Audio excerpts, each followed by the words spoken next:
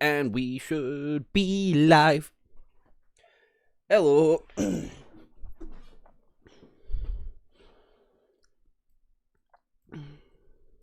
My Spotify won't move. How we all doing? How we all doing? How we all doing? That was gross. That was gross. I'm sorry. Hello, Olin. Fucking hell, brother. Where have you been for the past week? Doing school shit?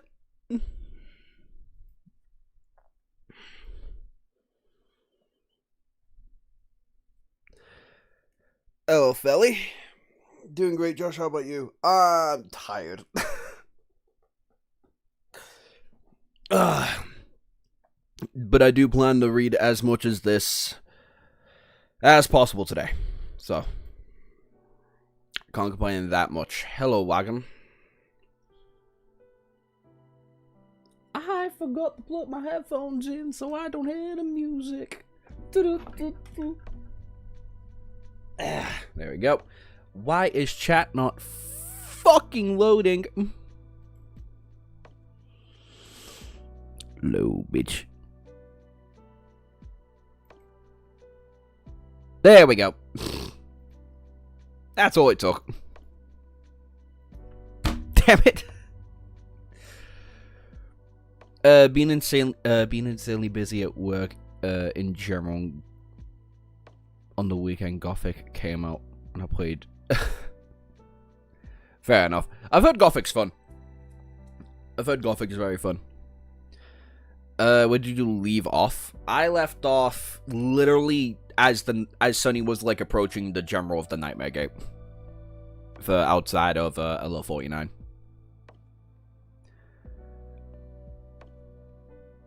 I had to leave stream early, and when I came back, you had ended the stream.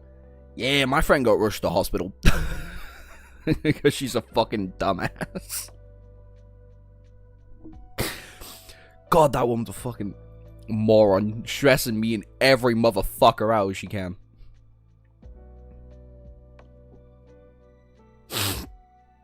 Hey, Quibs. What happened? So, I've got a friend called Amelia. Lovely woman. Known her for years. Years. Like, high school days. Like, year 9, I think. It was like first time I met her, about 13, 14-ish. And, a couple of days ago on construction, she had ended up, like, cutting herself in an accident. But she had cut herself in 2 different ways. She cut herself in her arm, she cut herself in the side. She had only realized the side, right? So she had that one patched up. So she kind of just neglected the one on her arm.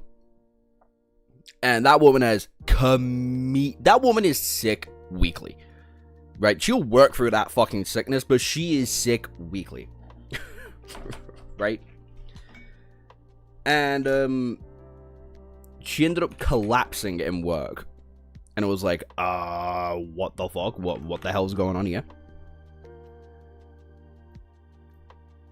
So, Liam, her boyfriend, lovely man, great man, was like, hey, we're all like 4 towns away.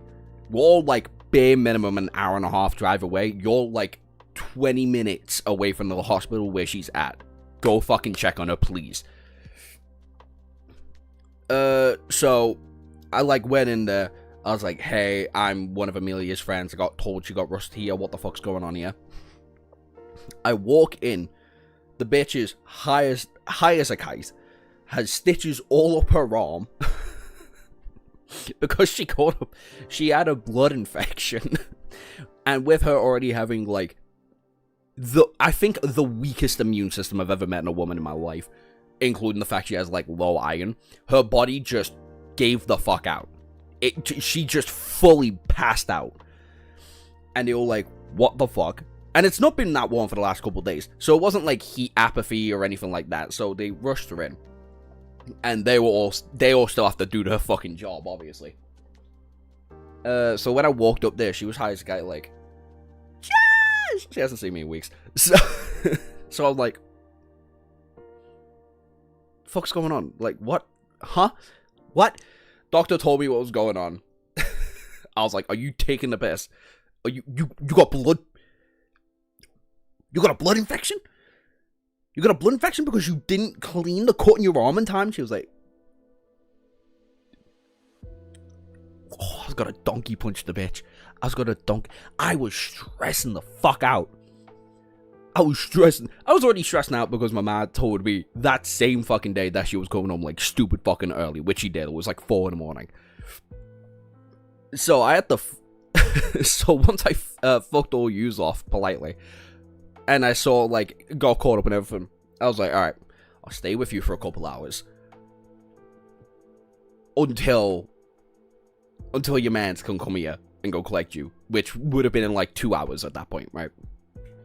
No, you're fucking annoying. So stop it. Anyway. And...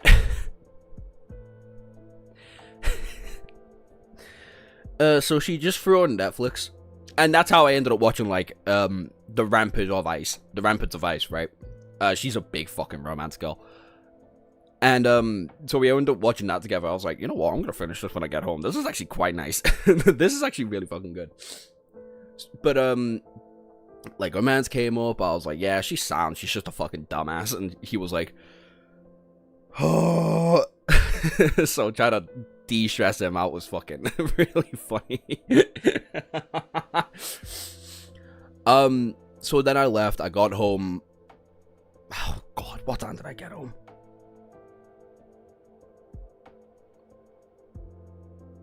I got home late. I think I got home at like 1 or some shit. And when I tell you I speed cleaned the house, for hours on it. That is the fastest any house has ever been cleaned up, period. Thank fuck my sister sleeps like a log and my brother's in work. But I spoke to her the day after. I went back up the hospital. She was not high anymore. She had like everything was like working again. Pretty much. She was just a bit inebriated, very like kind of ordeal. So I was like, "You good?" She was like, "Yeah, I'm good. How much should I stress everybody out?" I was like, "You didn't ask Liam?" And she was like, "Nah, I didn't want to. I just wanted him for a minute. I can worry about everybody else because they work together." And I was like, "Okay, yeah, fair enough." Everybody was stressed. Everybody was stressed because, bitch, what the fuck are you doing not cleaning up the scar? So I took the piss out of her. She was like, I finished the Ramparts of Ice. Do you want to go finish it now? I had already read it. I'd already watched it and read the majority of like what's going to happen. So, but I was like, oh, you know what? Fuck it. Yeah, why not? You've had a bad day. You've had a bad 24 hours. Why not? And it keeps me out the house. So I just finished what was left of the season. So like last 3 episodes off, something like that. Overall, she's good. More of the story. She's sound. I'm sound. House didn't blow up. She's getting on my fucking nerves though. So we're all good.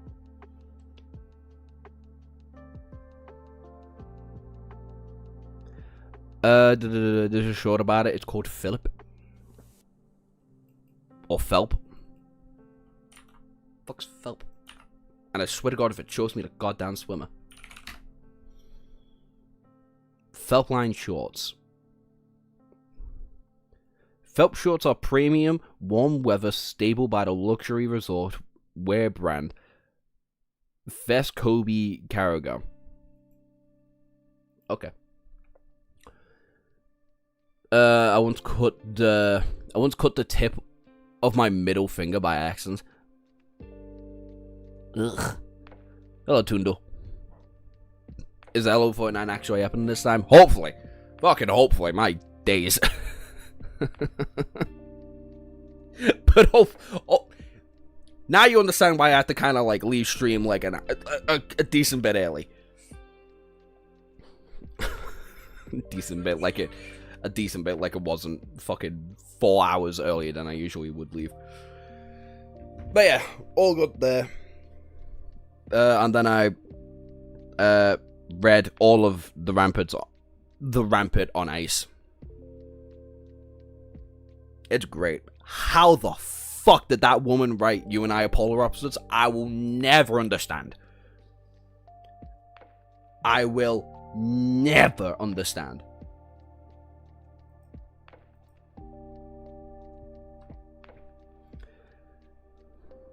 Hello, Admiral. Hello, Kalo.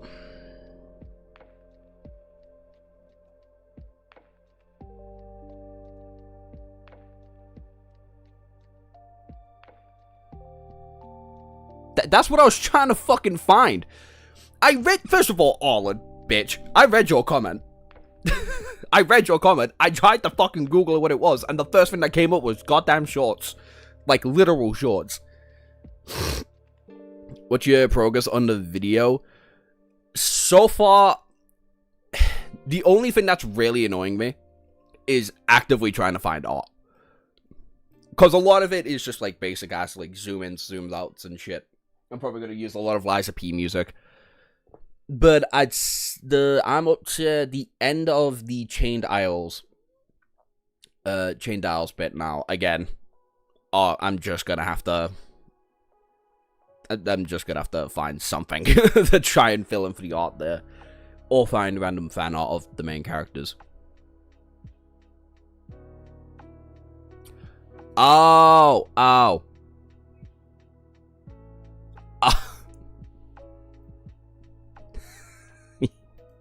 Right. That's on me. Fair enough, Alan. Fair enough. Hey, Polar Opposites is fun, it's just not as serious. It's not that well written either. Don't get me wrong, it's really funny. It's a really funny anime, it's just not that good.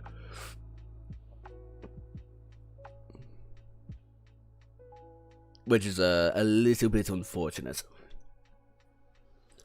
Can I get this to work for a second? Please and thank you, studio. But yeah, when I ended up reading the Ramparts on Ice, for like the majority of it, I was like, this is really good. This is really good. Bear in mind, like a little itty bitty portion, like the inkiest little portion in the middle, like pretty much where season 1's gonna end. And oh, there we go. I'll studio mode now. You can fuck off.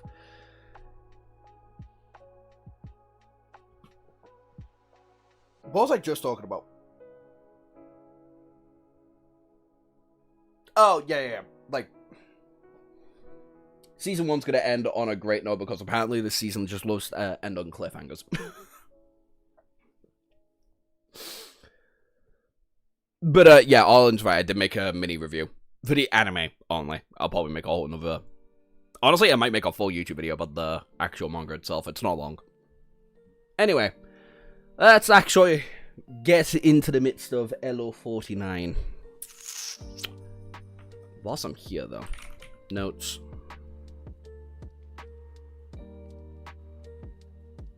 Yeah. Cliffhangers and they never do a season 2. I can guarantee you they're gonna do a season 2. I will put money on the idea that they're going to do season 2. And that's because it's doing incredibly well on Netflix. I'm trying to, but... Oh. But fucking notes isn't opening. Ding ding. Ding.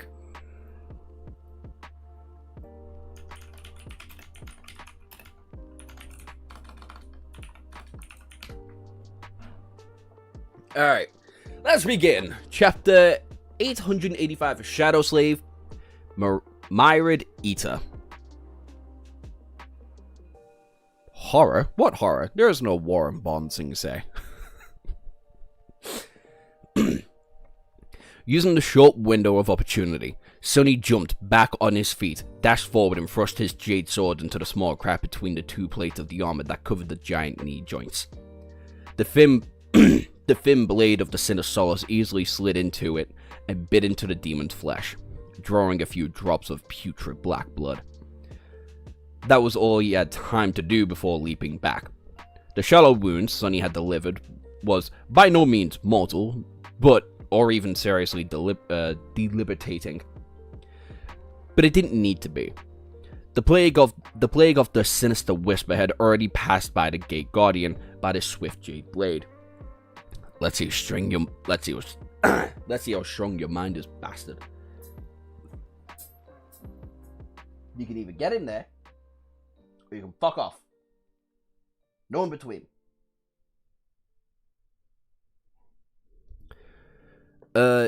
Even diminished by the potent mental barrier of the undying chain, the eerie whispers of the Sin of Souls were constantly assaulting his own sanity.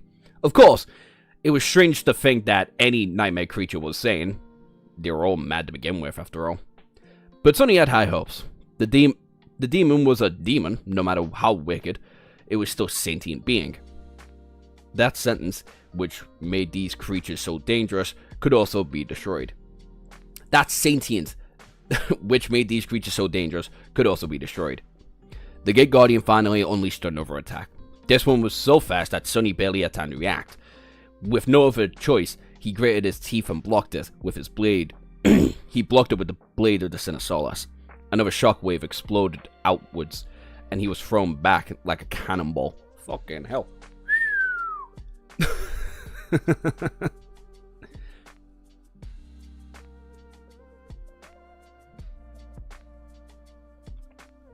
Crap!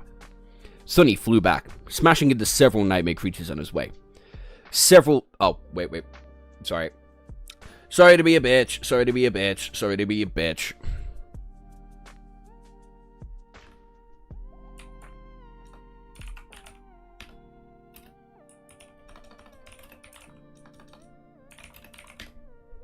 My bad. Almost kittens. Oh yeah, I'm gonna need y'all to tell me when we get to like 15, 20, and 25 likes. I'm not gonna be opening. I'm trying to not use my phone as frequently. People are pissing me off. Flew into the air. Landing dozens of meters away from the Gate Guardian, he collided against the ground, bounced and then rolled for a bit, leaving a deep groove into the snow. Throughout it all, there was a vicious smile on his lips, however. That was because he had managed to deliver the cut to the wrist of the demon just before his block crumbled. The giant was already near, so Sonny rose without wasting any time, dashing forward to meet him. For a short stretch of time, which, nevertheless, felt like an eternity, he danced around the corrupted abomination. Diving throughout the shadows and using his shadow manifestation, Sonny was able to just barely stay ahead of the terrifying creature by a split second. Several more shadow wounds appeared on the giant's body, drops of blood rolling down its bone armor. At first, the demon did not seem affected at all. Then, however, first his movement slowed down a little, becoming slightly erratic. Then, his body grew tense. The creature twitched and suddenly struck itself in the head, as if it was trying to sneak off a dizzy spell. Nope.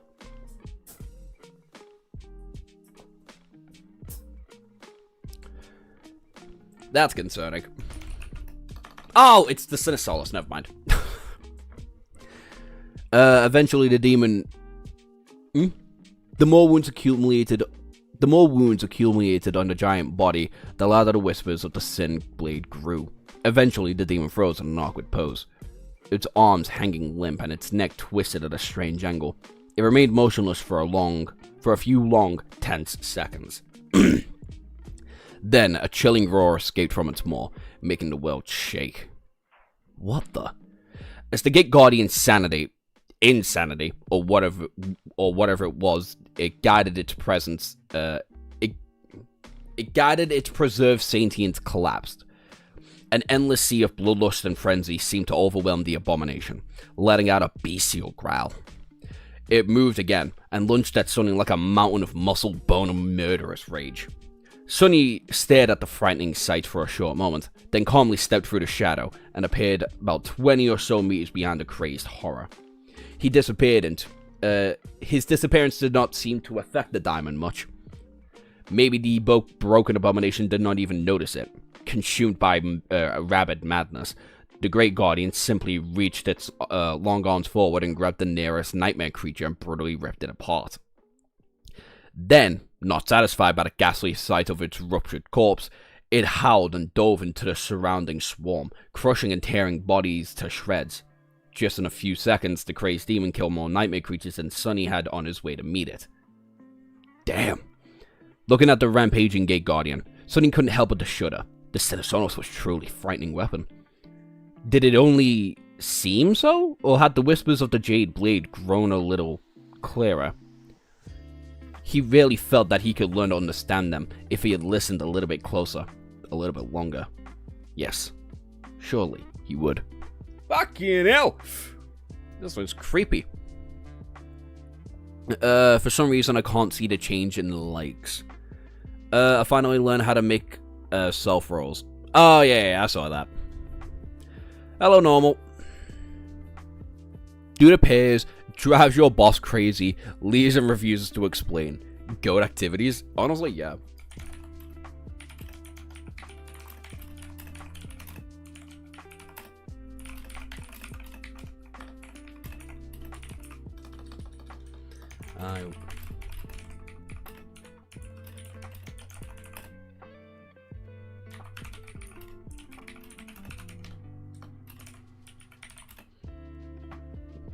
What would the word be? Enchantment. If I can spell! Fuck. Thank you, Grammarly. But yeah, no, this weapon's terrifying. The Sinisolos is like actually a crazy fucking weapon. The rest of the battle did not take long. Verns awakened and the devils fought in the swarms of scavengers at the front, while the frenzied demon decimated its center. Many nightmare creatures tried to attack the Gate Guardian to save their lives, but all of them failed. Sonny did not, however. Feeling the mindless enemy was infinitely easier than a cunning one. And the matted giant seemed to have lost all of its ability to think straight. Being consumed by the curse of the sinister whisper, it had turned into a rabid beast. Sonny had used this to his advantage, pulling the attention of the corrupted diamond. I keep saying diamond. Fuck. Pulling the attention of the corrupted demon towards the other abominations, while he methodically worked on dismantling its armor. The trick was to remain out of sight and only attack the giant from the back. Of course, navigating through the swarm of abominations without being cornered was not an easy task, but the havoc consuming the battlefield was so thorough that Sonny had less trouble with that task than usual. The 8th diamond. Well, hey JR. Nah, you're not. We only just really started the chapter.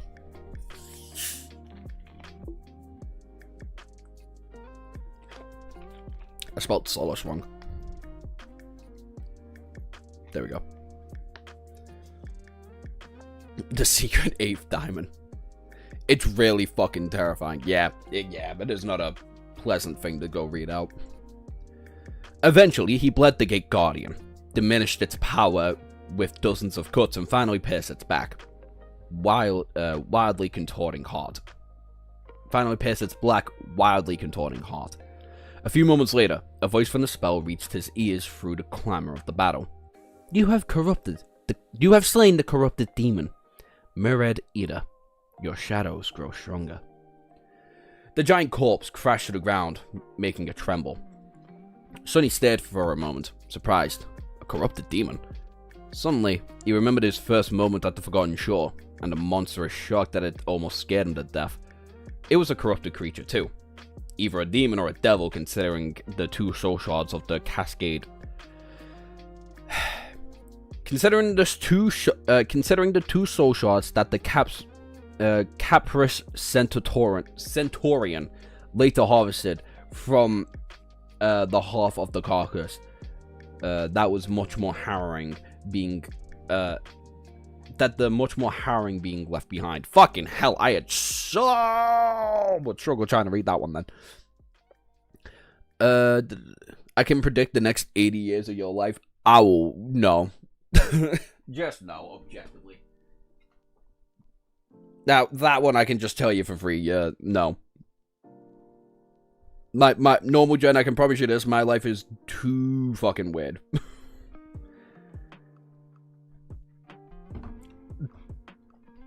Who would have thought that one day he would be killing abominations comparable to that fearsome monstrosity? Shaking his head, Sonny brandished the sin of solace and looked around. It was time to clean up the rest of the mess. Sonny kind of cold with it. I can't even predict the next few minutes with mine. I'd feel lucky if I honestly, it's a great day if I can predict the next hour of what the fuck's going on. You'll still be alive or not. Bitch, you said 80 years? I'd be 100. I am not living to 100. I refuse to live to 100, okay? That's just something that ain't happening. This is what...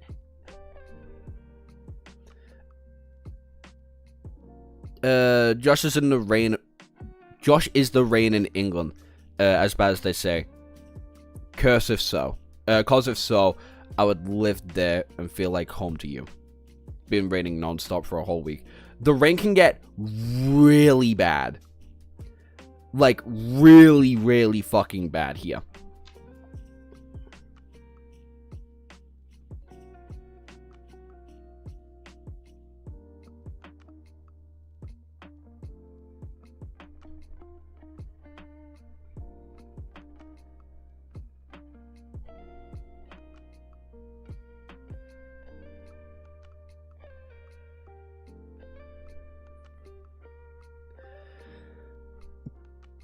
But, to be fair on that one as well, when it comes to the rain,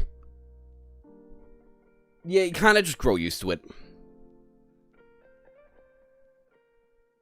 We had a flood in my country. Floods happen, it's just rare. Like, really fucking rare that a real flood happens. Like, when was the last time I actually went for a real flood? I would say same about where I live, but I don't know if my really fucking bad is the same as Josh's. Probably not. It's a nice sunny day for me. It's like a neutral day here in England. As far as I can tell, at the very least. 90 to 100 deaths, I think. Fucking hell. That's bad, that. It's a bit warmer for me. Up here in the north, it's not that bad. Just a bit chilly. Anyway. Chapter 886. The Cleanup. Although Awakened was still fighting the remnants of the Scavenge army, the battle was more or less over. The Gate Guardian was dead and Vayne had handled the other corrupted abomination with Kim's support. Bell, Dormant, and Mira had hunted down most of the dangerous fallen while the local garrison eradicated the rest. By now, only the weakest nightmare creatures remained. They were still deadly, of course, but the scavengers did not seem too dangerous unless they were old and had harvested a lot of powerful enemies. The lesser ones even succumbed to their bestial instincts and got distracted from the battle. Forgetting everything to sink their teeth into the flesh of the slain members of their own kind. For them, any world was a dog eats dog world. Fuck my life. A country in Europe is the best place to live geographically wise.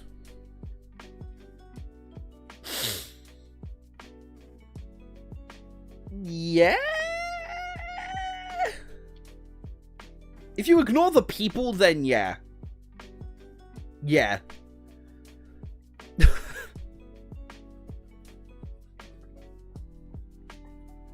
In this instance, not really. It doesn't have a Europe. Sonny prowled the battlefield for a while, searching for fallen abominations in hopes of earning a shadow fragment or two. Sadly, it seemed that there were none left.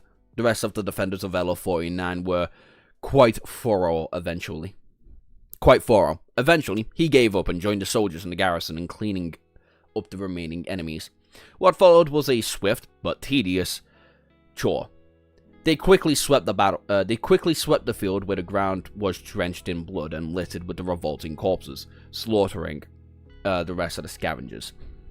At some point, Sonny had found himself back near the corpse of the corrupted demon. He had found himself near the corpse of the corrupted demon he had defeated. Fucking hell.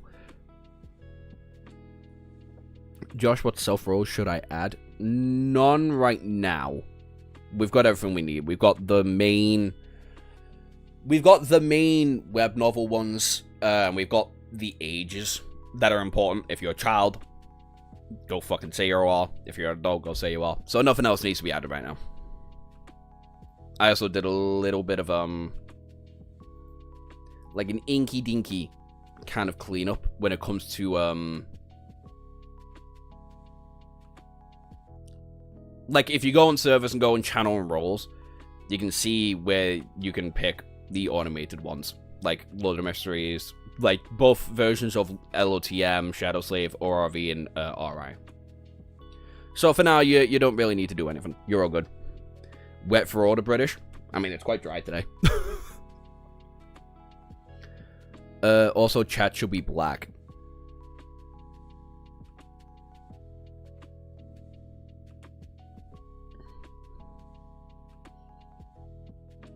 You're 13 on Fortnite? What? What?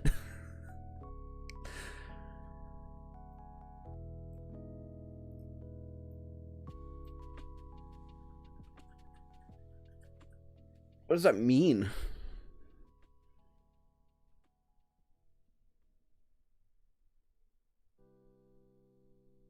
Quibs, we found someone younger than you. Holy shit. Quibs is officially no longer the actual baby of chat. Congratulations. Fucking good job.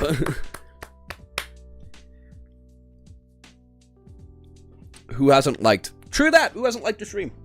Tell YouTube you enjoyed this, so you can actually get notified. And hit the notification button. It's the bell next to subscribe, if you wouldn't know. They'll turn for 13 and 14 days. Youngblood.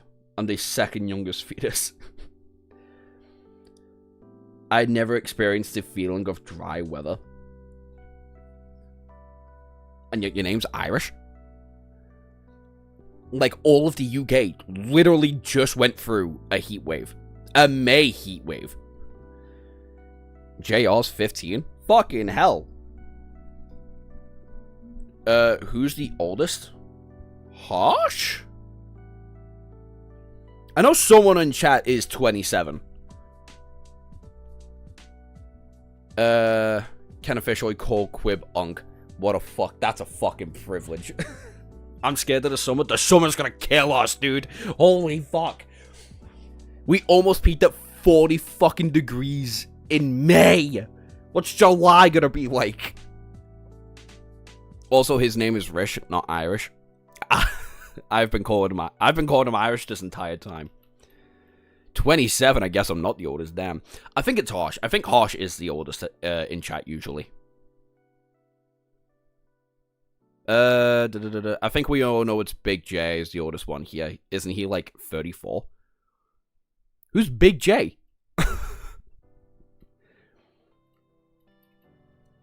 Quibs got promoted to brother.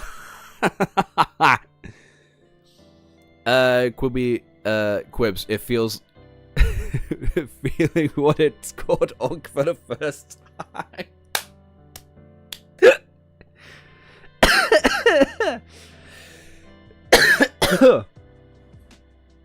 Also, we're at 17 likes. For anybody who isn't, like, a regular. 15 for 1k. The K means kitten. 20 likes equals 3 kittens. And 25 likes equals 5 kittens. I'm gonna have to steal this one. Kitten time. Wow.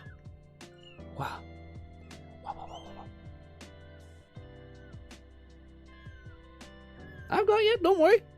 Don't worry, big dog.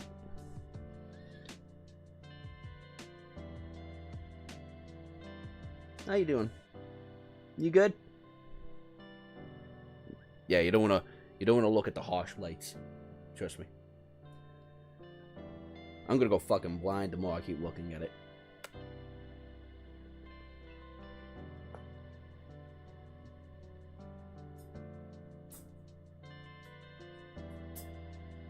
Alright, kitten time's over. 20 likes and we get the next kitten time. Oh, hail the kitten. Let's sacrifice common sense. Let the sacrifice commence. Goodbye, Admiral. Oh, no. Admiral has to go? Oh, no. Objectively big kitten. No. No, its sibling is a big kitten. For being 2 weeks old, its sibling's fucking huge. I can't believe there's someone younger than me here. It's so cute. Too bad you have to feed it to Asians soon. Looking at kitten cures corruption. I believe so. It makes the most sense, right? It's oh god. I'm not gonna get over the fact Quips is no longer the youngest in chat when I stream Shadow Slave. Now that's gonna be really funny. That kitten's got giant's blood in it. I'm not kidding. It's so fucking big.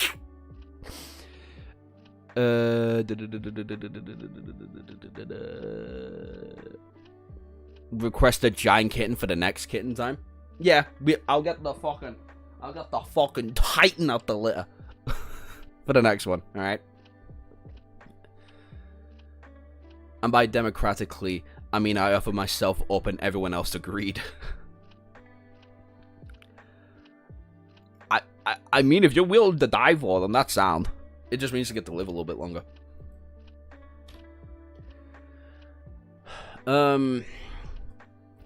At some point, Sonny found himself near the corpse of the corrupted demon he had defeated. Since there was nothing much left for him to do, he decided to go dig up for the soul shards in a massive carcass.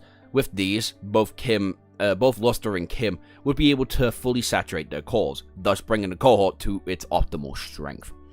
The other members had long achieved full saturation, leaving only these two. Still, even they were awfully close. Heading for the dead giant with greed shining in its eyes, Sonny accidentally heard the subdued voices of the awakened from a local garrison. Gods. Look at that monstrosity. Damn. I heard the rumors, of course, but I could only see it with my own 2 eyes. He really went and killed the corrupted demon alone. Yeah, it's kind of scary. I couldn't see much, but the battle must have been a fierce one. 1/3 the whole swarm was destroyed because the bastard got caught in the crossfire. Can you believe that? I guess they call him a devil for a reason. You volunteered, as did I, or the horse. Not much democracy. Sonny has managed the legendary feat, passive aura farming. He's finally gotten to the stage. He's finally gotten to the fucking stage, ladies and gentlemen. He's progressed to being called that fucking guy by everybody he knows. That fucking guy.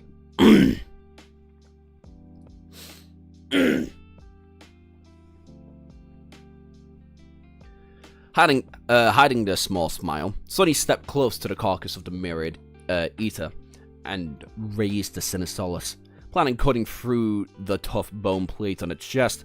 Then, however, he tilted his head a little. There was a strange noise coming from the other side of the dead giant.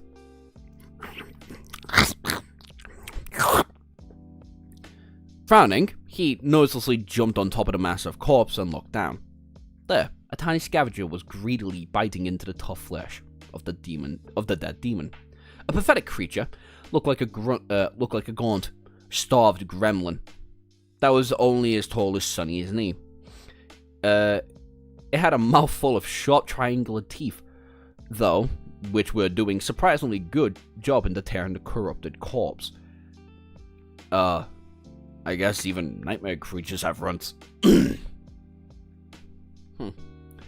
As Sonny watched, the little imp tore a piece of the bloody flesh off with its teeth.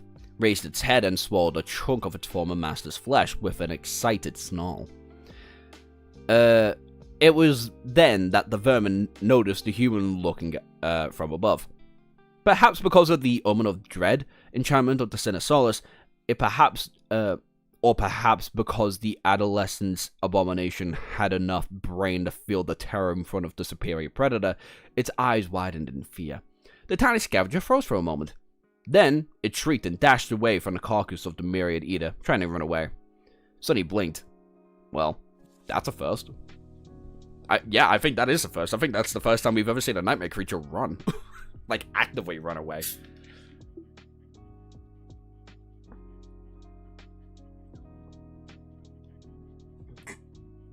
That was way too accurate. You got any experience feasting on huge nightmare creatures, Jay? No, but I did want to be a voice actor when I was a kid. So I got to practice, like, a lot of weird noises. It just shows how much Sonny has now. Oh, yeah, that a fucking baby's running away from him. Ooh, big man. Big man. Why am my controller connected? I'm not playing Elden Ring. I'm not playing Dark Souls. I'm not playing Pokemon. Fuck off.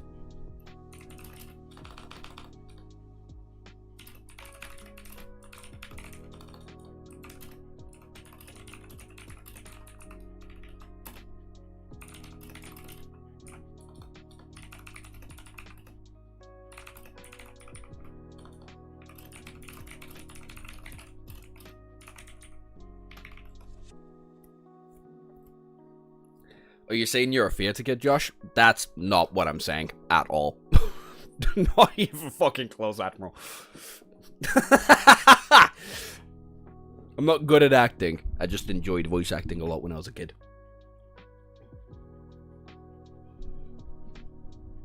You're not playing Dark Souls, but Sonny definitely is. True that. Since he didn't want to waste much essence on shadow manifestation, he simply summoned the prowling fawn. Fuck, I forgot he still got that. By the time the heavy kunai manifested itself into the hand, the vile critter was already far away. Not bothered too much, Sonny aimed and sent the kunai flying. The scavenger was a split second away from dying, but at the last moment, it tripped and pathetically tumbled down. As a result, the blade of the kunai only sliced 2 fingers off its head. Sonny scowled and pulled the invisible string, summoning the prowling form back to throw it again. This time he wasn't going to miss. Suppressing the whispers of the Sinosaurus. Bitch, put it away!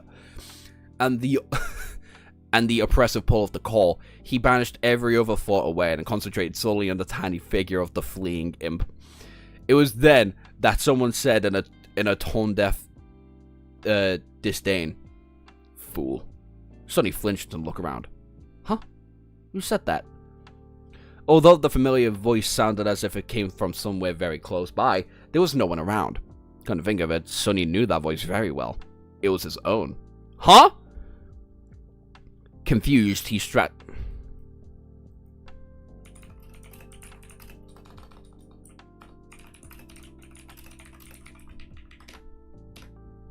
Don't let my first fucking note of the day be real, for fuck's sake.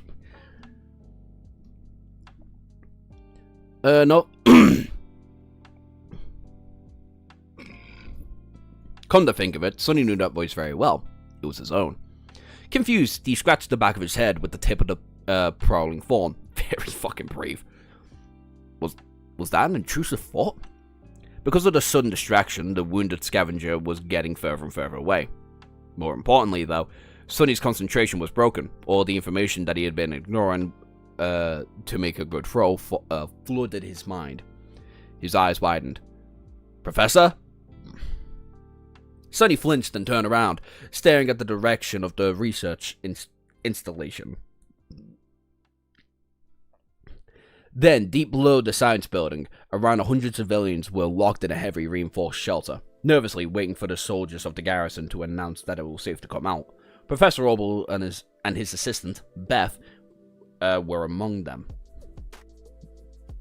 There was another person in the shelter, someone who had been quietly sitting in the dark corner, dozing off, until a few seconds ago. No. Sonny jumped off the demon's corpse and dove into the shadows, steeping through them and appeared through the shelter. However, he knew that it wouldn't be able to get there in time. A few moments was more than enough for the worst to happen. So he made a swift decision. In a short moment that took him to complete the shadow step, a sharp pain suddenly pierced his very being.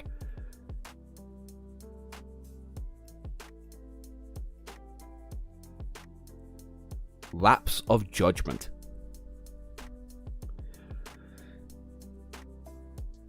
What the fuck's at the bunker?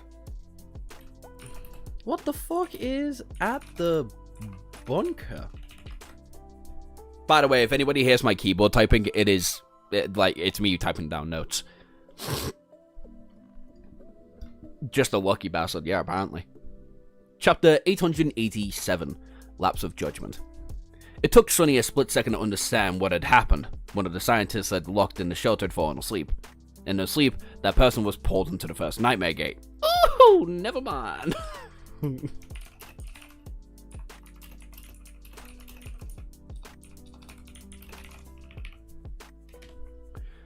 And died.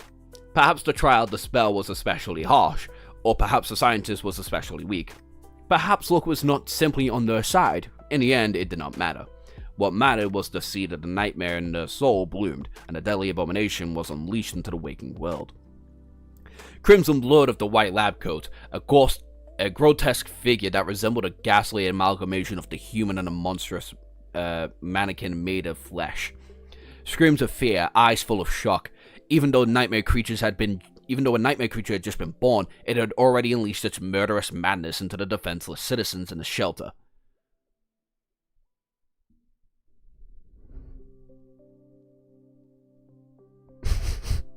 Has he been saying spoilers? Nah, oh well. Everyone was late to react.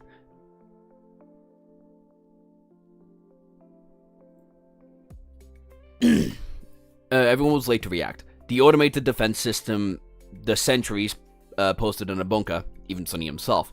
Although he was already diving into the shadow, he knew that the short moment would take him to travel the vast distance between the blood-soaked battlefield and the shelter could mean the difference between the life and the death of Professor Opal. Summoning Saint was a fast affair, but it too took a second or two to complete. So he went for a measure that would be immediate, using shadow manifestation. He commanded the shadow that had been observing the scientist to assume a tangible form to resist the frenzied nightmare creature. Almost instantly, a sharp pain pierced his very being. The shadow sustained damage, which meant that his soul did too. No matter how many times Sonny had endured soul damage, the sheer agony of them was still shock. A single heartbeat later, he rolled out of the shadows, nestling in a corner of the underground shelter, and looked around, trying to evaluate the situation through the pain.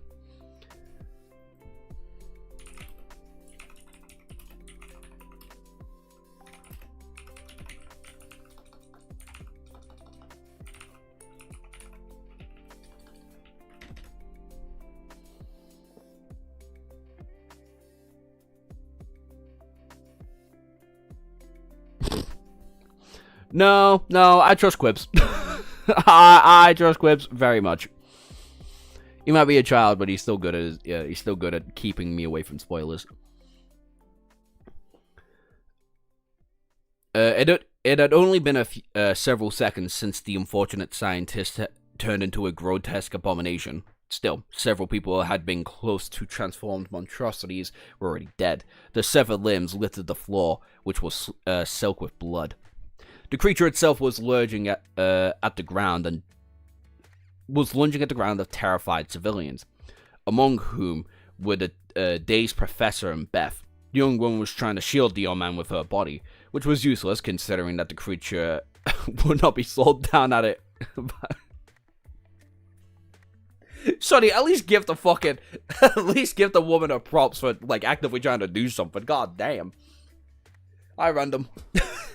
Fuck's sake.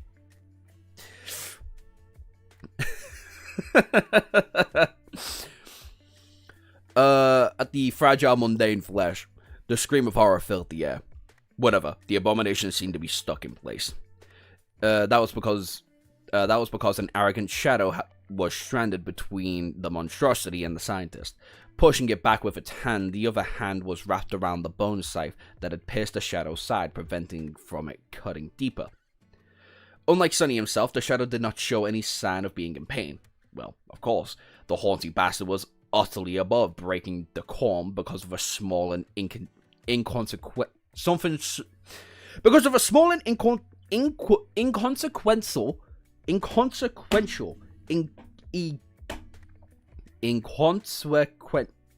I'm gonna kill myself. Oh my days. Why can't I fucking say this word? Inconsequential thing like being skewered by a nightmare creature's blade. More than that, it would never stoop so low to show weakness or discomfort in front of the lessers. Fuck! Hey, I'll give Haunty that. You know what? He's letting the aura and Sonny's been doing get to his head, and frankly, worth it. It's doing its work. Sacrifice yourself to the Titan, slaying kitten for your sins. Has the nightmare been? What is the best shadow? I think happy. Go, Kalo, go fuck yourself. The small inconsequential word of causing quite a disproportional problem. Why did I say that fine? Why did I say that fine?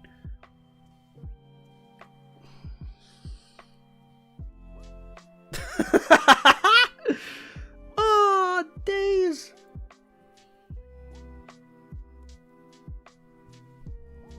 Whatever. Just whatever, you know.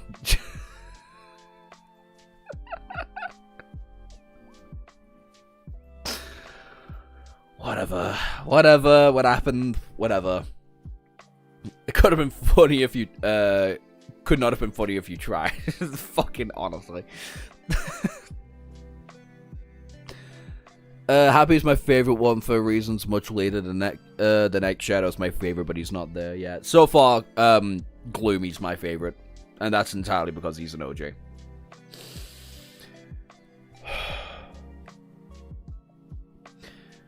Which was everyone. Everyone in Two Worlds was, naturally, its lesser.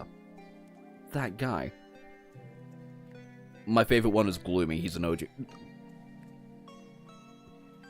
I've got low latency on, so you definitely didn't say that, like, right after me.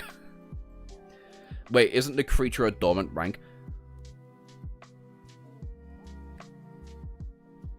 I don't know.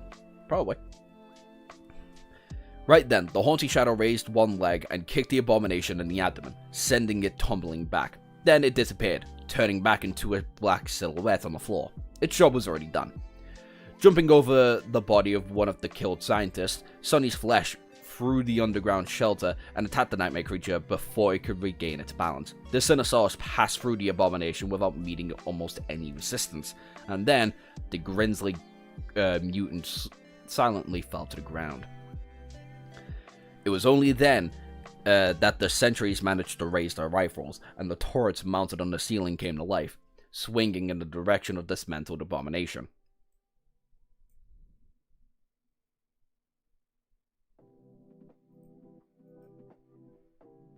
Sonny had been fastened on all of them. You have slain the awakened monster. Bone Slayer. Yeah, it's an awakened, not dormant. That's a gnarly ass speed feat. I gotta give Sonny that. That's like an incredible speed feat from Sonny. Other than accidentally perceiving the fights with Saints.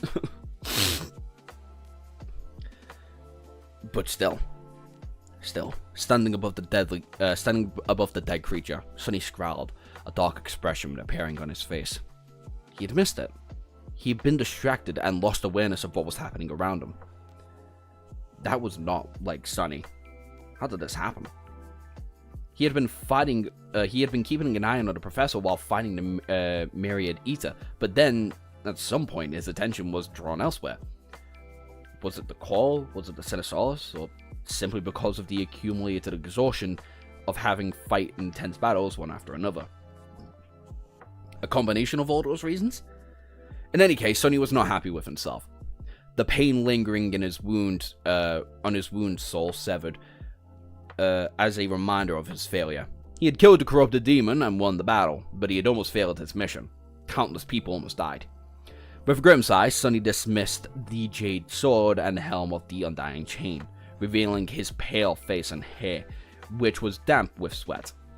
Then he looked around one more time, counting the dead and observing the fearful expressions of those who survived. 6 victims were in just a few seconds. It could have been much, much worse. Gloomy, Sonny could not have done it without me. I covered him. I enhanced him. I taught him Shadow Dance. I was invulnerable to his survival. Everyone came after me. You know what? Yeah. Literally Gloomy, though, for real. An awakened monster is normal for the first nightmare. Yeah.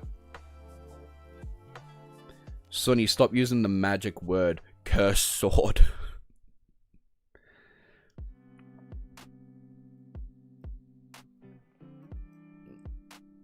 Both Sonny and Nephis were awakened tyrants? No. No, Nephis' was an awakened terror. Sonny's was an awakened titan. I think that's it. I think those two are the highest creatures we know of in Nightmare. In the Nightmare spell.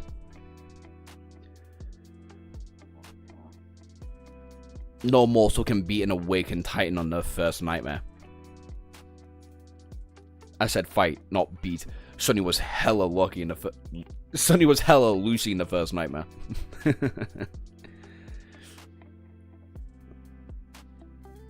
Sonny was an awakened tyrant. Yeah.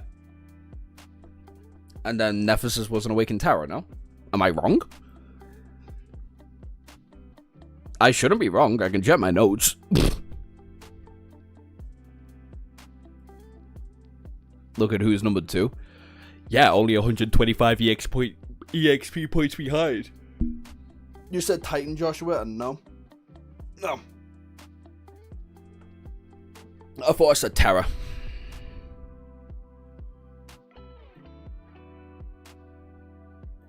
Yeah. That's what I was trying to say, not a Titan.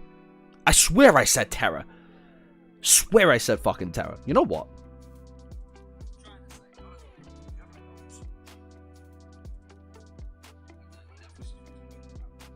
I said fucking Terror! You fucking stupid bastards.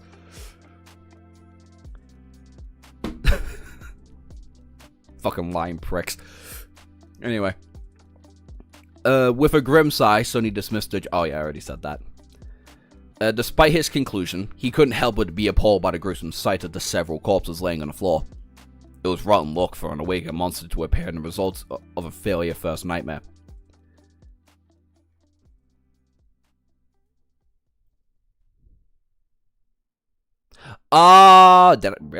Whatever. I thought y'all were saying, I was saying that about Nephis. I thought y'all were saying that about Nephis. No.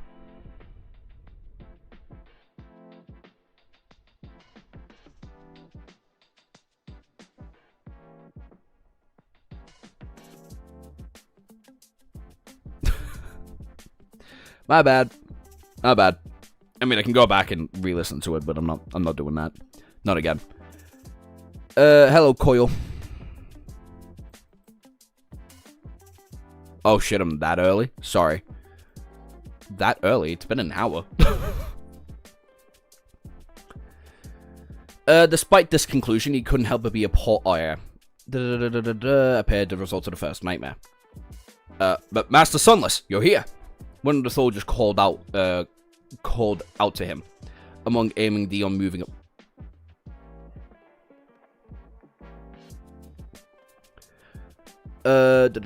Aiming at the unmoving abomination. Sonny exhaled slowly, then looked at Professor Orble, making sure that he was okay. Beth was still shielding him, slow to realize that the threat was already dealt with. Yeah, you can. Oh, for fuck's sake! Who's at the door, man?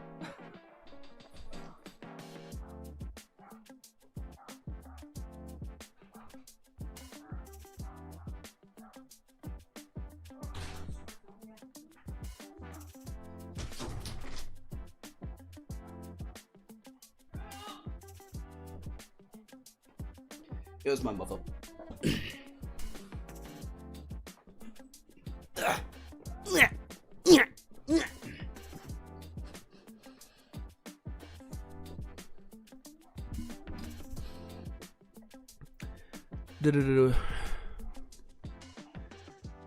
Yeah, you can lower your rifles. It's dead. He lingered for a moment, and then addressed the terrified crowd of civilians. Someone failed their first nightmare. But it is over now. The battle upstairs is over too. We won. You're all safe for now.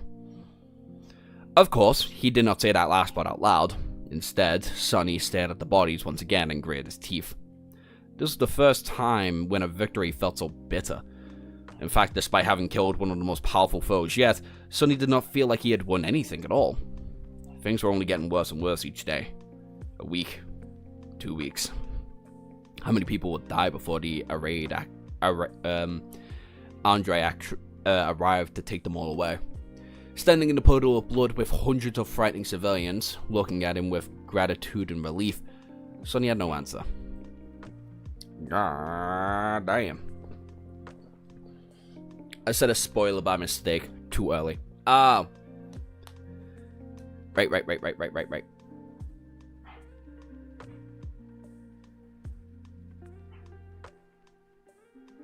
Lock in? Absolutely not.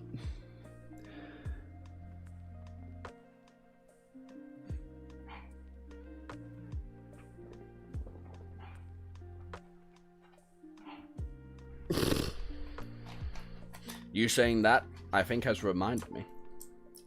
Yep. That I did not take. That I forgot to take him. Cheeky little depression medicine.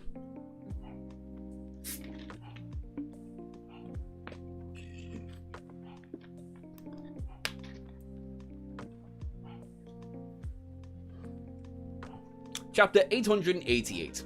Vanishing. Oh, fuck off.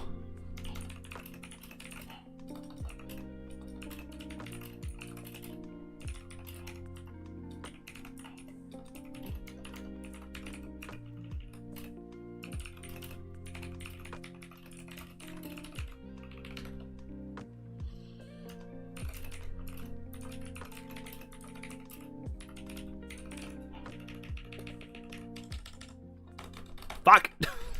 God damn it.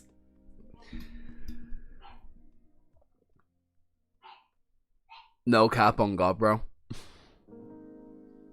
Yeah, and the first few things about more mental than Neff quips. So of course she beat it. Oh, and Josh is and Josh apparently, since he's taking pills now. I do. I take pills to make sure I don't off myself. That they're not the fun kind.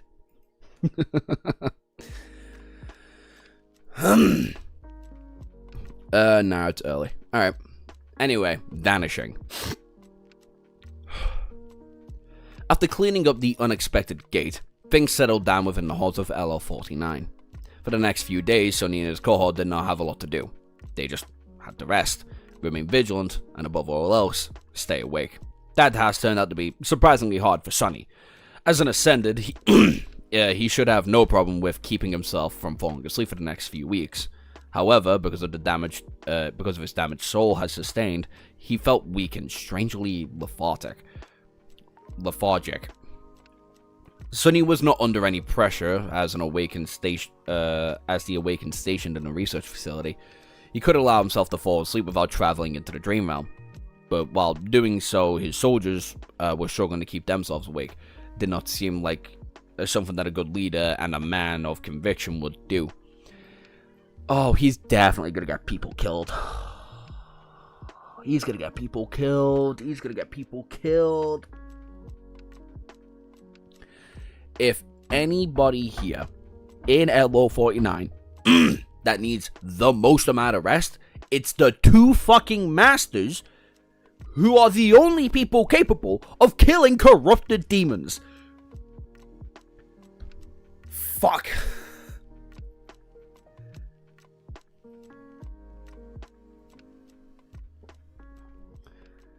Additionally, he had an unreasonable feeling that the moment he closed his eyes, something was going to go horribly wrong. See, that's an actual fucking reason to not go to sleep.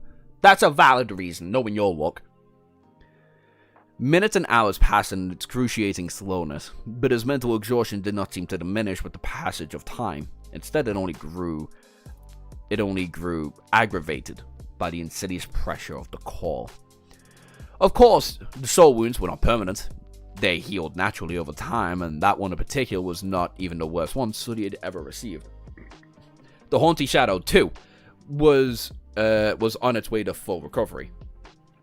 Two other shadows fussed around it a lot, but the arrogant one pretended to not care.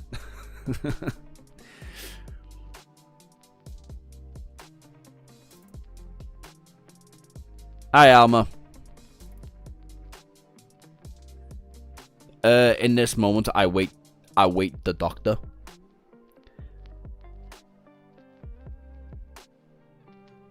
We actually don't know how strong Vern is. We can take a solid guess that he's weaker than Sunny, so. Holy shit, it's Nightshade. Yeah, I'm an unk, so what?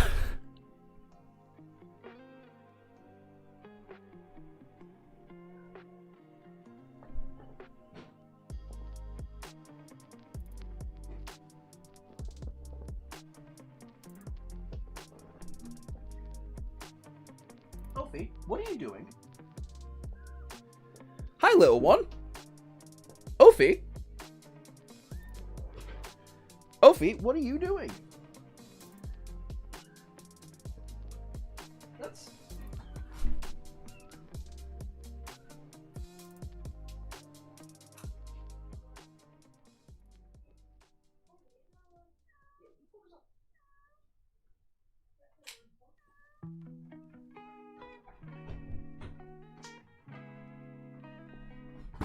Don't know what the fuck that was about. But okay. The escape artist strikes it. No, that was Ophi. That was Ophi dragging it out. How are you, Josh? Is all fine? Is she fine? Yeah, my friend's fine. And I'm fine. Just tired, frankly, for the most part. The escape artist strikes again. There are 24 people and only 18 legs. Who is cock blocking the kittens? Cock blocking the kittens. Fucking Christ. We could then Sunny the Irregular is obviously still strong. But most of the first army has the strongest Governor army has.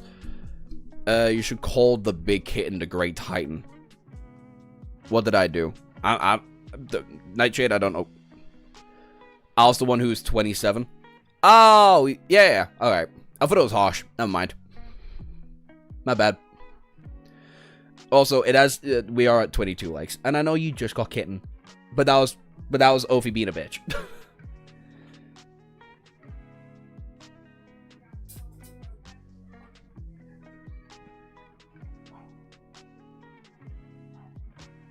No, not you. No.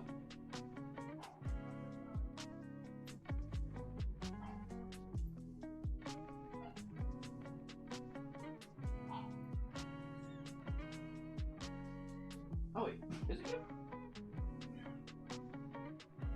Is it you? Oh, yeah, it is you. Yeah, it's you. When all the kittens are the same color, it is hard to distinct one another. Anyway. Meet the Great Titan of the litter.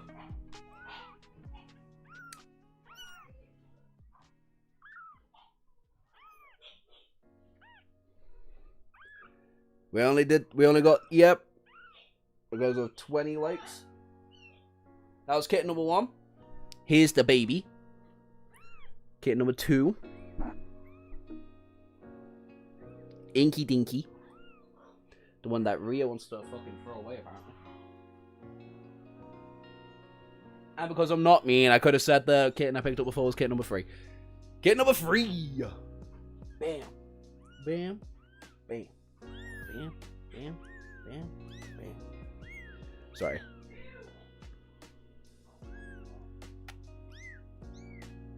Yeah, you can stay there for a bit.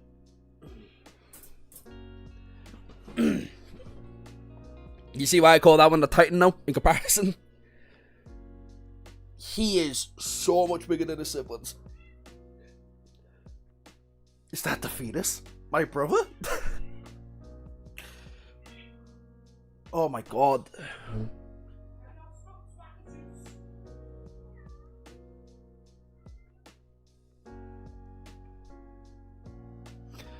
Even though they're the same age, I bet the little guy calls the big one Unk. Divine kittens, the future gods, praise the kittens. Bro stole another nutrient. I swear to God he has. He is so much bigger than the rest. Anyway, let's get back to reading this shit. Secretly though, he seemed to be enjoying all the attention. Don't sleep, don't sleep, don't sleep. How long's the stream been going on for? About an hour and 10 minutes. On top of the wall, overseeing the dark ocean, Sonny pressed his forehead against the lip of the wall, and then lightly struck his head against it several times. God, I felt that. God, I feel that so bad. Ah, how annoying. What's your opinion on this arc, Josh? It's good. It's good. Like, all of Antarctica has been really good so far. Nothing special, ironically. Kittens.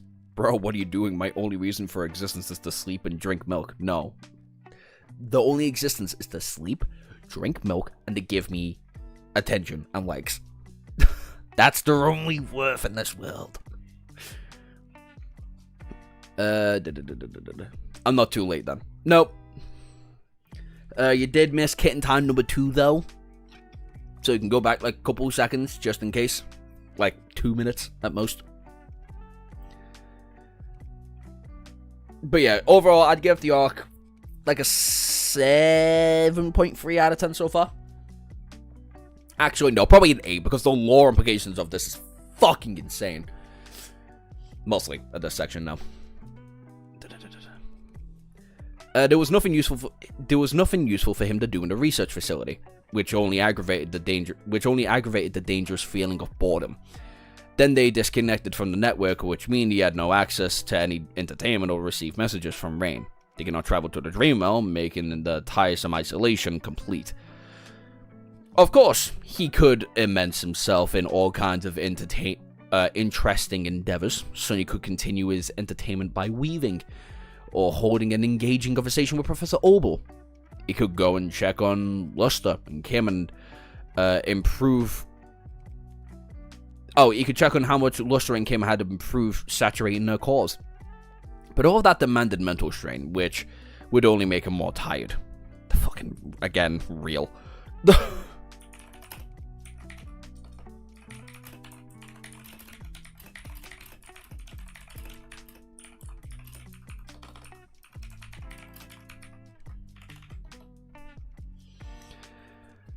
That damn ship couldn't arrive any sooner.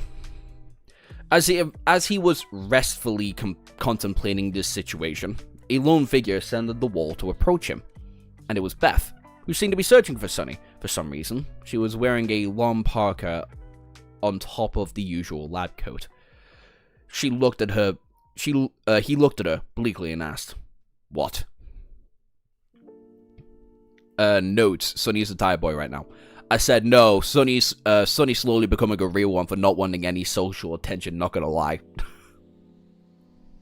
That's what the note says. Other than the fact that I spelt Noe, or no, instead of now.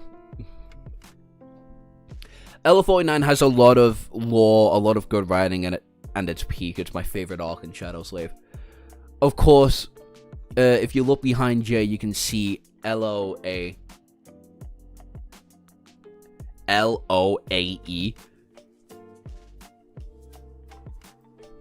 That's a very clear 4. That's mistakable. That's fine. But have you ever tried to write a bold font 9? That doesn't look like a P or an E? Let me tell you, bitch, it's difficult. I could have wrote a fucking... You know, as I speak, right, the more I start speaking, generally, the more I realized I had to draw an E backwards. And that's a fucking 9.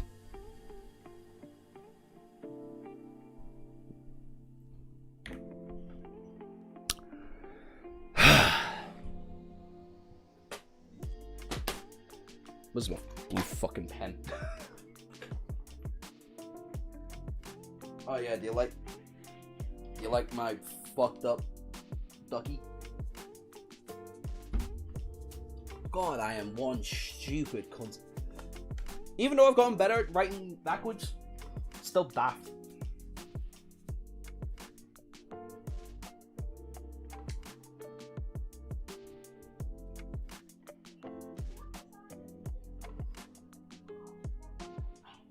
Oh my days.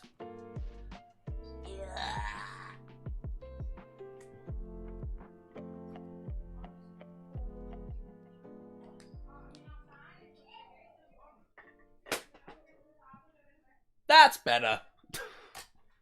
That's so much. Ah!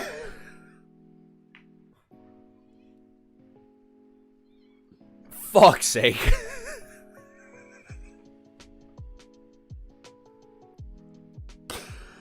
Fuck me. Alright. Let's get rid of the 9. Fucking Christ. What? She growled. What do you mean, what? Can't I look at the ocean too? Sonny stared at her for a moment, then turned away. Be my guest. Josh, you know there's an empty spot. Josh, you know there's an empty spot at the bottom right hand corner. Why not put text like 15 likes for one kidder, etc., etc.? Oh, yeah.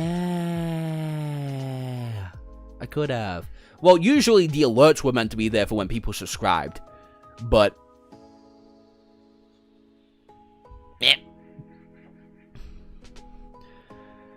Sonny stared at her for a moment, then turned away.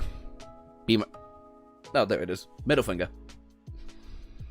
Be my guest. The young woman remained silent for a while. After a minute or two had passed, she said awkwardly. Anyway. About what happened that time. I guess you're not completely useless for a master. Sonny smiled in the corner of his mouth. Is that your way of saying thank you? Beth looked at him. Beth looked down, but then answered in unexpected sincerity. Yes. I mean, thank you. For me and all the other scientists, if it wasn't for you, Professor might have. He studied the black waves silently. Don't thank me. If I did my job well, that wouldn't have happened in the first place. I was negligent. The young woman suddenly scoffed, ruining the somber mood. Gosh, how cool. You are very full of yourself, aren't you, Master Sunless? Sonny simply grinned. Naturally. Who else am I gonna be full of? So far, the fandom has a lot of answers for that one, let's be honest. Beth sighed. Still, you are human too. Awake enough to seem to forget that fact, so don't be too hard on yourself. Just keep the professor alive. That is enough. Well, get in, bitch. Get in. Are you or are you not going to get in the fucking cage? No? You're not taking them under my bed either. The sign doesn't advertise kittens that well. But kitten. That is true. I'm eating it. This E9 business is what you call peak writing. Surprisingly, I made it in time for these good chapters. Don't let Sonny check AO3. Should I do that for one stream? Like, I get caught up to a certain point of the story and just read some fanfiction. That's gonna be so funny. Because I know G3's read a fair bit of fanfiction. Sonny's one there writing about himself whilst outwardly complaining. He nodded. That's the plan. Most fanfiction is on AO3. Yeah, but I don't know how much of it's spoilery. With that, she lingered for a few moments and then left him alone. Hi, Dante. Sunny stared into the distance, imagining the formidable silhouette of the battleship appearing on the horizon. When I get out this place, I'm going to sleep for a week straight. No, don't think about sleep. Sleep. The fuck is AO3? The fuck? What do you mean? What's AO3? Like, the fanfiction writing website? It's, like, infamous for horrible fucking things. I think most of the fanfics is just, Sunny also just smut. Oh, that's gonna be so fucking funny. Don't do this to me, Josh. What? Read the fucking fanfiction? I really want to. That sounds funny. Achieve archive photo. AO3 is the 4chan of fanfic websites. No, AO3 is the Reddit of fanfiction websites. The 4chan of fanfiction websites is fucking Wattpad. That's where it's at. Since we established that numbers can be letters, AO3 can be AOE. So it's the Age of Empires, clearly. Oh yeah, right. What would Cassie write about? Fucking all sorts of things.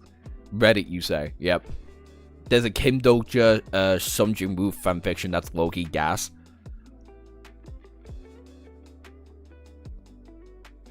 You know what? Fuck it. If you can find it, link it in the Discord. I'll read it. I'll read it. Why not? As long as it's not super fucking smutty. I have my limits. Anyway. He grimaced, then slapped himself and turned around. It was time to go find himself a cup of strong, bitter coffee. And protecting the young ones. I can just make the stream 18+.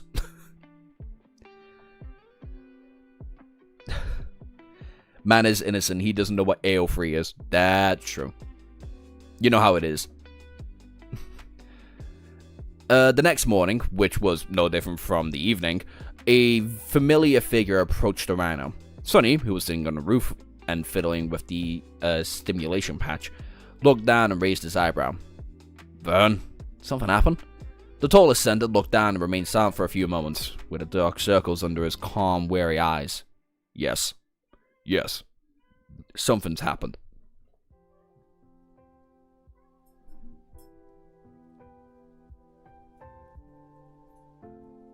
Before I track your tail. Yeah, fuck you. Sunny frowned and suddenly feeling uneasy. Well, what is it? Sunny burned. One of my soldiers is missing. Fuck. It's gonna be the little gremlin dude. It's gonna be the little gremlin dude that he let live. It's gonna be the little gremlin dude that he let live.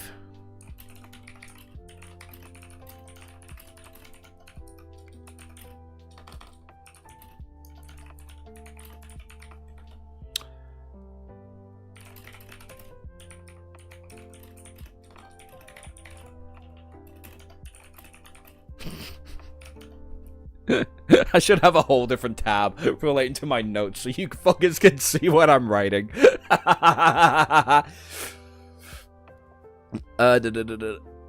Oh, God.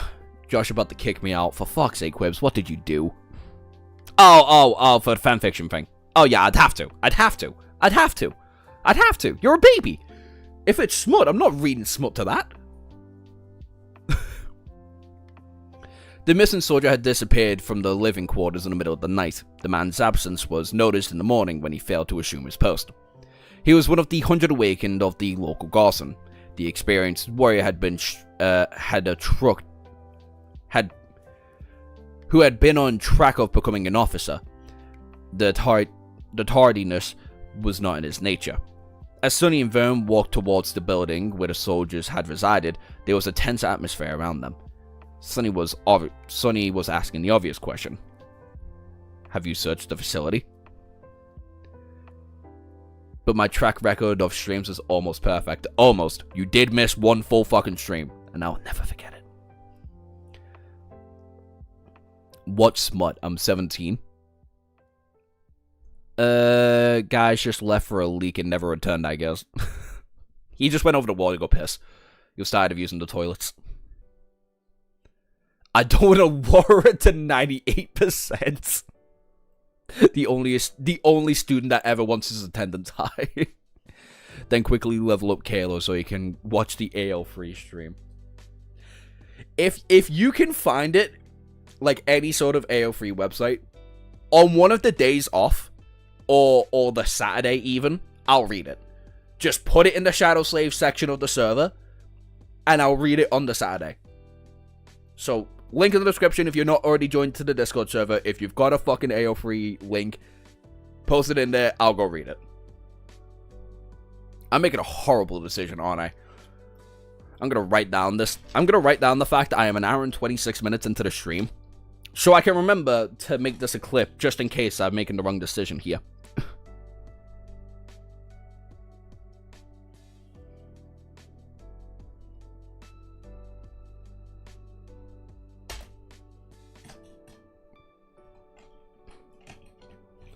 You are, Josh? Yeah, I figured as much. Before you read it, make all in all Admiral read it first to make sure it's no spoilers. I mean, I'd hope the common courtesy speaks for itself, you know. Like, do a quick reading to make sure it's not spoilery. Getting homework of reading smart, what the f- I'm so sorry. I'm so fucking sorry. The other master nodded. Yes, every area that he could have had access to, there was no signs of him anywhere. So he frowned, and people did not want to just vanish into thin air. Well, usually they didn't, especially ones with, especially no one noticing. What about security cameras? Did he record anything? Vern gritted his teeth and shook his head. Most of the observation system went down during the blizzard. What little remains is almost useless because of the interference of the scavenger gate. There's no recordings of what we can use. I just realized something. I don't think Arlen is actually a mod on Discord, is he? Kirbs and Admiral. No. Is Arlen's Discord even open? There's green, there's Failure Wagon. Where the fuck is he? Arlen, Magic Carp. Where's Magic Carp been, by the way? We've not seen him in a couple of days.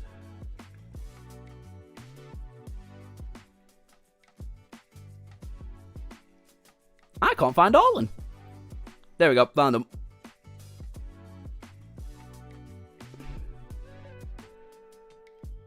There we go, found him. He was here last stream, no? Maybe, possibly. I don't remember. I just feel like I haven't seen. I feel like I haven't seen his name in a long time. You know. They arrived at the barricade. They arrived at the brackets and proceeded to the missing soldier's personal room, in front of which a few awakened were already crowding with worried expressions on their faces. How dead was the drove? Because he wrote them, I guess. I don't know. Okay, I guess that was a little too much corruption.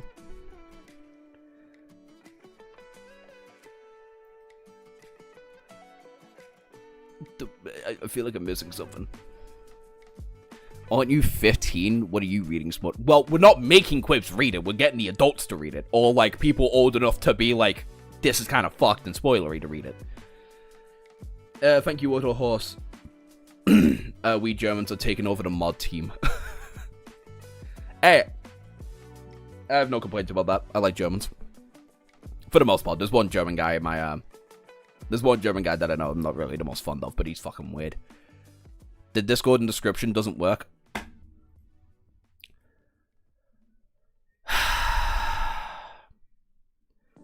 Copy. YouTube. Whoa! Y'all aren't seeing that. I don't want to show you anything of my personal information. And Very said, I have to miss the Josh stream because it's going to be adults only. You can probably just make an account and not comment. Which is the more than likely answer of how to do it. What is Gang's browser? Alright. I don't know how I did that.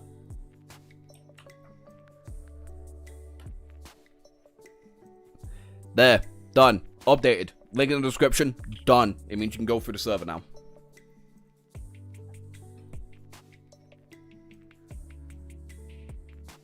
Seeing Josh trying to piece like 3 different conversations together is so funny. I don't know. Don't do that though, Kirbs. Oh yeah, no, please don't do that. Please don't do that.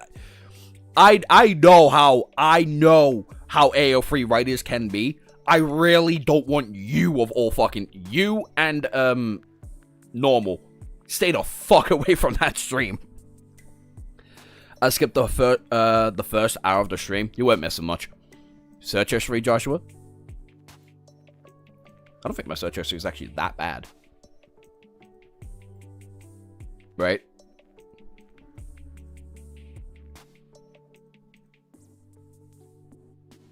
No. Nah, my search history is not that bad. It's just images, mostly, in this one.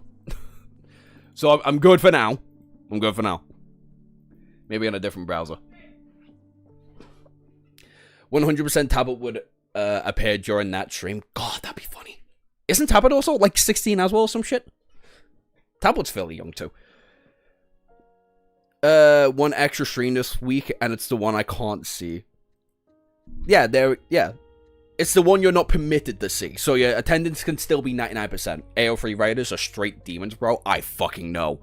Trust me, I fucking know. Josh, what do you think happened to the soldier at LO49? I have a suspicion that he's either kidnapped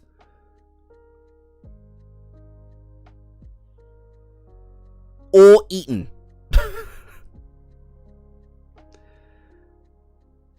I'm not skipping through chapter 627 of Lord of the Mysteries, though. You have to read that off screen if you don't want my eyes to see it once more.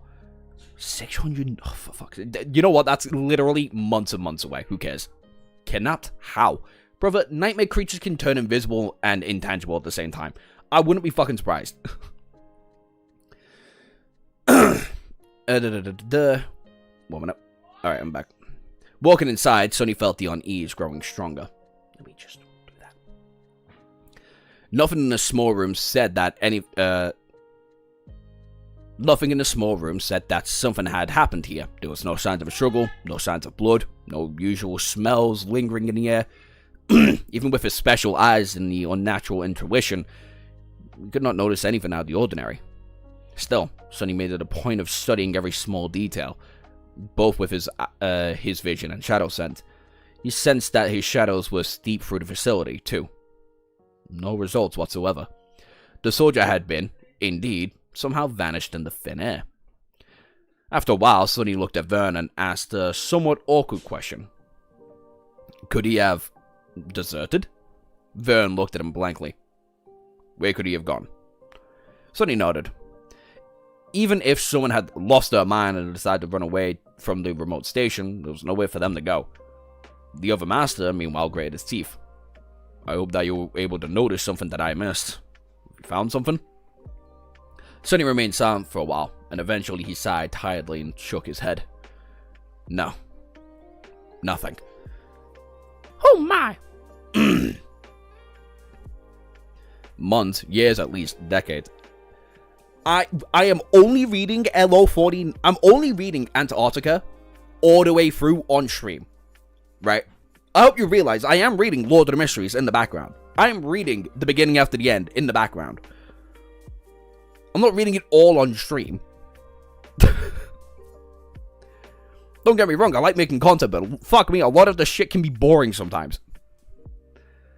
And sometimes I just want to change the flavor of something, okay? But we are indeed at 26 likes. Y'all know what that means. Y'all know what that means. Type it in the comments.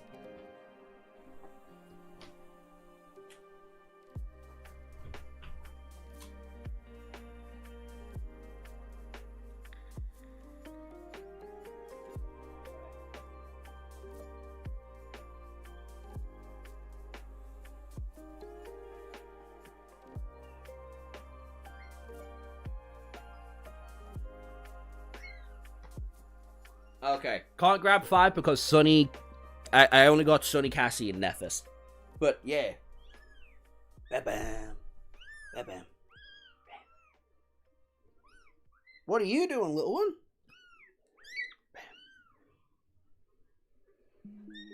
Whoop, hello. What are you doing? Trying to climb up me, lad?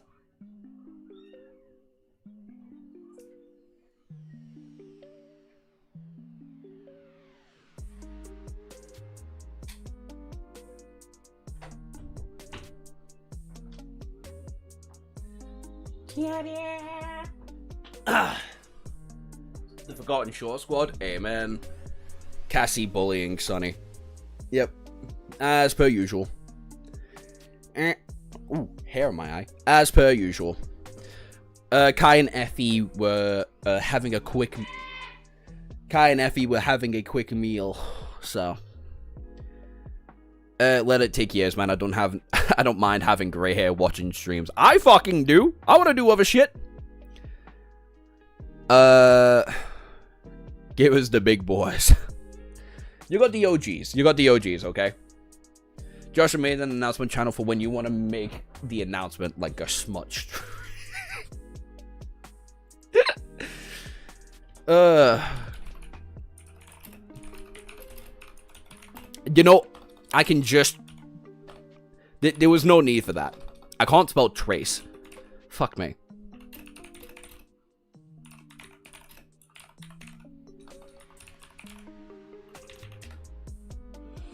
What do you want? Who the fuck is messaging me on the stream?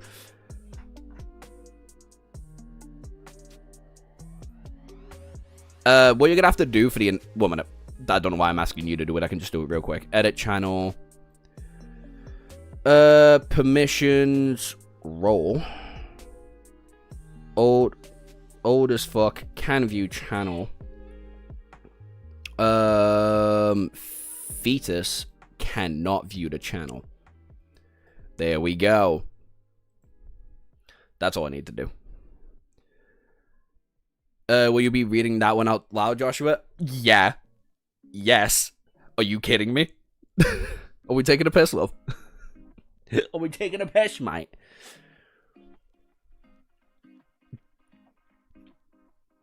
The rat we're going to go all before we finish LO83. LO8 even. Chapter 889, Without a Trace. The Awakened Terror was simply gone. The whole facility was swept, both by the soldiers and by the garrison of Sunny's Shadow. Not a trace of him was found. Ver made the decision to unseal the dome of the old observatory. However, there was nothing but old equipment, darkness and dust inside. Sunny then sent his shadows to scour the coastal plain outside the fortress, hoping to discover a clue. He did not. A sense of unease, foreboding spread through the isolated fortress. As people were crowding together to alleviate this tension, Sunny, Ver, and Professor Obel gathered in the security center to have an emergency discussion. However, none of them seemed too eager to speak first. I'm sorry. Shadow Slave smut fanfic just called them all 50 Slaves of Grey. That's funny. That's funny.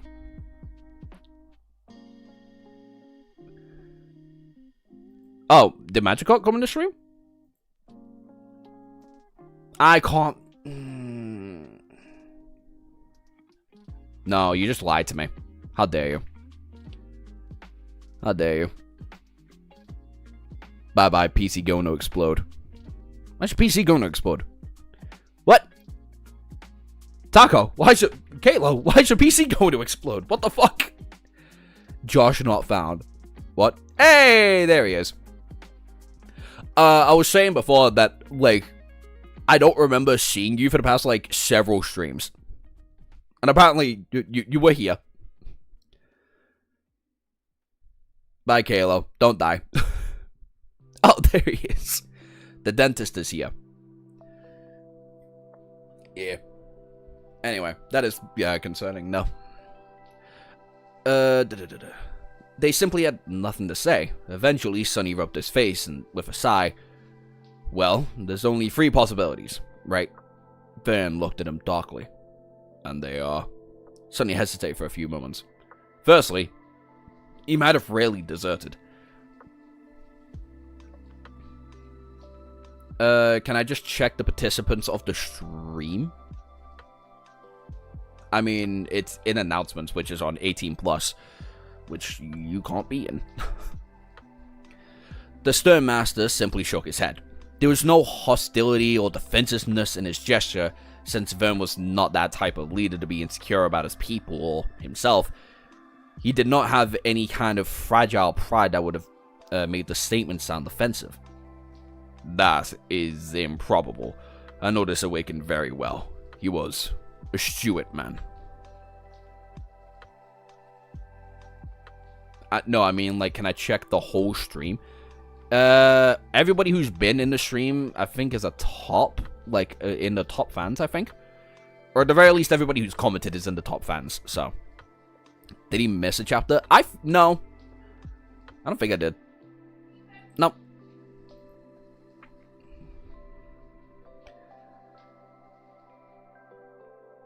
Sonny moved on with a shrug. Still, that would be the best outcome. The other 2 probabilities are much more troublesome. Also, I can go into announcements. I'm just not. Yeah, because you're mod, dipshit. You're mod. Dentist, can you fill in his gaps?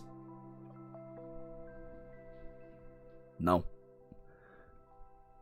A tired frown appeared on his face. The second possibility is that he was killed, or for whatever reason,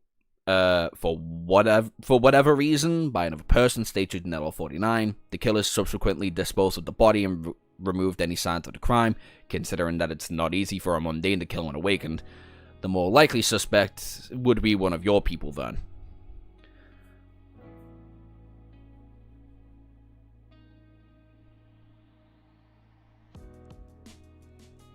I mean, here's the thing, for my reviews, I kind of have to reread them anyway, so.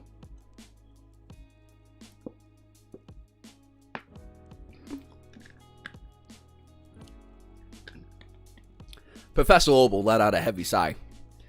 Surely you don't think one of those brave soldiers. Sonny looked at him with a somber expression. I'm just exploring what could have happened. However, don't be mistaken. We Awakens are always one step away from turning into monsters. With how much pressure Antarctica has exerted on people, many will inevitably start to break. In any case, we should pay attention to those awakened who have aspects suitable of getting rid of incriminating evidence. The soldier went AWOL. I'm surprised none of them have really gone AWOL. Bear in mind, like, the ones who fell asleep.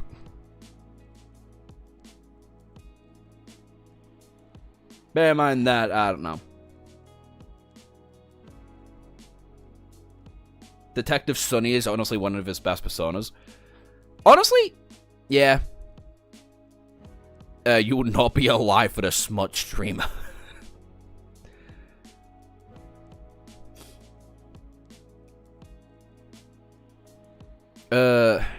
Vern, Vern, you know your soldier's the best, so this task will be on you. Vern pressed his lips, but then silently nodded. What about the last possibility? Sonny lingered for a few moments. There might be a nightmare creature that isn't infiltrated the facility, and that is now hiding somewhere within these walls. considering that we failed to find any trace at all. It either has a very powerful, it's either very powerful, very elusive, or both. Since I'm the best scout among us, investigating this possibility will be my task. Fuck. People who were selected to be in the Antarctica campaign were selected mostly because they were a stable mind of loyalty. First people headed for execution by fetus. Headline just dropped.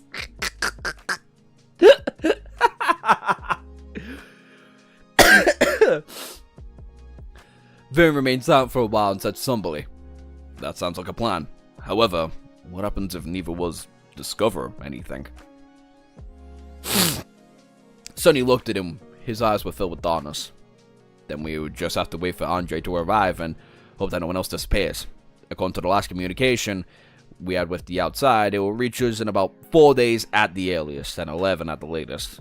Surely we can hold out for that long. As he spoke, the persistent noise of the call kept scratching, pressing, searing into his mind. Vern closed his eyes for a moment.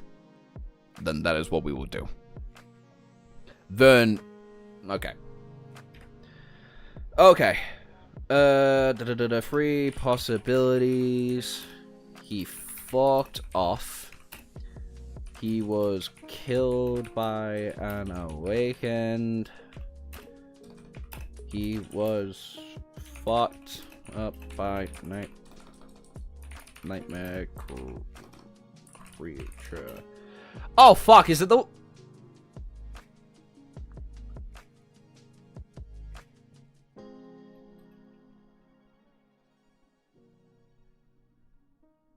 Is it the thing from the moon? Is it the thing from the moon that Obel said don't fucking look at? Fuck. Fuck!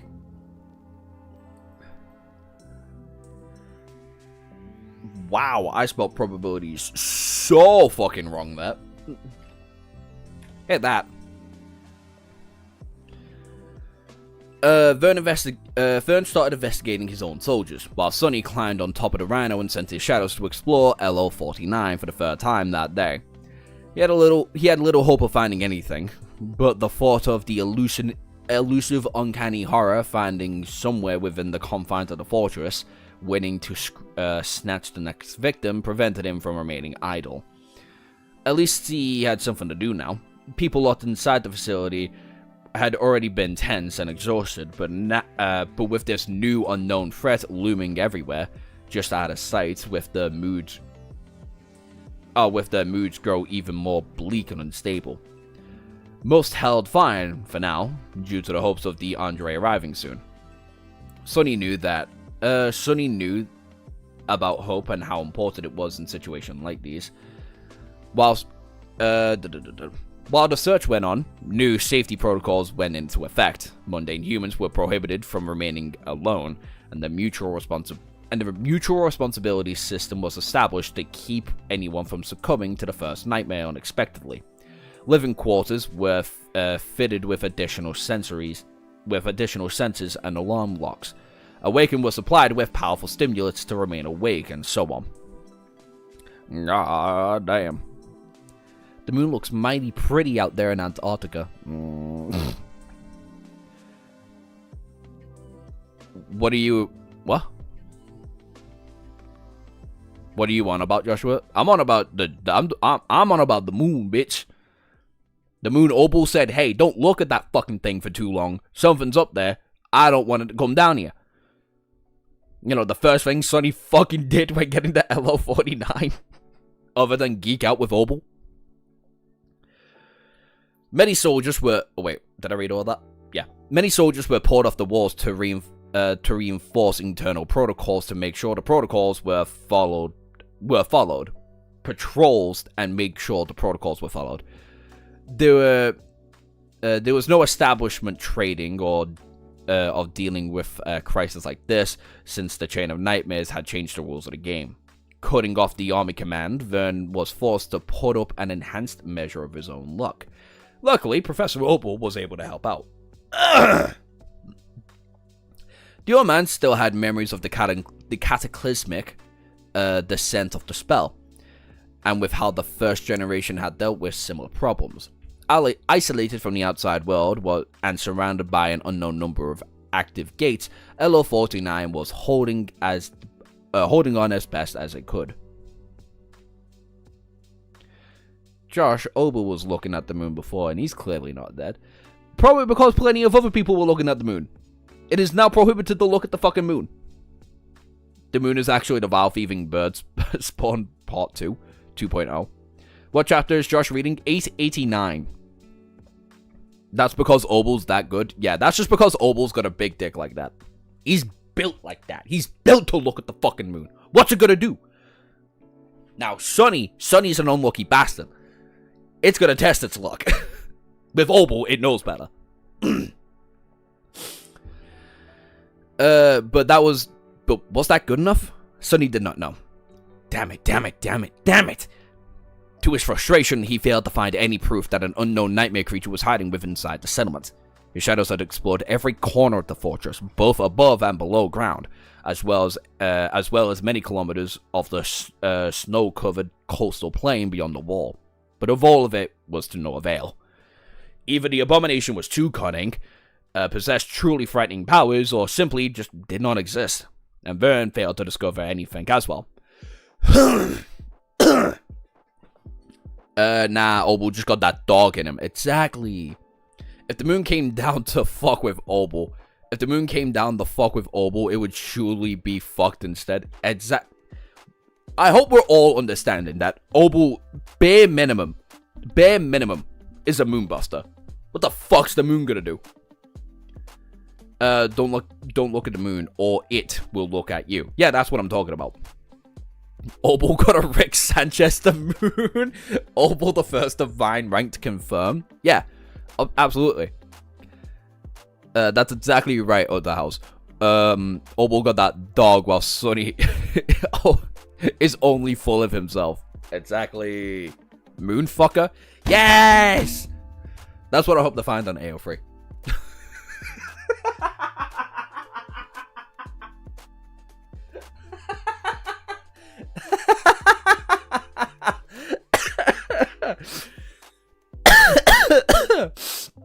The Shadow God is actually one of Obel's hairs. Yeah, I believe it.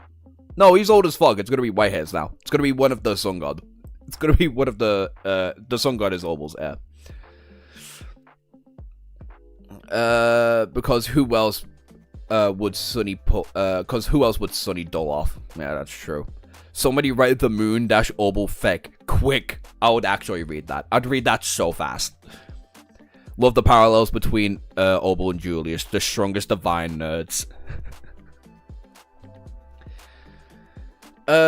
Anyway, back to reading. Either the abomination was too cunning, pressed truly frightening powers, or simply did not exist.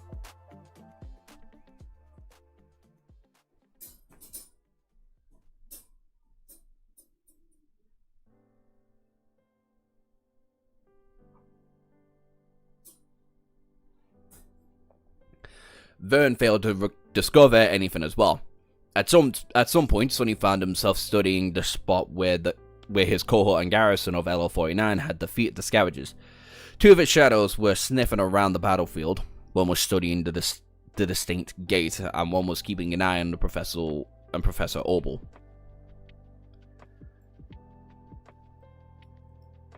The gate's still open. What?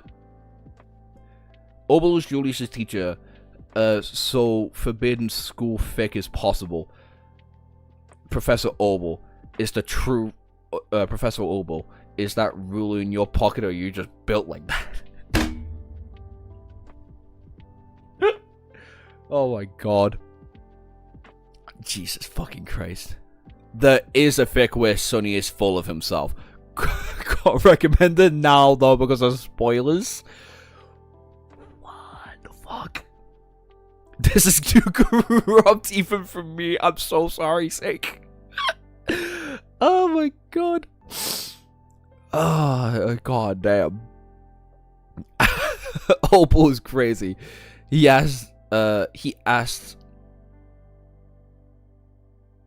Vern a lot. He's very good. The gate underwater in the ocean he mentions before is still open.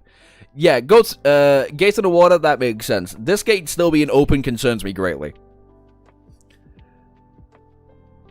No, we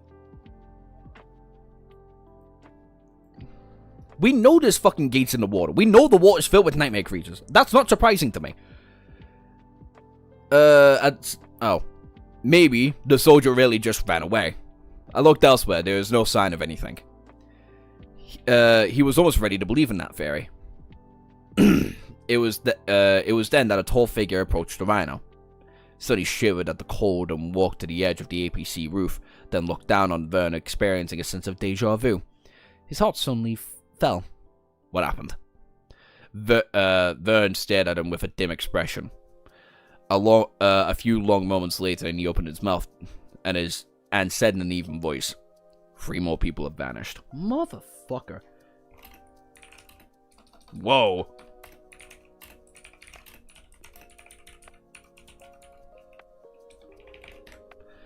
I wrote down fucking 3. I wrote down 34 people disappeared then.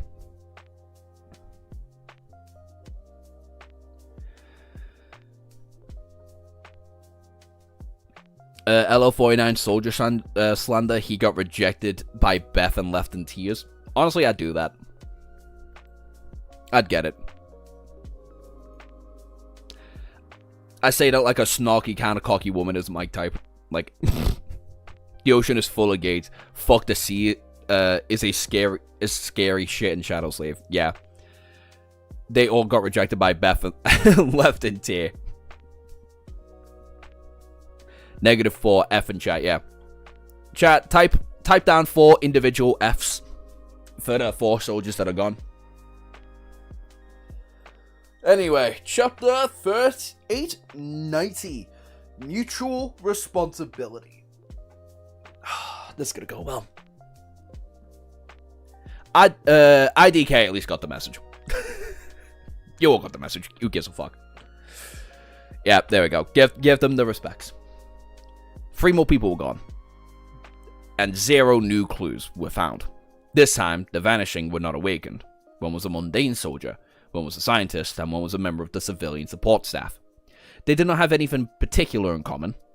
No thread that connected them together, or the first victim. All 3 vanished in different locations and had last been seen at different times. Sonny and Vern silently investigated the living quarters. The areas had been known to frequent the settlements and the last known locations. They did not find anything. In the process, they both grew more and more somber. Alright, what was it? So, 1...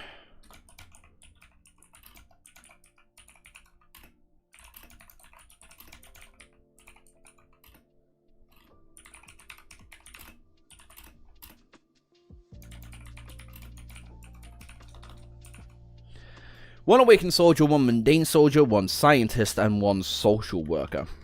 I know it's not an actual social worker, but it's the only thing I can actually think of. At some point, Sonny threw the suspicious look at the other master. What did he really know about Vern? Vern was the local of Antarctica, a career serviceman and a stellar record, a competent fighter and a leader that was loved and respected by his men. His aspect centered around heat transference and physical augmentation. That's actually very fucking useful. Not exactly something that could be used to dispose bodies, but then again, who said that it had to be done with an aspect? At the same time, Vern suddenly glanced at Sonny with his usual stoic expression. His eyes, however, were very cold. I heard you have a spectral... Oh, I heard you have a spatial storage memory. Sonny looked at him darkly. So what if I do? Vern held a He got caught the fuck out. Oh my days. Vern held his gaze for a long moment, and then turned away with a sigh. This is not good. Sonny had to agree. If 2 of them were already paranoid enough to suspect each other, then the rest of the installed residents had to be really on edge. A bit of vigilance was never a bad thing, but how the pressure with how pressured people already felt, one additional burden could become a spark and the potential to cause a violent explosion. I'm sorry, I have to write that down. That was fucking funny.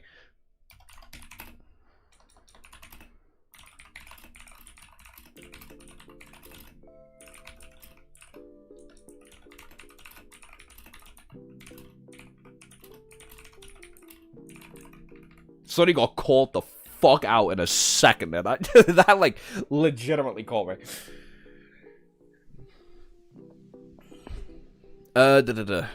He sighed. We have to be ready to implement measures. Vern gave him a sideways glance. What kind of measures? Sonny stared at him calmly. Or coldly, even.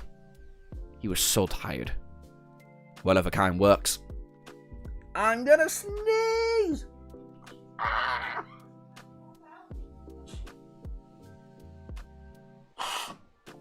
Never mind, it might be good. The other master remained silent for a while.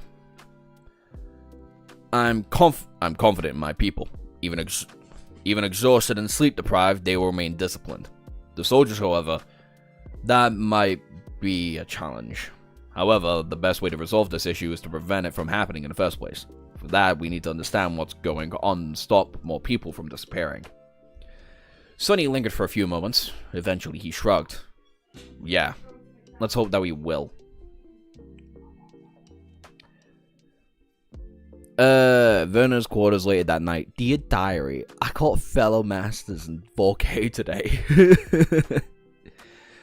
The two in his head look, someone cut the hairline straight line. Yeah. I just got to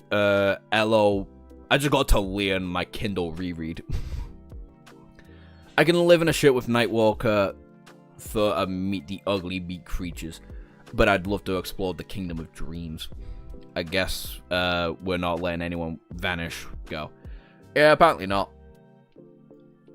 And I'd feel kind of speculative splitting everybody into like 3 big groups, right? Like keep Sonny with Obel or Vern.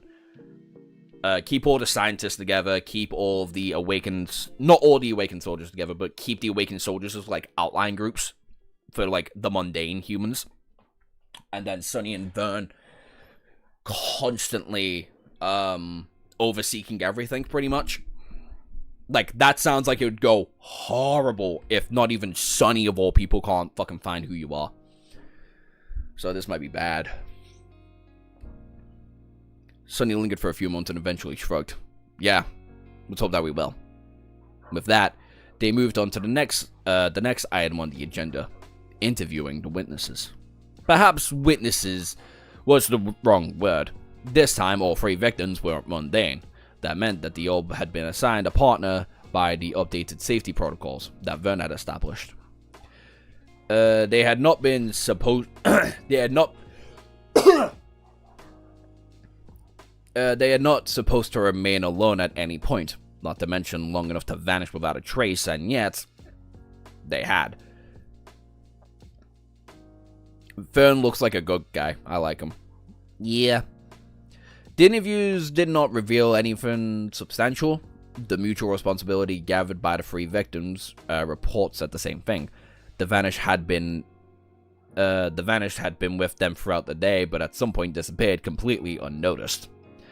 The scientist and the staff member had been gone by the time the partners have woken up.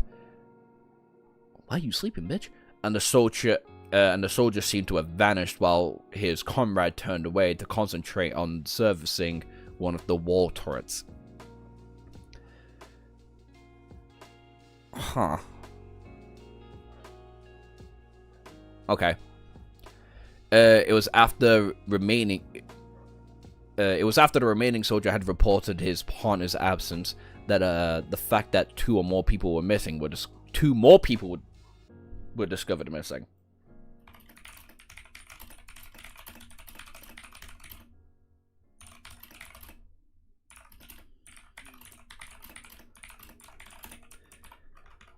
I don't like the fact that all it takes is like not being seen for 5 seconds and they're gone.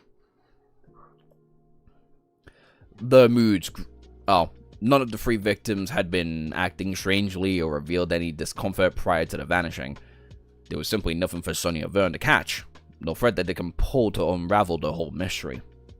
The moods grew darker and darker. While they were investigating the witnesses, there were 2 deaths inside of the settlement. One was the scientist that had reported symptoms of the infected by the spell a day prior. Was confined in a secure room in the installment medical center and quietly passed away in her sleep.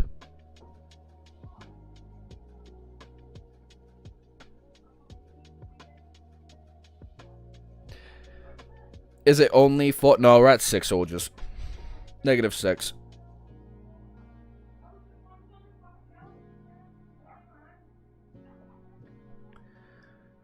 Ha! That's strange. Several Waken monitoring the situation dispatched the nightmare creature that the dead scientist had turned into, preventing the repeats in the safety room. So 2 Alright. 6 are missing, 2 are dead. We're at 8.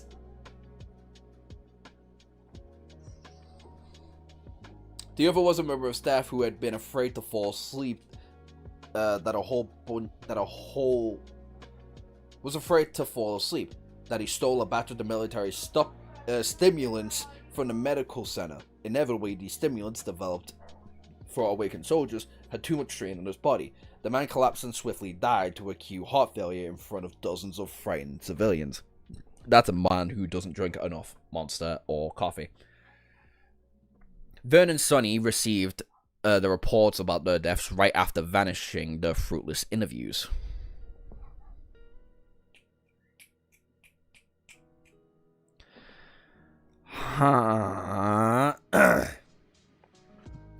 The heavy silence settled in the empty room where the 2 of them remained. Eventually, Vern gritted his teeth. This is all a bit suffocating, isn't it? The local master looked wary, but still composed and resolute. Sonny leaned back in his chair, tiredly thinking about the soft bed that was waiting for him inside the Rhino. Yes, there is very few things more suffocating than powerlessness. You get used to it, though. Vern grimaced.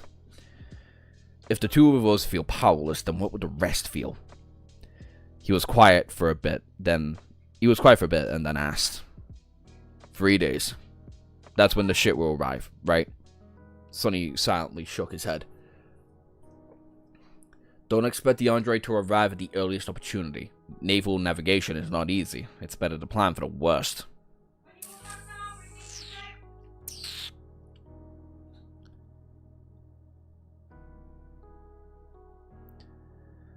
I did not see Sick. I did not finish Volume 10. Got stuck playing Gothic with life. Yeah.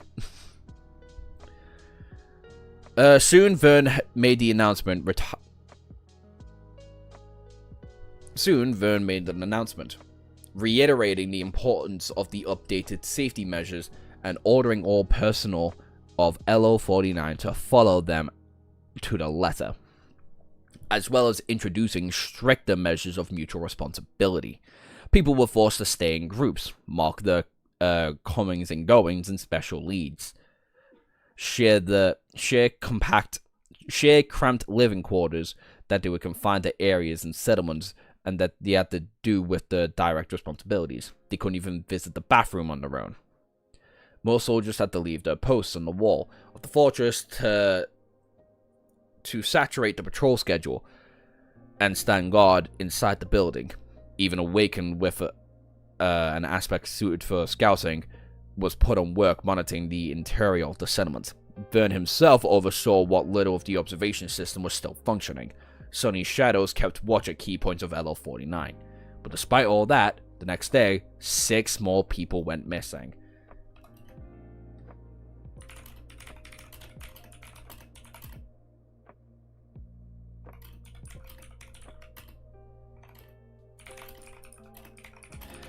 And just like that, 14 people are fucked. 2 are dead and 12 are gone.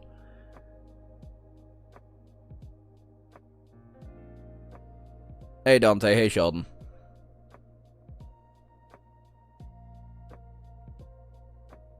Well, who's keeping count? Me, bitch. I've got all the numbers there. Three more people have disappeared. One awakened soldier, one mundane soldier, one scientist, and one social worker. 2 more people are gone. And they're not dead. Yeah. Fucking Christ.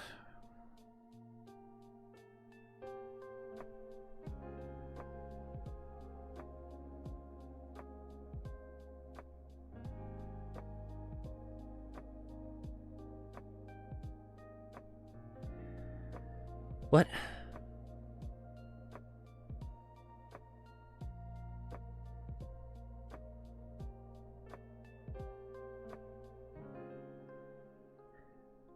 Okay.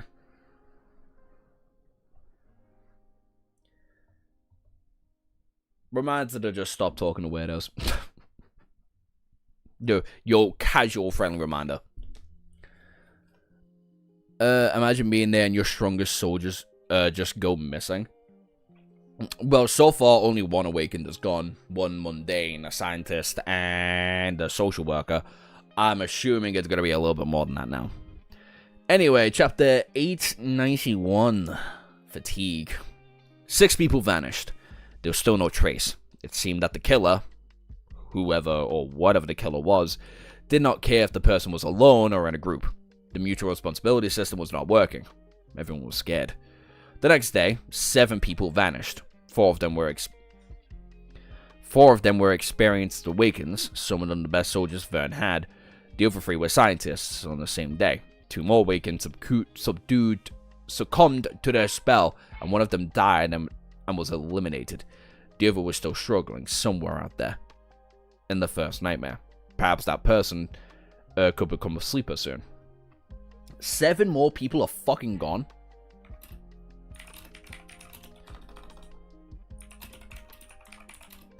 We're fucking 21, dude.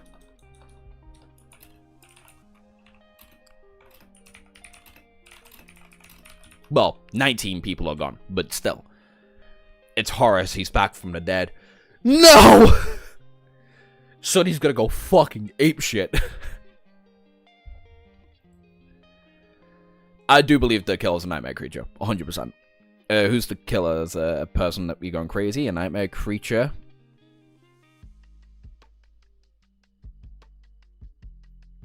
Wait, is that Sleeper, my glorious king? Packed. That's a brilliant emoji to be using. That's brilliant. The day after that, 12 people had vanished. Fucking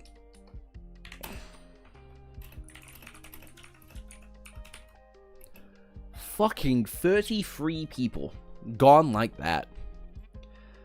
People were uplifted by the little excitement, but Sonny did not share the same enthusiasm. He expected the rescue to reach them no sooner than another week. A lot of things could happen in a week. The Adrian did not arrive, but a horde of nightmare creatures appeared instead, descending from the mountains, and it seemed that things were not going well up north, considering that such a large swarm of abominations had been allowed to assemble and travel freely. What's the army even doing? Isolated at the edge of the world, there was no way of knowing. Wait a minute.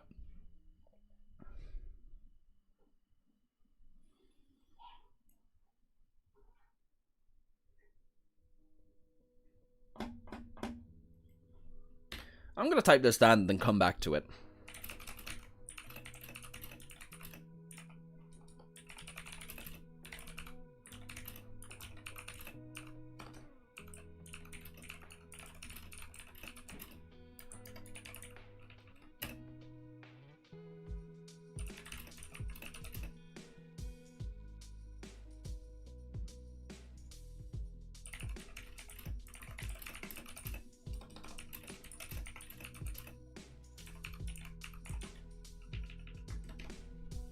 I'm writing that down, and we'll come back to it. Op is wearing Ralph Lauren and studied finance. Horace, I've come to destroy you, as Suddy makes a Kratos reference. We is truly lapping. LARPing? LARPing? No. I'm making a suspicion on why I think the horde of nightmare creatures are coming down. And it's, frankly, it's scaring me. All of this is kind of terrifying.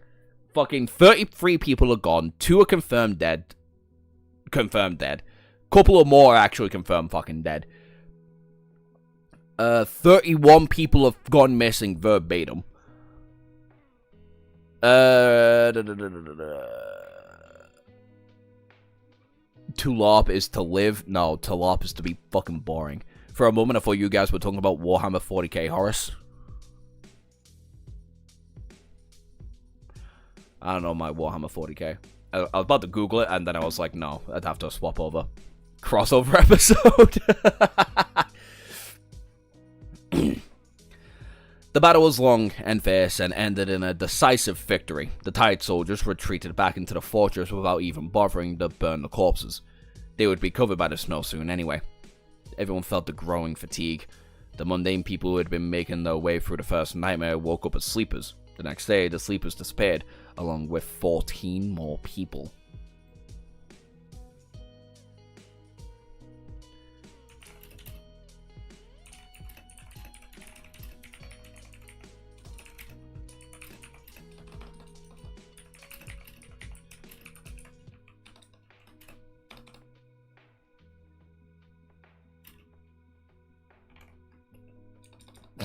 Nope. Nope. I can't fucking type for shit.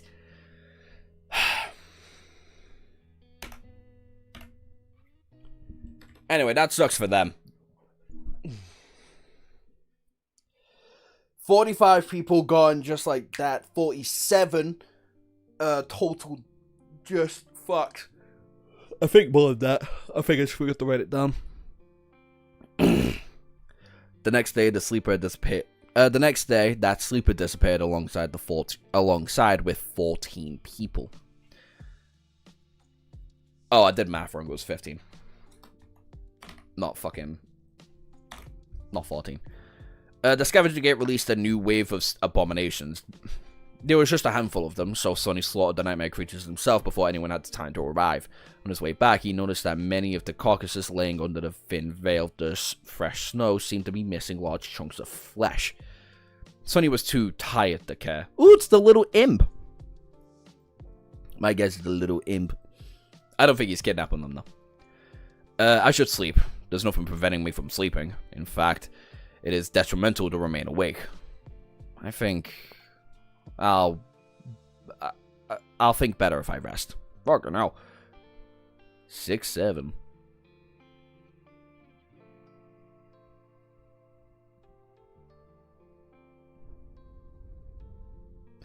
Sonny would be a moist in a Pico setting, from what I know of 40k.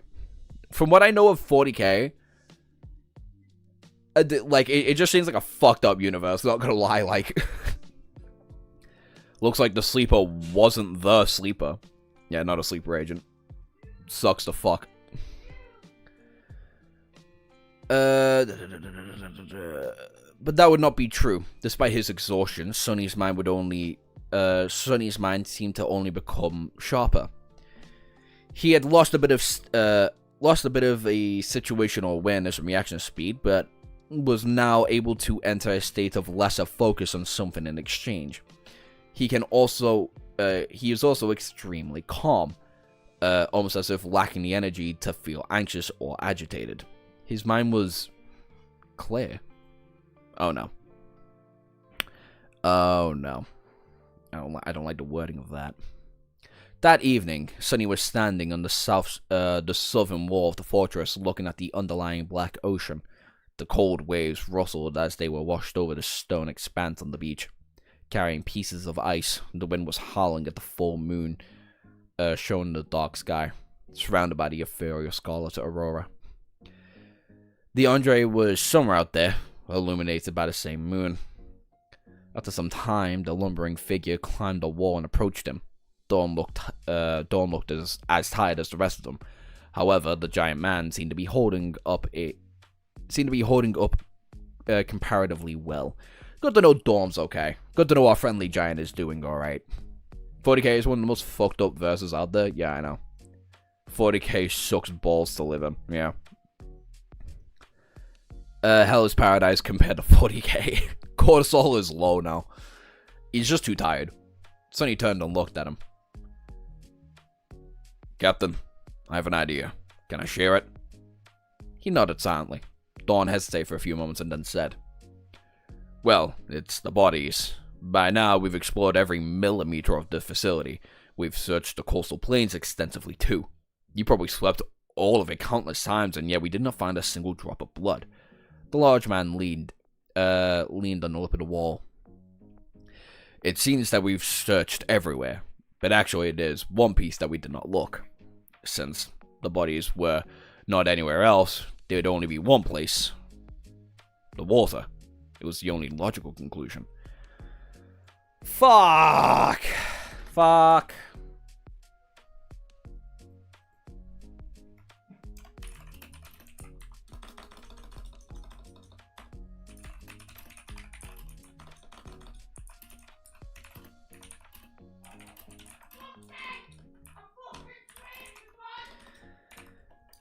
Why the fucking water, goddammit?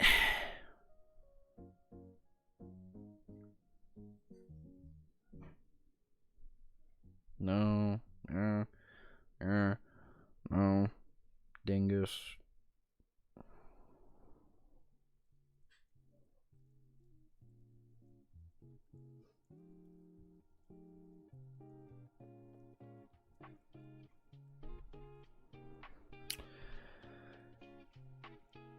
Sucks I can't be here. Gotta see the VOD anyway. Have a nice reading session, Joshua. Alright, later, Sam.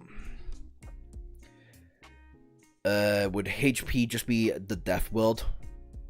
Or it's called, like, Planets of Cadaldrian? Like a hyperdrolic horror? Sonny getting exposure therapy? Fated. Loves throwing Sonny into hellish water. Yeah. I literally just typed down, other than fucking stupid ass numbers, why the fucking water, man? God damn it. The black waves continued to sway. Indifferent to his words, the unfathomable ocean remained the unchanged. Sonny was silent for a while, and then nodded. Yeah, I was thinking it too, so I'll be keeping a close eye on the beach. Somewhere in the base, one of the shadows was on unusual patrol, gliding past the personal lounge. It noticed Luster, who was sitting on the couch with a glassy look in his eyes. The young man seemed to be on the verge of dozing off. The shadow momentarily turned tangible and looked at him with a disdainful reapproach. Then it slapped him across the face and disappeared.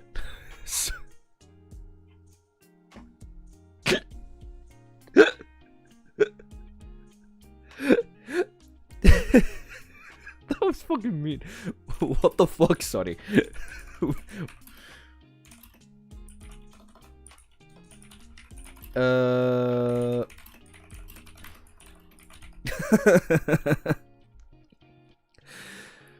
Luster jumped on his feet and looked around in shock.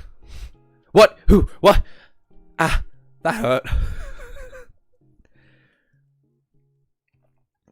Sonny absolutely fucking with Luster would never not be funny. Yeah, I gotta give him that. Back in the wall, a pale smile appeared on Sonny's face. Dawn, that mutual responsibility protocol, you guys gotta start following it too. Make pairs and watch each other. Dawn nodded and lingered for a few moments and then left. Sonny continued to stare at the ocean. This doesn't make sense. Even if the killer disposes of the bodies by throwing them into the water, someone would have noticed something. Dozens of people vanished already. All of it's very strange. While he was thinking, two more people ascended the wall. One of them was the awakened soldier and one of them was a scientist. Sonny turned around and looked at them with a confused look on his face. Since he was standing close to the ladder, the newcomer had no choice but to bump into him. Sonny remained motionless for a few seconds and then took a step back to make way.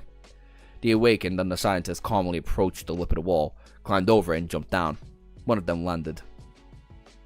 What? but the other hit the rocks and suddenly fell. A disturbing sound of breaking bones could be heard. Sonny rubbed his face and continued to study the ocean.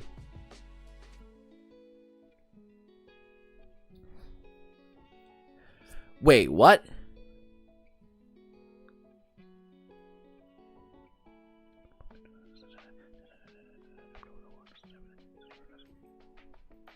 The Awakened walked towards the waves while the scientist crawled. Because of that, the soldiers reached the water first. He stepped into it without a hint of hesitation. Soon, the freezing water reached his knees, then his waist, then his chest. Finally, the Awakened disappeared beneath the underlying black surface and drowned. At the time, the scientist had crawled far enough to reach the edge of the water. His figure silently vanished into the cold waves as well. Nothing remained of the two. Standing on top of the wall, Sonny calmly looked at the ocean.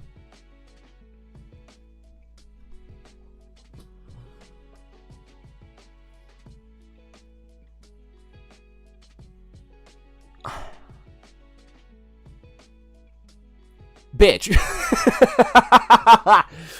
Why'd you let that happen? The water's one of the most deadliest places on the earth. Water's one of the most deadliest places, pinpoint fucking area. It doesn't matter what fucking universe we're in.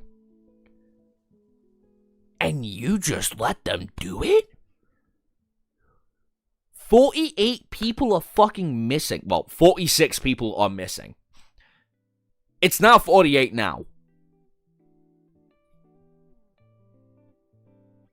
What happened, Joshua? Two motherfuckers, well, one became a cripple and walked into the ocean. And the scientist just, what? Sonny, what the fuck?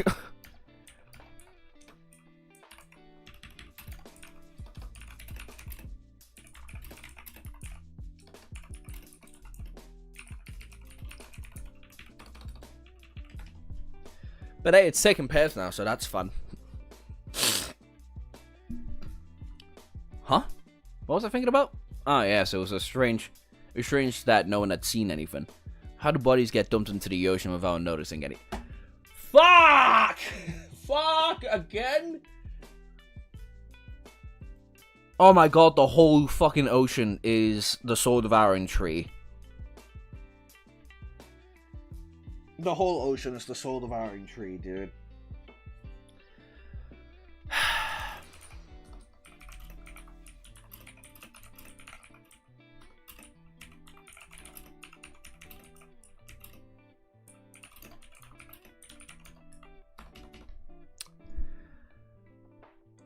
He did not know. Maybe his theory was wrong, and the killer had been using the water to hide the corpses. The water surely looked inviting. Suddenly, Sonny felt a strange urge to go for a swim. A moment later, he shivered. A swim? What, am I crazy? Who swims in the freezing water during the winter? In Antarctica, of all places. Shaking his head, Sonny continued to stand watch above the beach. He had not seen anything suspicious yet, but if he remained vigilant, he would surely discover something soon. That's fucked. That's actually so fucked. Live Sonny reaction. The mind fuckery is funny. Yeah. It didn't see anything though. There was no problem there. Everything is normal. Josh has gone crazy.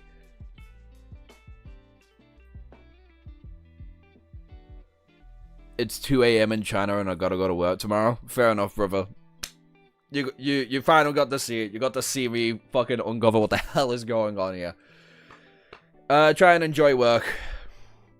Fuck's sake. Fuck. Alright. Chapter 892. What does that even say? I'm fucking tired. Futility. Never mind. I didn't even have to listen to it. I just had to fucking...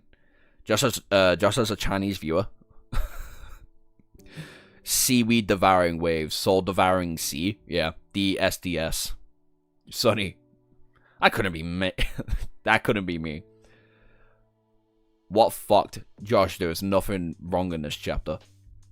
Josh is a Chinese viewer. When you learn more about it, you'll shit yourself, Josh. I doubt it. I think I'll just be annoyed. Sonny remained on the southern wall for 2 days, silently staring at the ocean. In the meantime, 36 people vanished. Some of them were 36 more people? Is this including the 2 that have already disappeared? Well, yeah, definitely, if Sonny's not fucking gonna remember it. Oh, my days. Fucking 82 people. 80... No. 84 people. 84 people gone like that's crazy. A couple of South Africa flags. As if something was wrong here. We're really accumulating the great firewall of trying not to watch him go crazy. What'd you miss? I didn't figure out shit, but I know why people are missing in LO49. Kind of fucked, can't lie. Wonder if one of them's Beth. What did I say the number was? 84.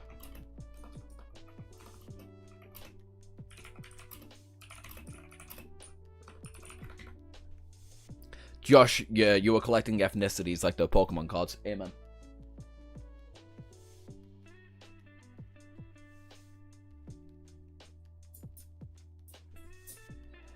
Don't drag them down to the side of the bed or I swear to God, oh, yeah, I'll throw you in a different cage.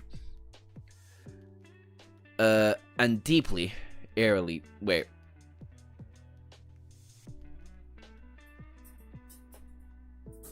Yeah, don't try it, bitch. Stupid asshole. Sonny remained on the southern wall for 2 days staring at the ocean. 36 people vanished. Some were awakened, some of them were mundane, despite safety measures growing more and more draconian. Vern had failed to prevent the disappearances. It was all futile. And deeply, eerily frightening. Oh, you're still on LO49? Hell yeah. Oh yeah, Josh, this is how I feel back in this moment. Mm-hmm. The Stern Master came to talk to Sonny at some point, but left more frustrated than he had been before. The fortress withstood another attack from a transient swarm of nightmare creatures, just like the previous one. It came from the north. This time, Sonny did not participate in the battle, choosing instead to remain where he was. There were a few casualties. The awakened soldiers were all exhausted after remaining awake for more than a week. The stimulant patches were gradually losing their effectiveness. The mundane soldiers were better rested, but much more disturbed. They were all wary of the nightmare spell. The civilians were both exhausted and afraid. They had not been trained to withstand this kind of stress, and the seemingly unknowable nature of the vanishing was pushing them on the verge of panic. If not for the sense of order established and enforced by Vern's protocols, and the hope of Andrian's nearing arrival, they would have been completely undone by now. The rescue ship was supposed to arrive in 3 or 4 days.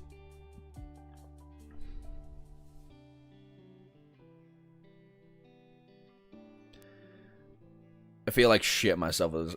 This is fucked, because Sonny's hypnotized, Vern's tired of his bullshit. Fucking, how many people did I say are gone, right? 84 people are gone. There's a few casualties, so you can increase that number a little bit. You probably increase the casualties from how many people have just been sleeping.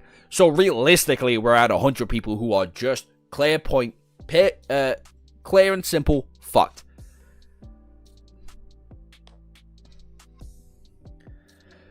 Sonny silently looked at the water, deep in thought.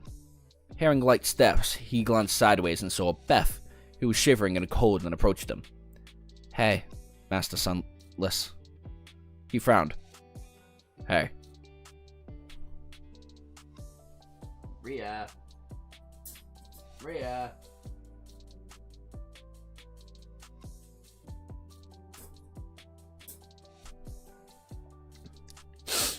He frowned.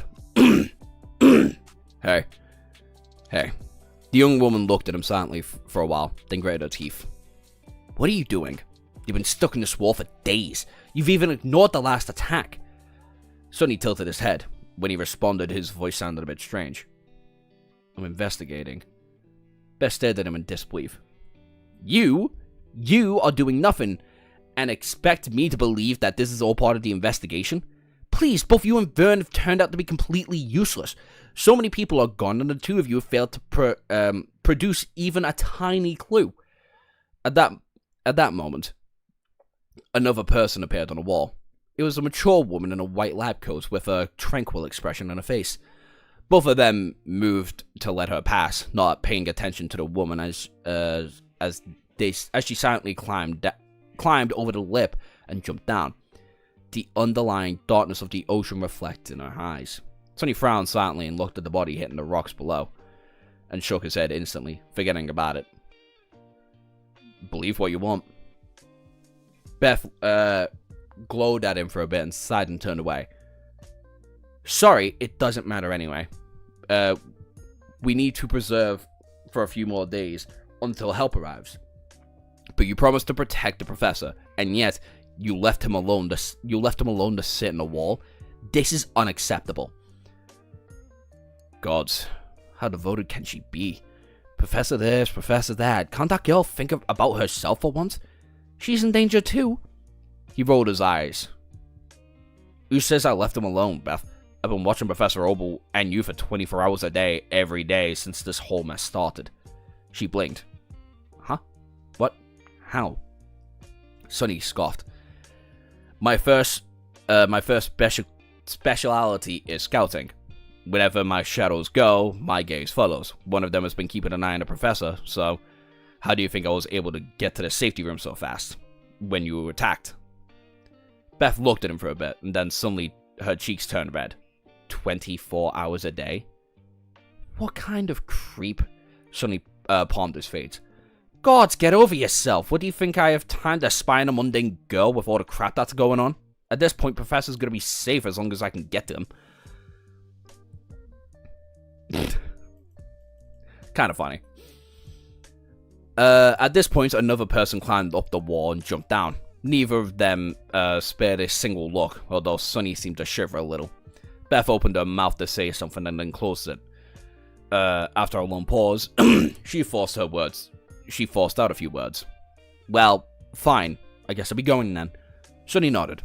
Alright. Then he suddenly called her out. Wait, do you know my soldiers? There's a big guy called Dawn. Can you ask him to come here? Beth frowned and then nodded.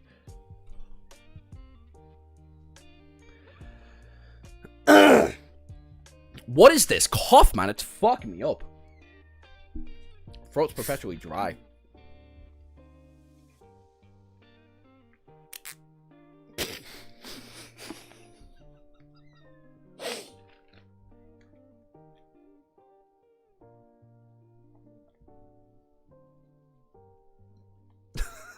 Ironically, this can be considered Sonny's training for when Opal sends him to fuck the moon. Koyo, you're a fuckhead. You almost made me choke on my drink there, dude. Everyone for real calling Sonny a creep.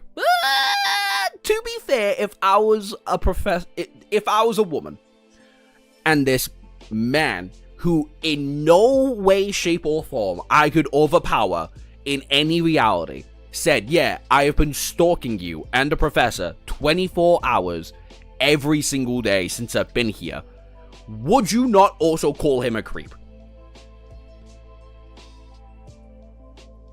Come on now. Come on now.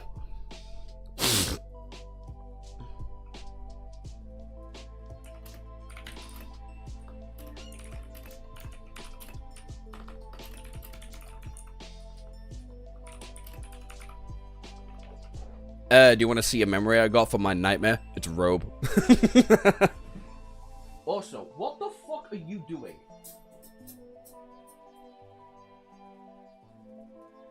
I see 3. Where's the 4th?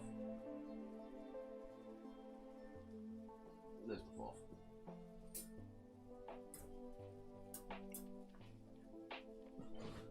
Nephis, for real. Actually, I would prefer to see you without the robe. Freaky Sonny. What the fuck?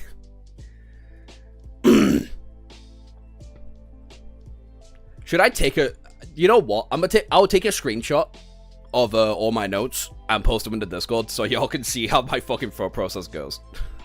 You could also see how actually terrible I am at spelling.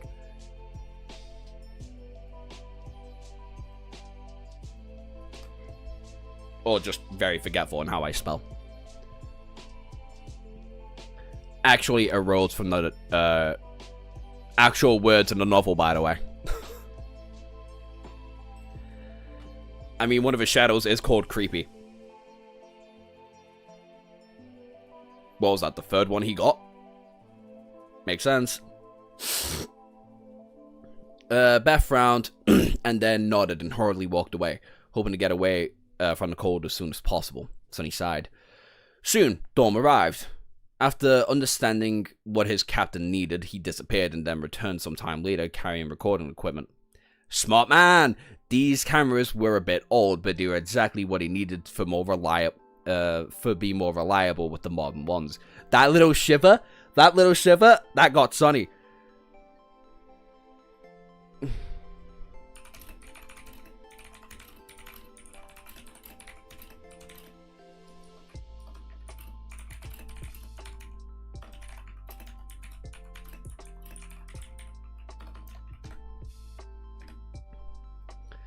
The passage was easily recorded by the cameras, but while Sonny and Dawn were studying the recordings, they didn't seem to notice anything strange.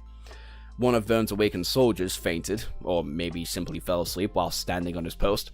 Although chances of his anchor point breaking were not high, that was exactly what happened. The soldier did not return from the dream realm for about after 8 hours passed, or even 16 sometime. His body went through the most was almost imperceivable, but eerie and frightening change. He became a hollow. His body was placed in the closed room in the medical center. Several members of the civilian staff got into a violent fight. They were dragged away by each other by the sentries, isolated and injected with sedatives.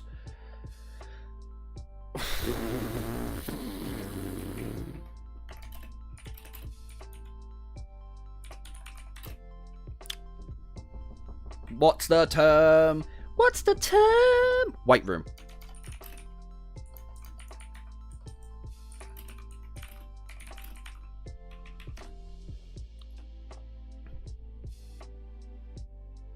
I have a theory that Sonny's shadows, and that each one of them is shown to be one of Sonny's personality traits. I've had that theory since Happy came along. Because when it was just Gloomy, I thought it was like a completely different entity, initially. And then I saw Happy, and how it interacted, and then it was creepy, and now it's haunting, and it's like, okay. Okay, yeah, no, that's just kind of Sonny, innit? Later random. Fuck, we've been streaming for fucking 3 hours. A stray nightmare creature wandered close to the fortress and it was torn apart by the rain of bullets. The thunderous noise of firing turrets made everybody inside the facility shudder. Another day passed. 22 people vanished.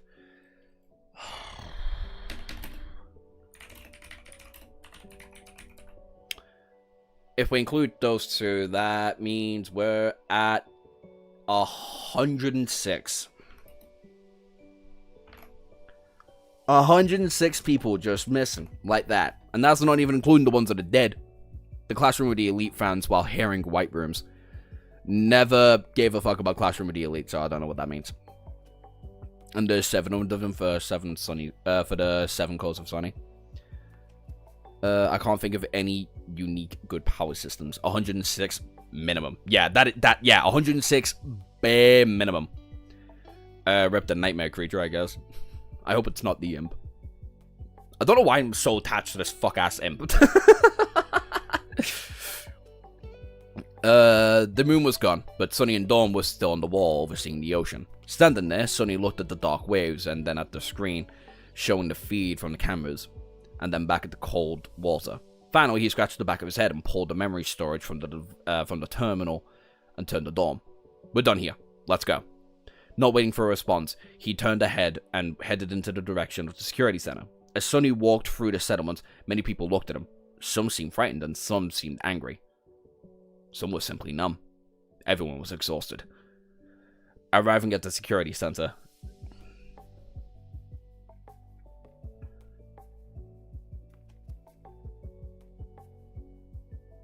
oh wow. I can see messages go disappearing like the fucking victims.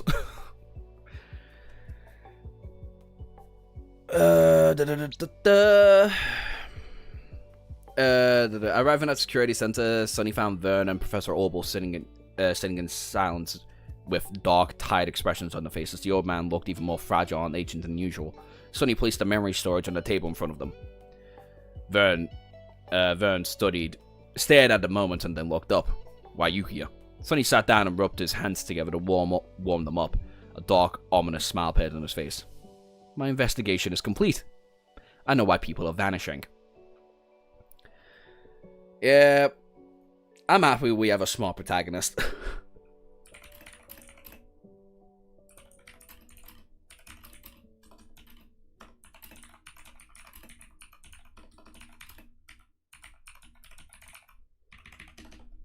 Can't wait to bite my fucking tongue in that one. Chapter 983, Negative Space. Vern and Professor Orble were suddenly focused on his words. Even Dorm, who had spent the last 2 days in the war with Sonny, seemed to have shaken off his fatigue and paid rapid attention to what the captain had just said. Sonny shut his eyes for a moment. When the first victim vanished, I said that there was only 3 possibilities.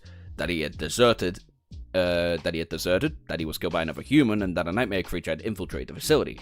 Well, I was wrong. None of those theories were correct. The third one was the closest to the truth, though. He sighed. There is indeed a nightmare creature, only it's not inside the fortress. Vern frowned, looking at him with dark intensity. Josh, do you think there's any suspects in this murder case? We've seen it! We've seen it! We know it's a nightmare creature! We've seen at least 6 people fucking die in front of Sonny. He's smart on the supernatural, yeah. You're happy that Sonny isn't a bullshit smart protagonist? Yeah, I'm happy that Sonny actually has good intuition on him. And isn't like a fucking bumbling buffoon. Oh,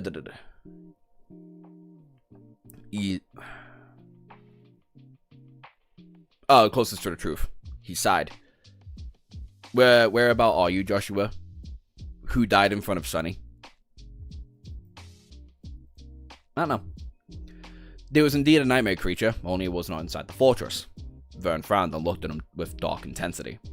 What do you mean? Sonny lingered for a bit before answering. The answer is almost obvious. When you consider 2 things, and when you put them together. First, the bodies of the people don't just vanish without a trace, and yet we failed to find anything. Not at LO49, and not at the coastal plains beyond the wall. So, the obvious answer is that the bodies were taken to somewhere where we can't find them. Into the water. There was a whole ocean out there after all. Vern wanted to say something, but remained silent at the end, waiting for Sonny to continue. Sonny nodded. The second thing is the call. The strength had a qualitative change. The strength had a qualitative change on the day we had fought the scavengers. Too drastic of a change, really, to be produced by a single gate, especially one as unimpressive as that. I remember being conceived that there were just 2, at least before exploring the plane, finding just 1. I forgot there was like a suspicion of a second gate fucking opening. Completely forgot about that. Especially when it's at least before exploring the plane and finding just 1. I even said that we were lucky. He stared at them for a moment and then shook his head. However, we were not lucky. There was, indeed, another gate, one more powerful than the scavenger gate that we cleared. We just didn't find it. Gotta go for a bit, Josh? Alright, later, IDK. Professor Orble did not seem to follow his reasoning. That was only to be expected, considering the old man did not experience the call himself. Vern, however, finally, a hint of understanding appeared on his face. A second gate, Walter? You think there's another gate that opened underwater? Sonny nodded. I'm more or less convinced that there is, and that is the reason why people are vanishing. Vern shook his head. That doesn't entirely explain it all. Yes, we pulled a lot of soldiers off the walls to augment the internal patrols, but the ocean is still being watched. Nothing could have crawled from beneath the waves, grabbed people from inside the facility, and dragged them to the water unnoticed. Then forgetting the second gate was part of its plan too. It is elementary, dear Master Van. Sonny smiled darkly. I was just about to get to that. He rubbed his eyes tiredly. Right. We're under a mind hex. That's why no one noticed anything. Professor Obel, Vern, and Dorm looked at him with confusion. Finally, the old man asked, Master Sunless, do you perhaps have a piece of evidence to subsidiate this theory of yours? Sonny simply shook his head. No, but this is exactly the point. This is the absence of evidence. That proves my theory. No matter how elusive, devious, or powerful a nightmare creature is, we should have found some kind of clue by now. Although security equipment of the facility barely works because of the interface, the cameras might have captured something. The strict protocols and mutual responsibility system Vern had implemented would have produced some results. My shadows would have found some traces, but nothing of the sort has happened, which is nothing short of impossible. There is a big negative space in this in the place where all the results should have been. However, we can infer certain things from that negative space itself. A dark expression appeared on his face. What I'm trying to say is that there are, in fact, traces. We just rendered incapable of comprehending them. Something like that. Something like that has already happened to me once. Back then, I entered a whole month of being mesmerized by an insidious nightmare creature. However, I was utterly oblivious to its influence, simply for the fact that the first thing that the hex did was take away my ability to become aware of its existence. I'm convinced that something like that is happening to all of us right now too.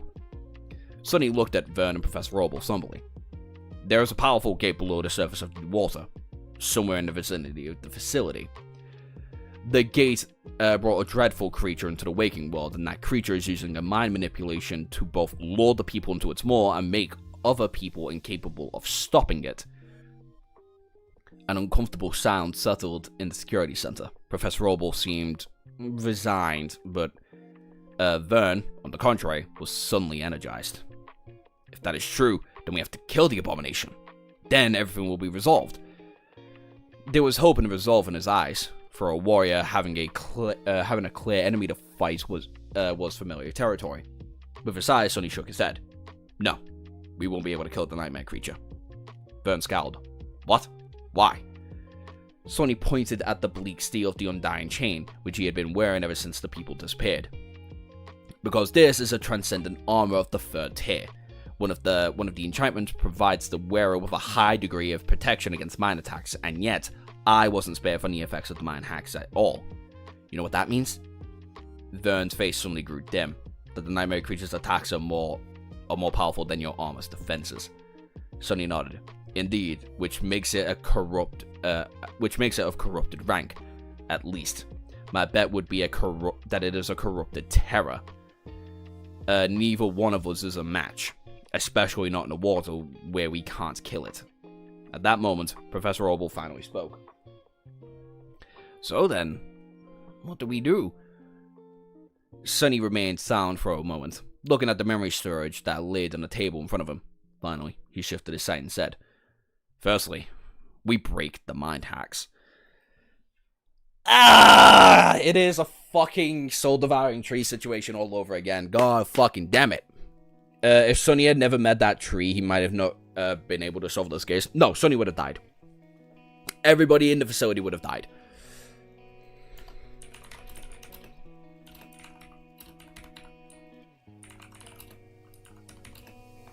I also see why you guys like this arc so much, because Soul Devouring Tree is easily the best arc in Volume 1.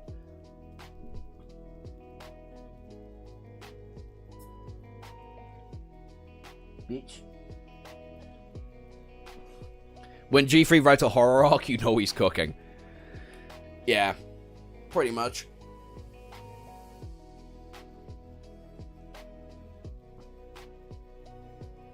Ugh. The bastard should just write a horror novel, I can't lie. It's probably what he's gonna do after this, let's be honest.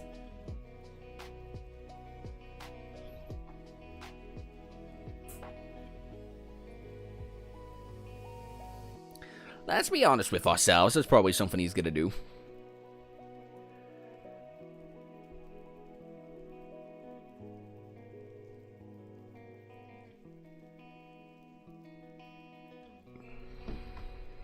But yeah, no, that's fucked. A big F in chat for the soldiers. Yeah, can we get 106 Fs in the chat, please? And thank you.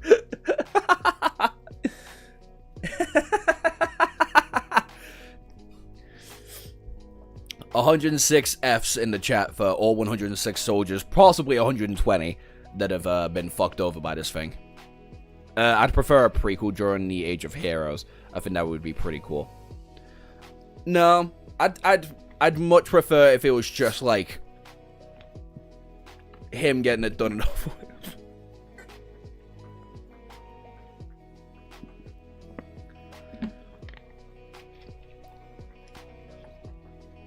On my computer, it's fully lagging out. F times 106? Okay. Oh, yep, there we go. There you go. Yep. I think I did 120 yet. Do y'all think I did 120 yet? I'd say about like 20 more. I think you got to 100. Chapter 894. Cold Waves. I got you. X times 106. Yep. Sunny's plan was rather simple. Since the mental protection granted by the Undying Chain was not enough to break through the mind hex of the Unknown Horror, he just had to get a better defense. Of course, he would have summoned Saints, who is known to be completely immune to that kind of attack, if he had no choice but to fight the abomination.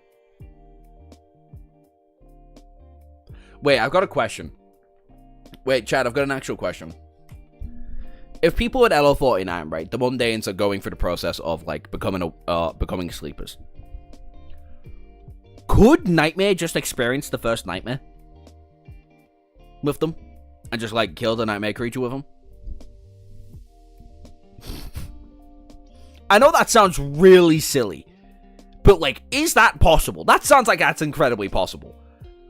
That's, like, Nightmare's whole thing.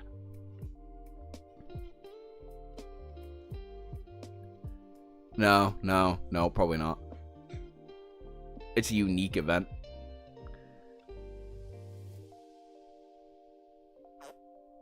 I mean, so are nightmares in general, no? All the first nightmare is a distorted part of space, no? That your soul just kind of goes through. Nightmare is actively affecting that. The first nightmare is separate from the nightmares he eats. Nightmare would just go into regular dreams. No actual nightmares, just regular ones. If you call, we call it a nightmare, but it's not really a true nightmare. Because the nightmare is a simulation. Ah, that would make sense. That would make sense, yeah.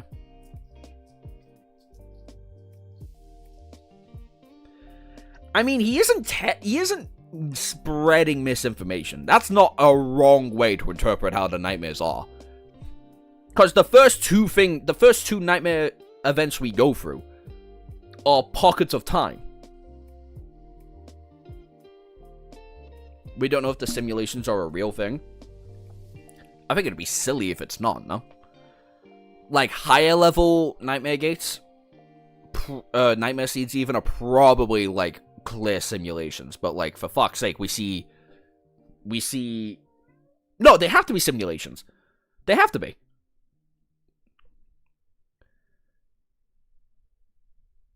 It's just different events.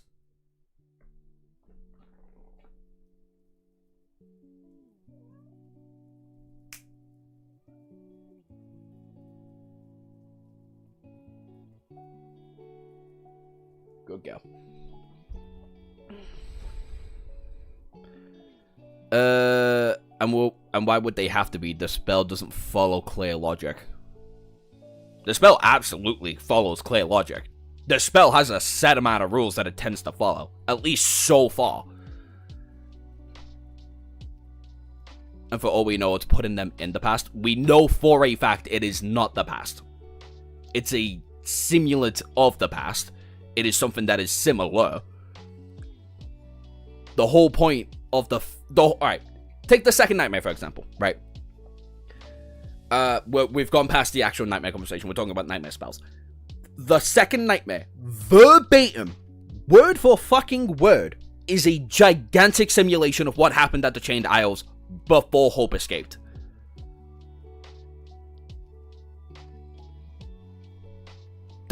That's it. And then the first nightmare, where we see Sunny get transported into the body of the slave, we see time distort. Physically, we see the sun wrap around several fucking times to indicate that, yes, we've gone back into the past. And in both events, Sunny has deducted that the more he changes about the events, the higher reward that he tends to get. Like when he goes to the temple and becomes a sacrifice, right? And he's like now a lineage to the Shadow God. That's probably because, again, Aura of the Nine died when he wasn't meant to. And the Awakened Tyrant had died when it was probably not meant to, not at that point in time. And then the second nightmare, not only had Noctis had died, the Lady Up North had died, and everybody else had died around the same time. Oh, Sylvain had died significantly earlier. Hope was fully set free at that moment. So we know for a fact, that the nightmare of at least the first two nightmares that people have to go through to become sleepers and then ascendants have to be simulations. Later, I don't know. It could follow the same path, it could follow a completely different trajectory, but so far it does have hard rules. Everything has a true name. You just have to unlock it. You follow a clear point system that you can divert from, but it still follows the system. The only thing that's not actually, determined verbatim is whether or not you get echoes or items. And what kind of items you get at that and what kind of ranks. That's all a gamble.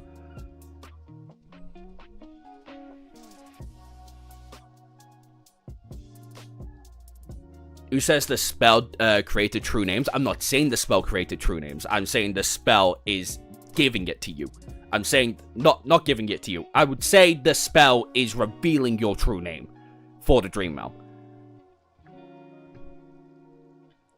Sylvain died significantly earlier. Yeah, just 1,000 years earlier.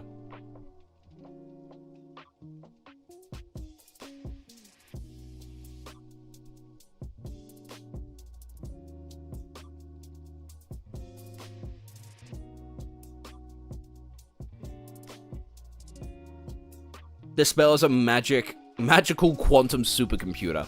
The nightmare is a simulation.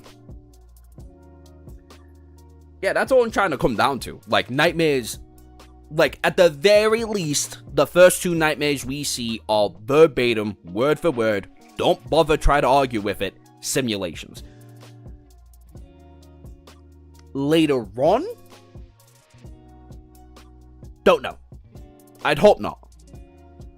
I hope we get into more, speculatively fucky shit if it is going to be simulations. Because we've done enough time travel.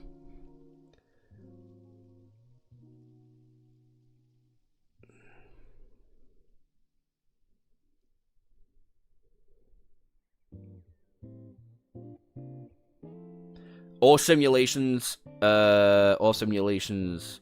nightmares are simulations with the exception of the last one, I assume. I think the last one's also a simulation as well. Welcome to the real world. If my idea of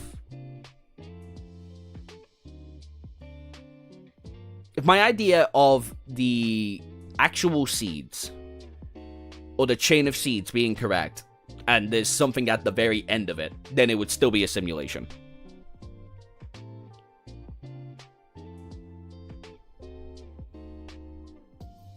And at that point, no more looking at chat. We can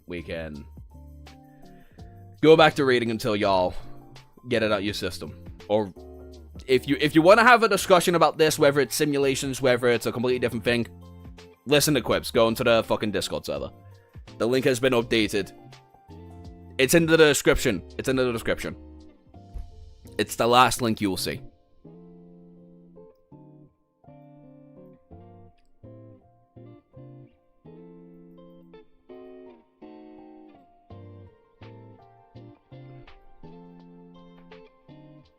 It is for sure in the description.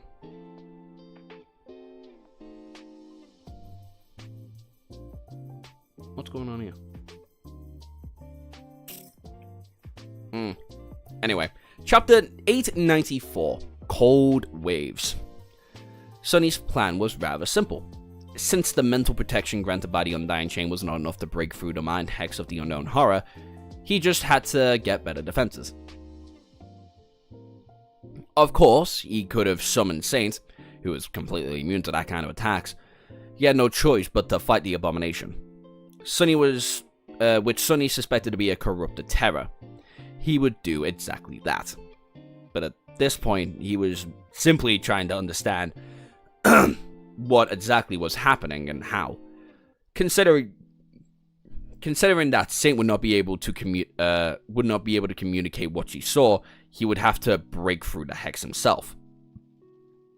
Several minutes later, Vane summoned the officers of his awakened force, and then sent them away to do simple tasks, to get every memory that they could offer to at least form a protection against mind attacks to Sonny. Considering that there were still around 90 awakened soldiers at the facility, or at least a couple of them had to have something in their arsenal. So, Sonny found himself in a position of several loaned memories. He was wearing the Undying Chain, which was his best tool to solve the situation. There was a new charm hanging around his neck, which a strangely mercurial cloak on his back, and a flint dagger with a handle made out of weathered bone. The dagger came from Verm himself, so it was especially powerful. Editing. Detective Sonny.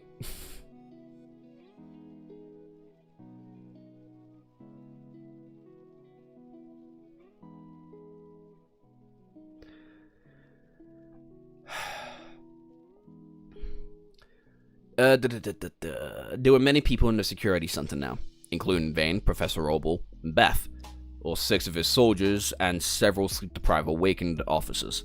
Sonny was sitting in front of the screen, holding the memory storage device. Taking a deep breath, he wrapped all 4 of his shadows around Undying Chain and felt its bleak steel become stronger, more durable, more powerful. Then, he inserted the memory drive into the socket of the terminal and ascended the recording storage on it. Everyone watched the video feed with an undulating ocean of a morbid sense of curiosity. However, none of the people present in the security center noticed anything special about the recording. After a while, Beth said it in a tentative tone. "I don't see anything." However, when she looked at Sonny, there was a grin expression on his pale, tired face. "Yeah, baby!"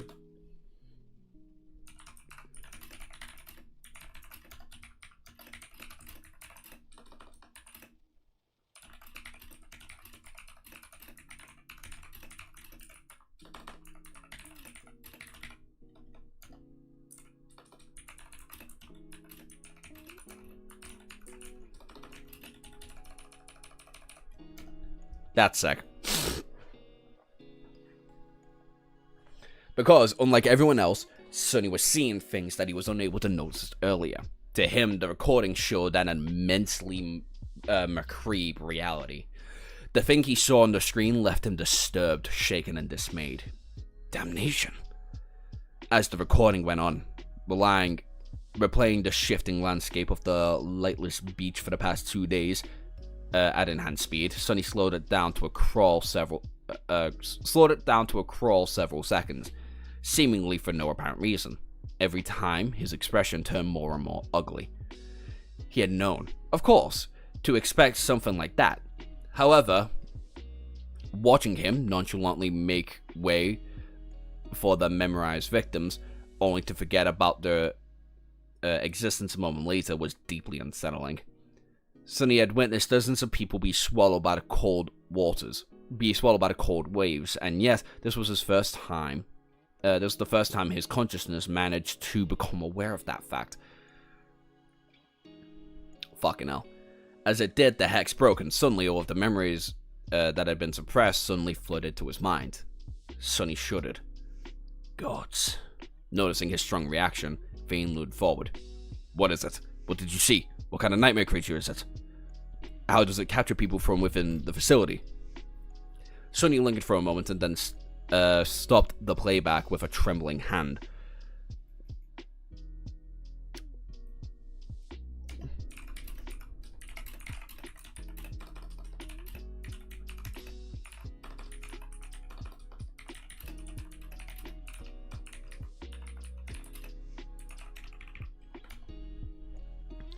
He let out a heavy sigh. I was right.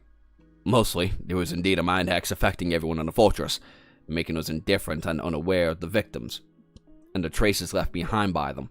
However, I did not see the creature itself. It never appeared. The victims, they just walked into the ocean themselves and vanished. Oh, hey, Phil.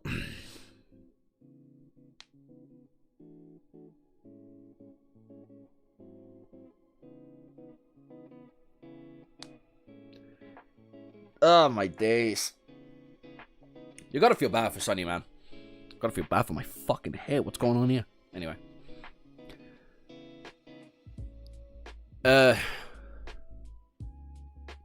Some right in front of her eyes. It seems that the bastard is somehow controlling them and controlling them to come to it. And us to be blind to their passing. Vern gritted his teeth. There has to be a way to stop it. Sonny hesitated for a long time.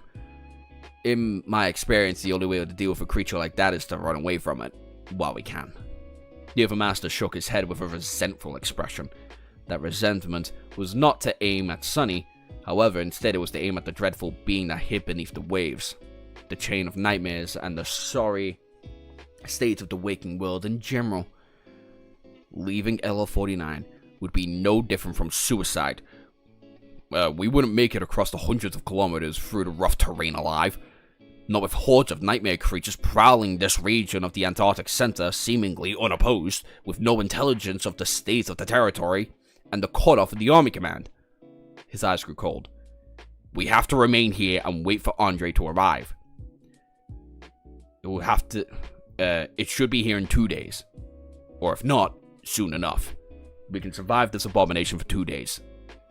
Yeah, but how many more people are gonna fucking die? How many more people are gonna fucking die, cunt?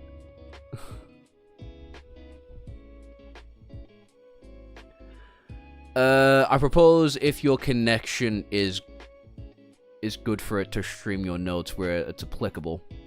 Oh, I just wrote down, Sonny can see the creature. Ah, what the fuck do you mean, Master Sunless's hand is trembling?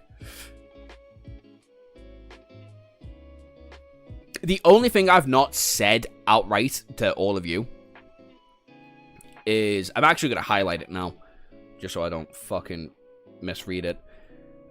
During the period of time where we found out about 33 people had died, I said, is the rest of the army fighting a nightmare creature that's stronger than a saint? That would explain the blizzard. And that's my only speculation for the horde of nightmare creatures constantly going, bruh, the Discord link is invalid. Why is the Discord link invalid? The Discord link shouldn't be invalid. It should be fine. Fuck's sake.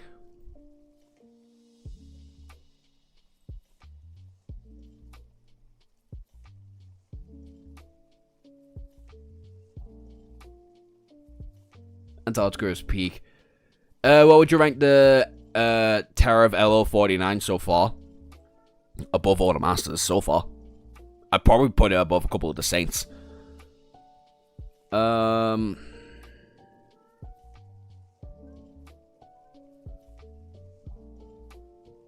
you done?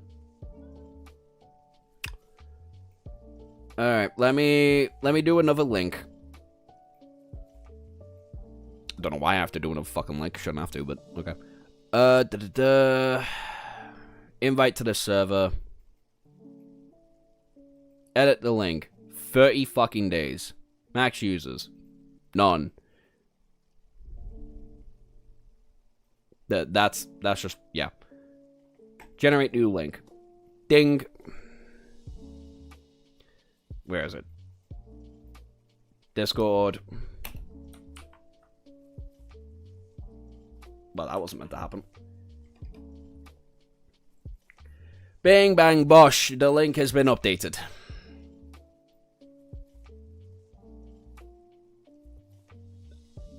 No, I literally just checked how the link works. It's been a 30-day link every time.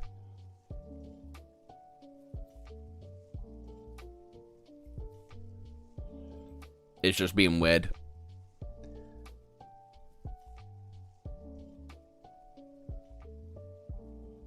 It would be so fun to see what you're typing.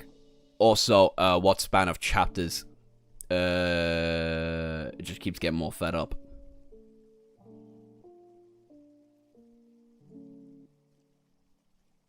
Permalinks are somewhat locked, I think. I don't know how you do that. Edit link. No. Yeah, there is. It only recommends the first three. I'll fix it when I have to do the like basic bio updates. It'll be fine. Sonny looked at him for a while, thinking although remaining this close to the potential corrupted terror made him extremely uneasy. He had to admit that what Vern had said was reasonable. The Andrean indeed was their best chance. He sighed.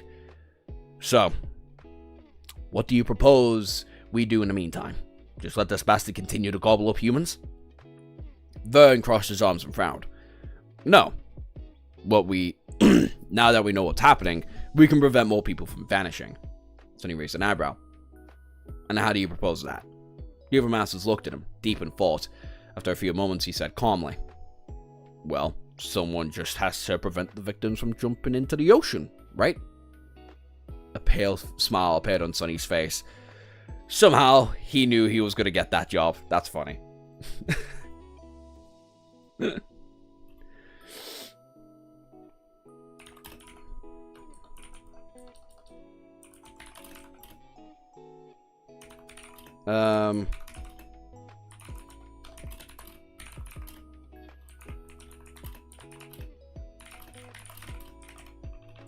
I kind of like all of the dynamics that LO49 is presenting me so far, right? Like, I'm kind of just fucking with them all. I need to make a list rank of the nightmare creatures that we know of, for example, of the Awakened Terror. Of the Awakened Terror. It was an Awakened Terror, right? Or am I mistaken it for another monster? Wasn't Nightmare a tyrant? No, I think Nightmare's a terror. Anyway,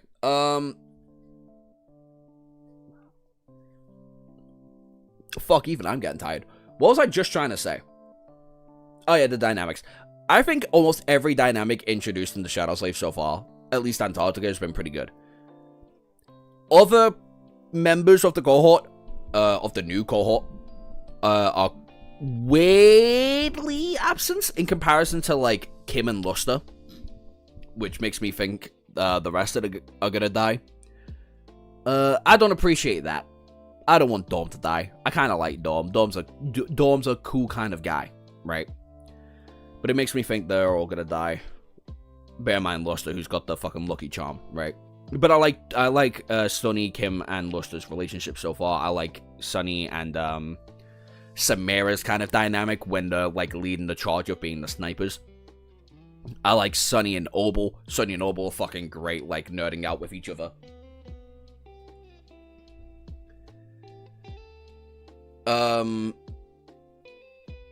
Sunny and Beth are just kind of cute. They're just cute. I think I wrote it down before. I kind of ship Beth and Sunny, not gonna lie. Yeah. they're just fun. But that also might just be me being tired as fuck.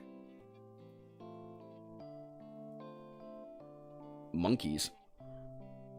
What are you reading? Shadow Racist? Did I miss something?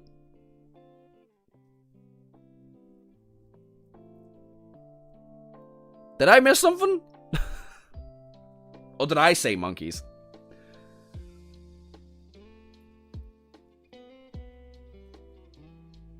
Who would you bet would most survive? Out of everybody in LO49? Beth, Luster, Sunny.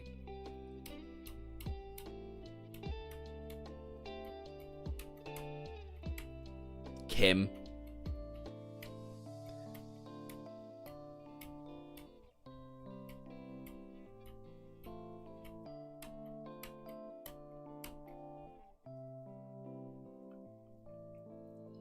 That's it, really. Like, I can't see Obel surviving this encounter. I can't see Van surviving this encounter.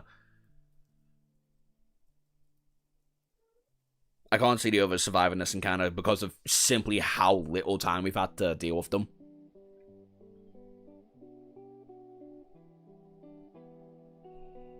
$725 EXP. God damn. We're only 3 hours in, brother. What the fuck are you doing? God damn.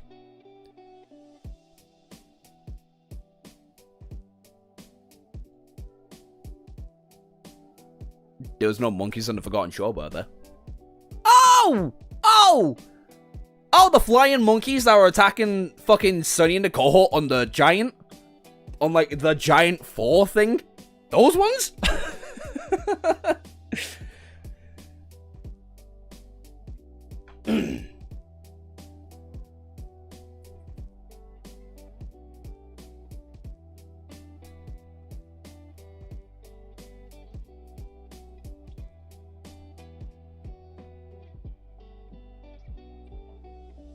Are those the monkeys you talking about? They were just on a giant statue. Yeah, I fucking thought so. I thought we saw monkeys. I don't even know why monkeys got brought up.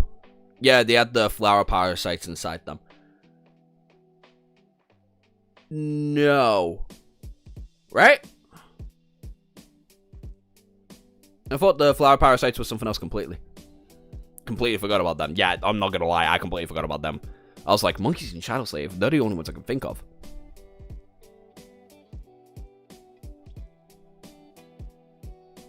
The flower parasite had became them. Yeah, okay, thought so. Anyway, we've got 5 more chapters to go through. Chapter 895. Catcher in the Night. God damn. God damn. I'm about to drop my phone everywhere. Fuck.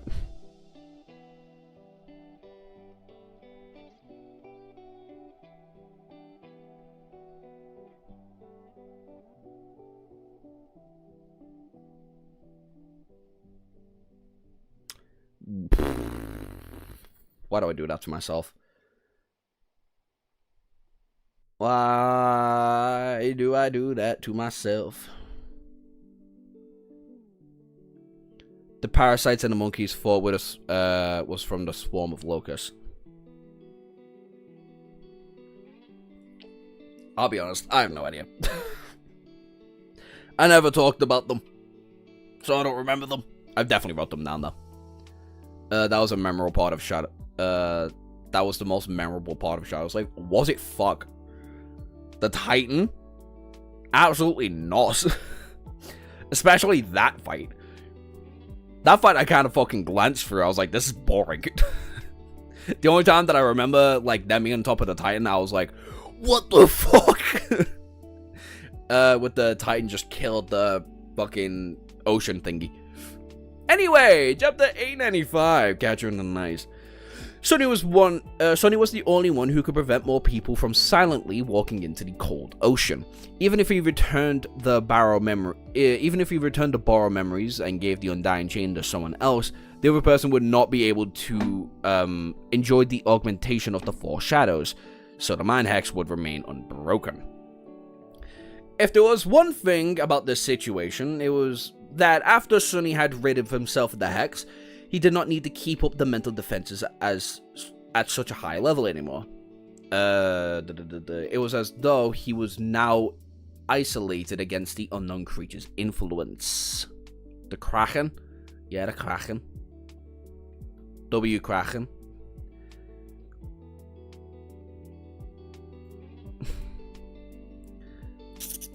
At least for now. He returned the charm, the Mercurial cloak, and the flint dagger to their owner. One shadow continued to follow Professor Opal, while the other three remained wrapped around the Undying Chain, just in case. After that, everyone got work. Although Sonny was the only person who could perceive the mesmerized, it did not mean that nobody else could help prevent more people from vanishing.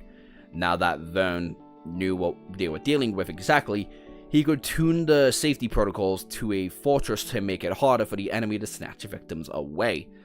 Soldiers received new instructions, while all non-essential personnel were confined to the living quarters. If they couldn't leave, they would most likely be unable to reach the waters after. Sonny, meanwhile, walking into the dark beach, he sighed and then placed the incandescent wood chair at the very edge. Fucking chair again! Rustling waves and sat with his back to the ocean, facing the wall of the fortress. Sonny shivered in the cold wind. For a few moments, he leaned back, leisurely crossed his legs.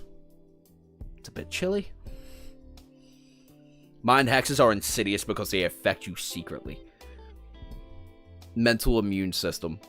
Once you know it's affecting you, you can scan your memories and realize what was and wasn't affected. Should get some Vera vaccine ASAP. The already isolating goal of LO49. G3 predicted the pandemic. Shut the fuck up. Wait, didn't this come out about the same time as the pandemic? No? Like, right? This came... When was Shadow Slave released? This was...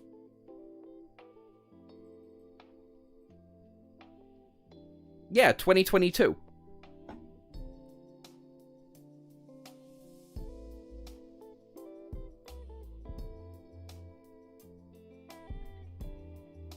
Fucking silly ass. Can't predict shit if he's already gone through it. Ooh, Harmie Senpai's got a new chapter out. Wow, I'm going fucking crazy. So does meanwhile Sonny walking into the dark. Oh yeah. The world was dark, and only a few sounds surrounding him were howling of the wind and the incessant murmur of the waves. Sitting with his back to the ocean, hiding somewhere beneath the lightless surface. The only thing that made Sonny feel better was the unmoving silhouette of Saint, who was hiding in the shadow of the maw of Morgan's warbow. Saint, who was hiding in the shadow of the wall with Morgan's warbow in her hand. Even then, Sonny had a lot to worry about.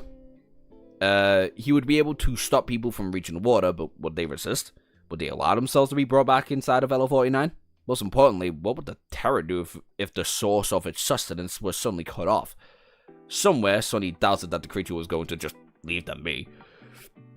He just had to open the rescue ship. He just had to hope that the rescue ship would arrive before the eventual realization, or the eventual retaliation, and take them away before the creature could cause its hex on the crew as well. With a sigh, Sonny released his shadow and sent them forward. The shadows climbed the wall and separated, assuming watching positions in 3 different spots. Shadow chairs go to next to Aiden's chair, Samara. Oh, Eisen's chair. I don't know about that. I don't know about all that. With a sigh, Sonny released... Oh, yeah. Then, all he could do was wait and listen to the rustle of the waves behind him. A minute passed, then another, then a few more. Sonny opened the thermos that he had brought with him, and poured himself a cup of fragrant coffee.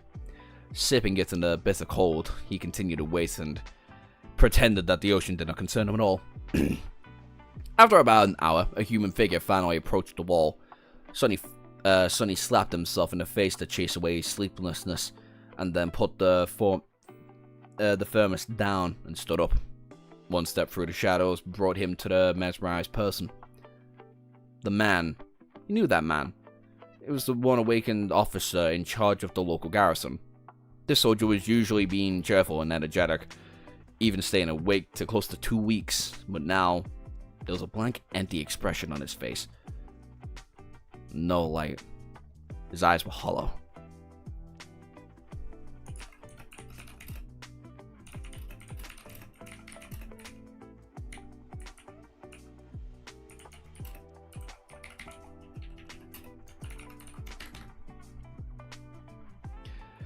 Sonny stood between the slowly walking Awaken and the lip of the wall. This time, he did not step aside to make way. Instead, he hesitated for a moment. Then he put his hands on the awakened soldier, stopping him. The man were a few awakened steps, not realizing that he was walking in place. Then, he ceased to move and slowly turned his head, staring at Sonny with a calm, ghastly eyes. Damn, that's creepy. Fucking hell. Fun fact: the ship Andre is named after another figure from Greek myth. She was the princess who guided Theseus through the maze of the Minotaur.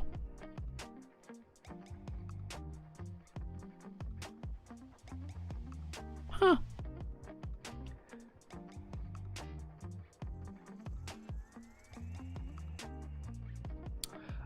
Thanks, failure. Thanks, failure. We needed the spreadsheet of the exact date and time of the chapter's upload. I appreciate it, brother. I should probably fucking... No, I did. Oh well. Delete... Delete. Not back. Sonny opened his mouth to say something, but at that moment a strong bow sent him flying back, crashing into the rampart. He broke through it and tumbled through the wall, landing on the rocks far below the undignified heap. What the hell was that? Was that Saint?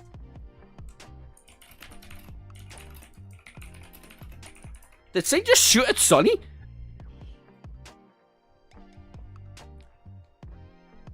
What the hell? The strike was much stronger than anything mere Awaken should be able to deliver. Even while augmenting his body with the shadows, Sonny was a master. And he had he also had 4 cores and the soul. Oh, and the sea of essence at his disposal.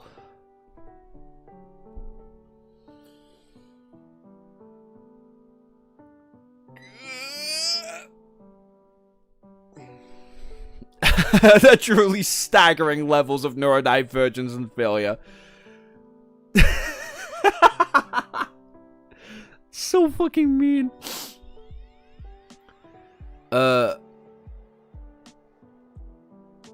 Sea of essence at his disposal. Why was that mesmerized officer so strong? Cursing, he slowly rose from the ground. At the same time, the Awakened landed on the rocks a few steps away from him. Swept swayed a little and continued marching towards the dark waves. Since Sonny was not blocking his path anymore, the soldier did not pay him any more attention. Not so fast, you damn fool. Creating a long chain of shadows, Sonny made a loop out of it and tossed it forward, ensuring the mesmerized man. Taking the unexpected strength that the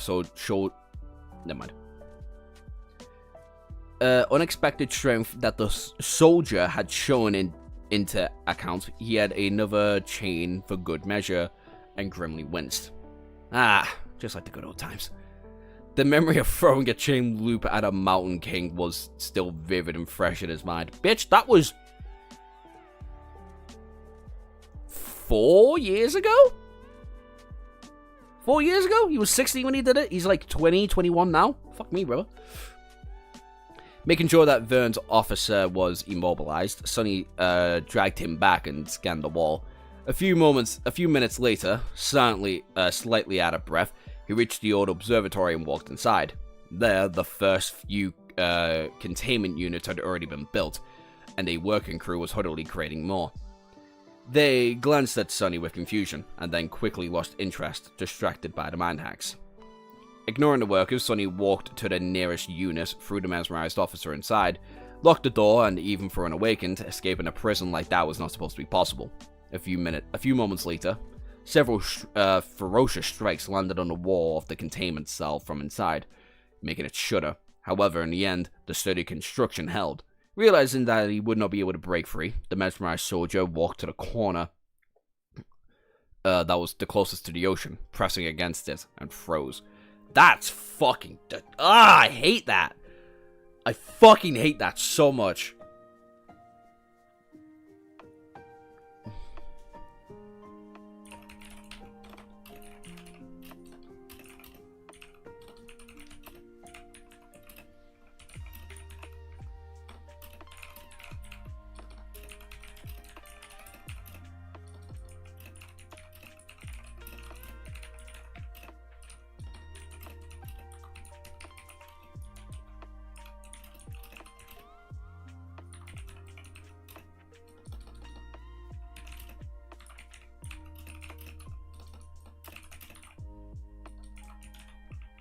That's fucking creepy. I hate that so much.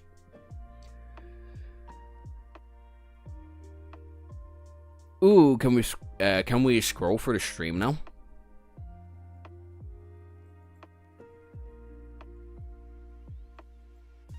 If anybody wants to try and show them more autistic than me, I literally went to an autistic high school. It's gonna be really hard to beat that. I'll tell you that now.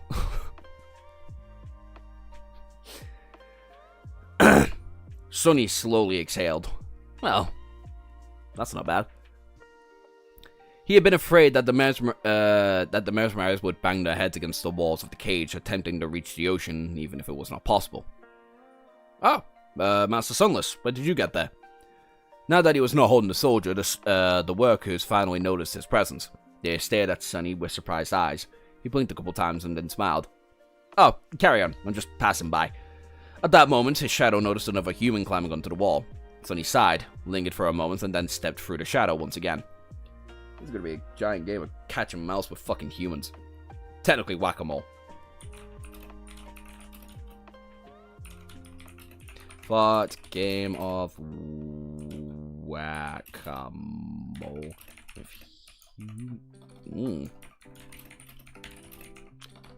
Funny, not going to lie.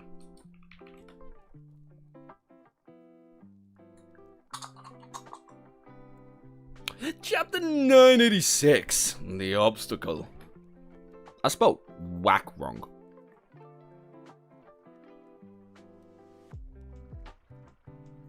Eh.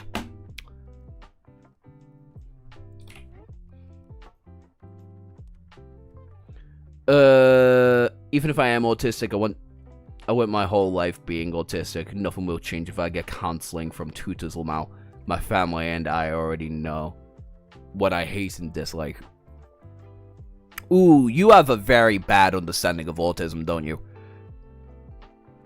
Because that's not what counsels are for. Councils are there to help you distinguish and help you improve upon those living standards that you're currently assigned to.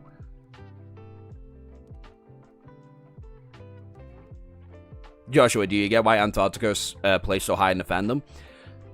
From just simply LO49 being as creepy as it is. Low-key, yeah.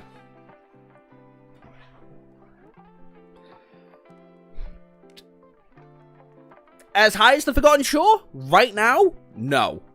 But, still really good. Sonny felt like he was going insane. He was tired, sleep-deprived, and cold. He was stuck in a fortress on a remote continent, which had been built around the area abandoned observatory. The fortress was being besieged by an unknown horror from the depths, and he was the only person who had managed to escape from the horror's hex. The strangest thing about all of that, however, was that Sonny was sometimes invisible. Every time he subdued and dragged one of the victims into the containment facility built inside of the old observatory, everyone in the settlement acted as though he did not exist. No, not exactly invisible. People were able to observe him, but the fact of his existence seemed to flow out of their consciousness almost immediately after being registered there. As long as Sonny was in the presence of one of the mesmerized victims, the residents of LO49 looked at him, frowned, and then went back to their business, instantly forgetting what they had seen. It was really unnerving. In his exhausted state, Sonny felt a deep and irrational fear that if this went on, he would be forgotten by everyone, forever. He wondered if that's how the Diamond of Oblivion felt.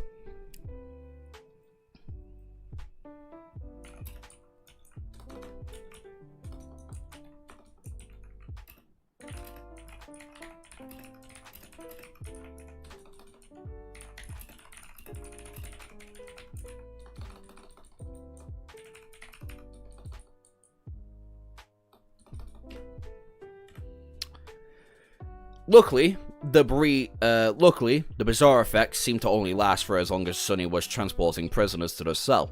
As soon as he placed them into the containment units, his existence was made normal once again.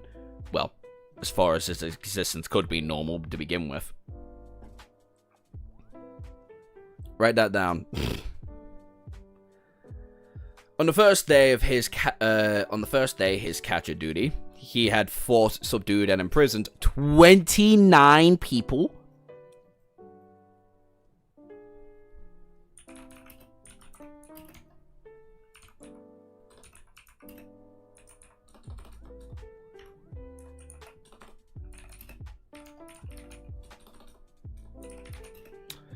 What is it? 100? It's 106? 106 was it? Yeah, 106.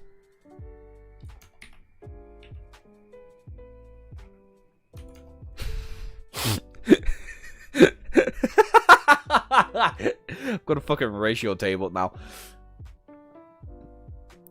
It can help with a lot of things with the autism experience. It's alright if it does not bother you right now, but keep that in mind. I would highly suggest going to a counselor if you have autism at a really young age. If you have the possibility to go one, go to it. Because there's going to be a lot of things when you grow up, specifically socially, that you're not going to catch unless you go to one.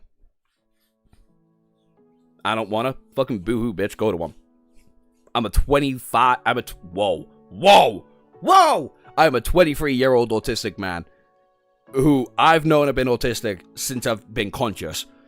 I went to a school specialized in it. My class specifically were high enough functioning to be able to get special classes from these specialists to distinguish differences between autism, ADHD, OCD, the differences in helping shit. There's a high chance that you don't have it. Quibs.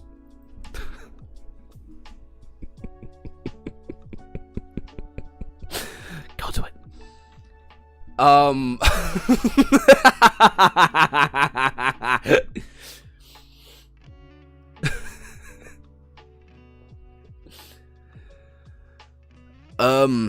His muscles were sore, and his armor was wet from being close to the water for so long. Despite his effects and his relief, the terror did not reach him to a sudden obstacle that had appeared in his path of the station. At least not yet. Bro is self-diagnosed. Bitch, he doesn't need to be self-diagnosed. I can, like, read his messages. Read his messages, remember how old he is, and go, and then put the dots together. Why are we saying congratulations to Arlen? Did I miss a message?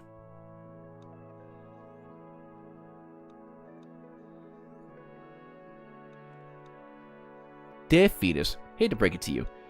You're being scored that high in the test. I'm telling you, a specialist would definitely look at you. I might not have autism. I only got 191 out of 200, and the last time the doc checked, I had 1 point off of autism. I might be a bit autistic.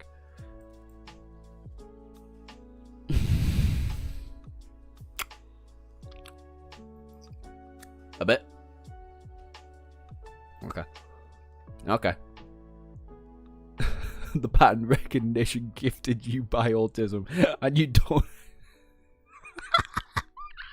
The pattern recognition gifted to you by the autism, and you don't have to allow it to be... you don't have to allow you to see the bigger picture. Yeah, exactly.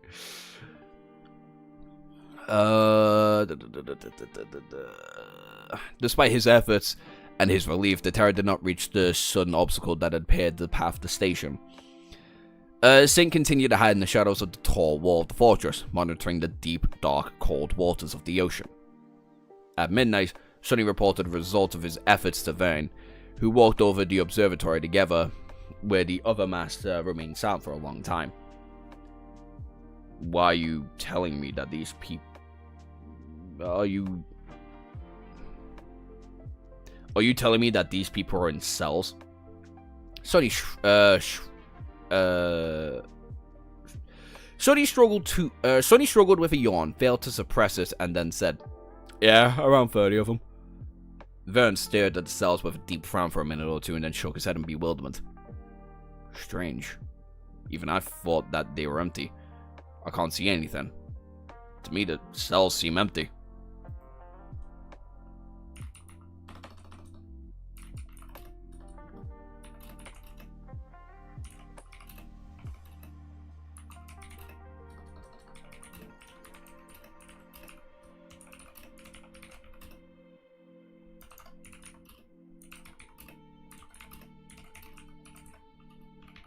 This is like the inverse of Horace's aspect.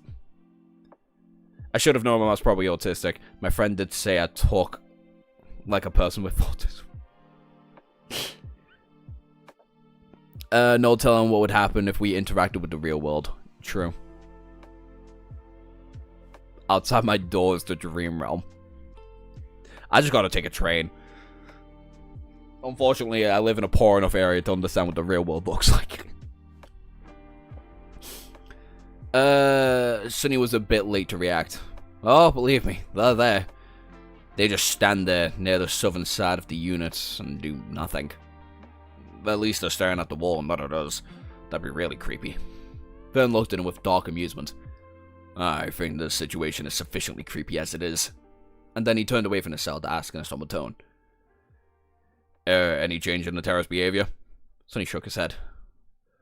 No, not that I've noticed. Vern remained silent for a moment and sighed. Good. Continue, then. The Andre should be arriving soon, so we have to endure just a little bit longer. Just like that, Sonny continued his eerie task. He waited by the water, caught the people trying to drown themselves in the ocean, and locked them up in cells while suffering from being invisible. Damn cold. He had summoned the memory of ice and continuously fed it with essence to save himself in the chilling wind. And just like that, the other day, during that day, Sonny had rescued 35 people from being devoured by the waves. His skill of making chains of shadows improved a lot. Fucking hell.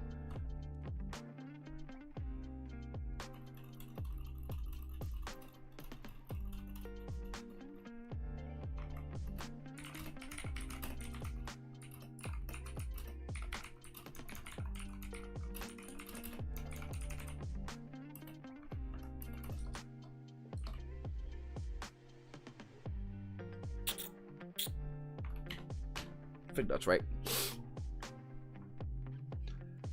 Man, the creatures are getting good at looking human. There wasn't any signs that I was autistic. I just don't exhibit any traits. You more than definitely do.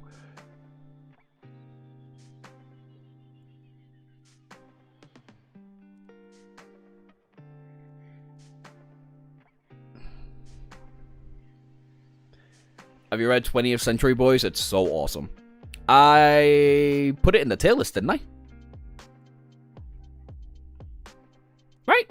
I put it in the tier list. Where is it? Tier list. Or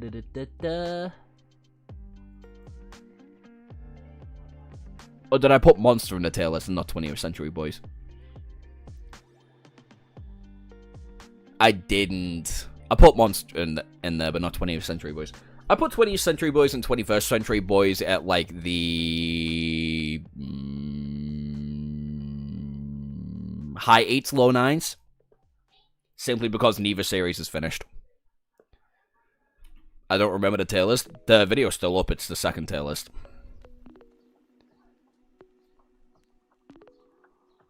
You don't have any autistic traits that you exhibit.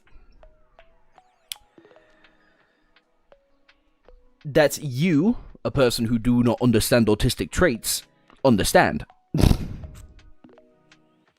You created a spreadsheet in your free time about how long novel you can watch streams for regularly, and you're telling me you don't. To be fair, I wasn't aware I was likely autistic until my friends informed me that memorizing and being able to create functional D&D systems almost instantly isn't normal. Yeah, no, that's not normal.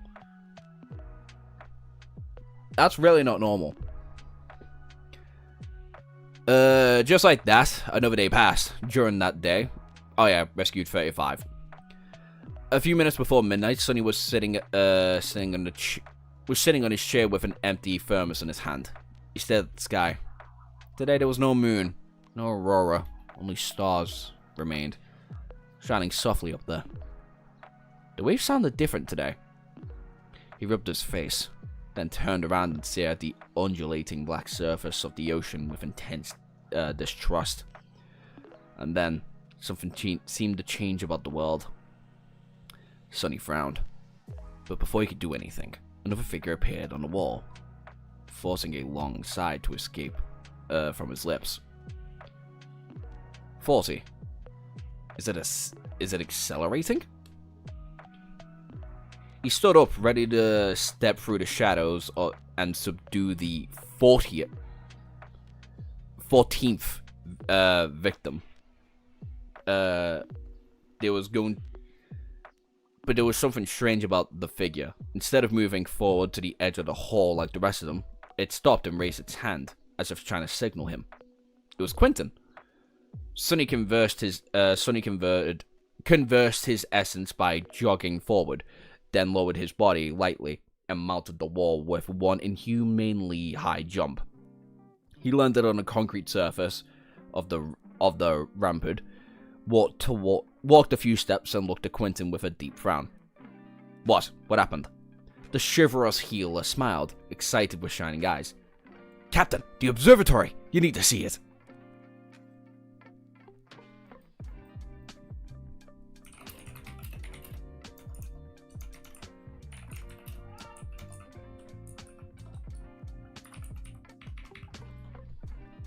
Don't like that. Without wasting any time, Sonny jumped down the roof of the nearby building and hurried towards the white dome at the center of the settlement. Walking inside, he instantly heard a swarm of confused, frightening, and angry noises. What? Where am I? What happened? Hey, someone? What the hell is this? Let me out! He stared, dumbfounded. Those voices were coming from inside the cells. They belonged to the victims he had imprisoned. Somehow they seemed to have shrugged off the mind hex and regained awareness.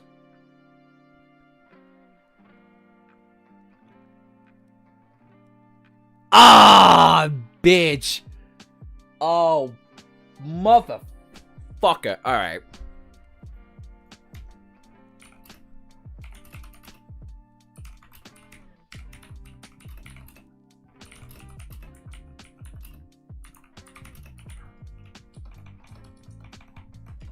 That's fucking funny. That's really good. And it wasn't just them. Sonny turned his head and looked at the maintenance workers that were in charge of keeping of keeping the containment units secured. They were all speaking with excitement and glancing at the cells with relieved faces. They heard the victims too, which meant that the hex was not affecting them anymore. Thank God that abomination must have left. Despite the happy circumstances, Sonny was suddenly overwhelmed by a deep, cold, urgent feeling of unease. It grasped his heart and remained there, growing slightly stronger with each second. He shivered. What's going on?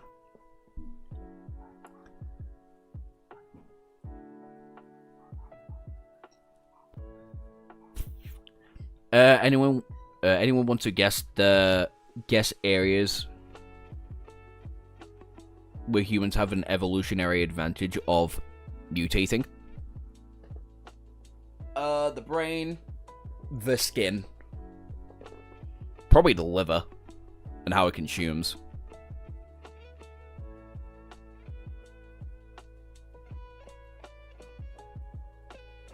Failure is a supreme autistic, while I guess Joshua is a second supreme. You mean evolutionary advantage locations? If you must know, there's roughly around 8-hour periods for release times where they know significant. Okay. Chapter 897. Silent Ocean. In other words, neurotypical people are normal results of human evolution. Oh, that's what you're talking about. Well, yeah, we just kept killing them. Or at least Europeans did. Africans weren't they? Not neurotypical people, but I know old cases of Down syndrome. They did, certainly. My dumbass read the comment of Chernobyl. Yes, Lord and Dante.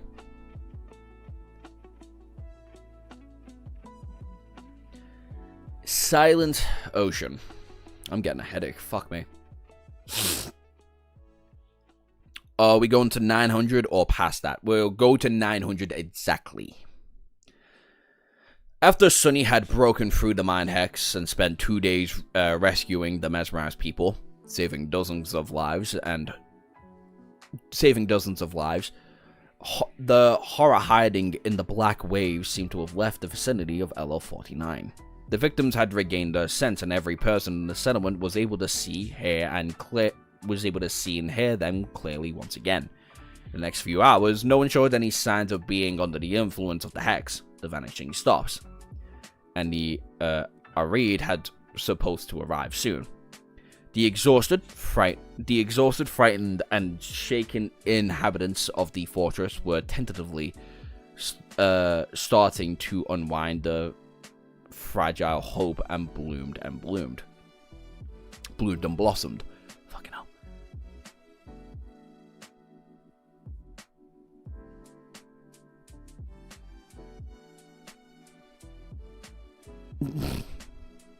And quibs of the word burns as the sin of tracking people's sleep schedules through the publications. Don't worry, we know how wet Britain is. You're safe from fire damage. I wouldn't count that. Our heat waves are bad. Our heat waves are really fucking bad. I wouldn't be surprised by, I would say, 3-4 years, we probably start catching, like, bad cases of, like, wildfires.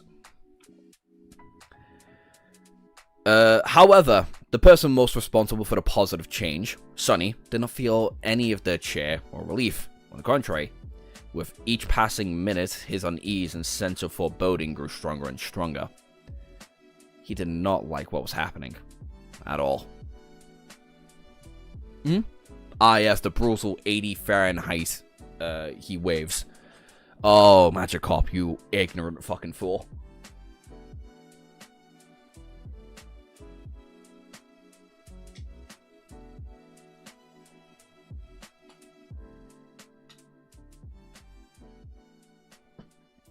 Magikarp, you very, very ignorant fool. First of all, you check by temperature.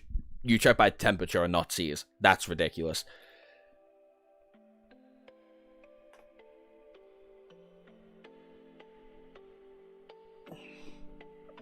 I've been to Britain, man. It's not that bad. The heat waves are. Heat waves get really fucking bad. Is it really humid there? Specifically in England.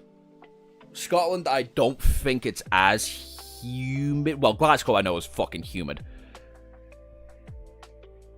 Go to Florida in the summer and you feel real humidity. Or Texas or the Midwest states. One day, these stupid-ass Americans will understand the very, very, very drastic difference of a heat dome, a heat wave heat dome, and just a casual-ass heat wave. One day. Just one day they'll understand it.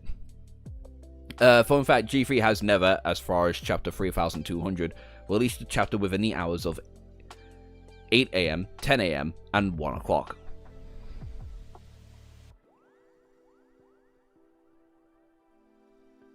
I've been to Cali, it's calm, but where it's hell.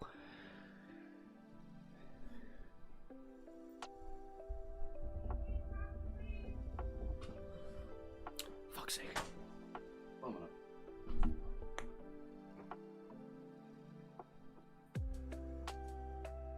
I don't think there's what cat food left. That's the issue.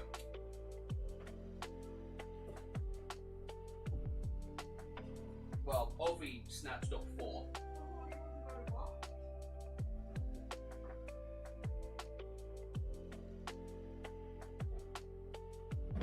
Is there a box in that I can use?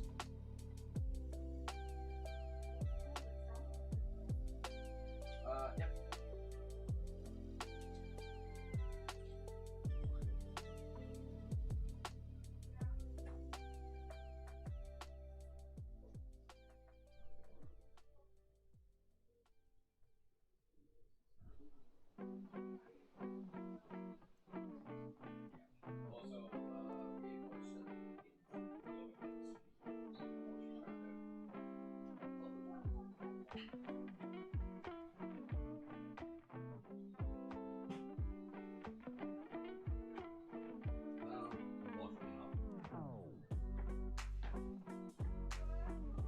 I have to feed the cats. Give me a minute.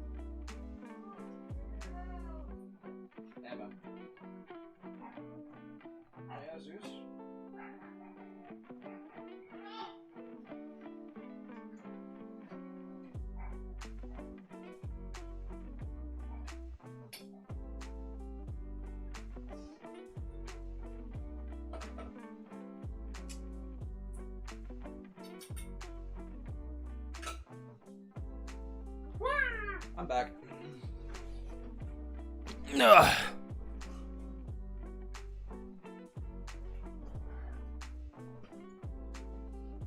I love how Magikarp is still objectively not getting it.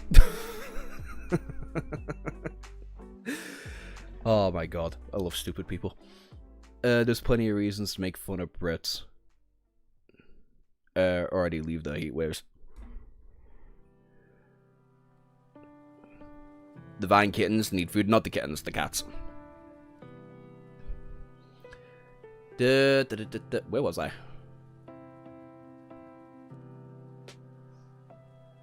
Oh. Walking through the snowy streets of the settlement, Sonny studied the lively faces of patrol. Also, by the way, search up anybody from Africa, the southern states, or Mexico going to England in a heat wave. Just do it. 5 seconds. Save yourself from being stupid. Please, fuck my life. I'm tired of calling you an idiot. Sonny studied the lively faces of the patrol soldiers with a troubled expression on his own. It was dark and somber. Doesn't make sense. None of it makes any sense.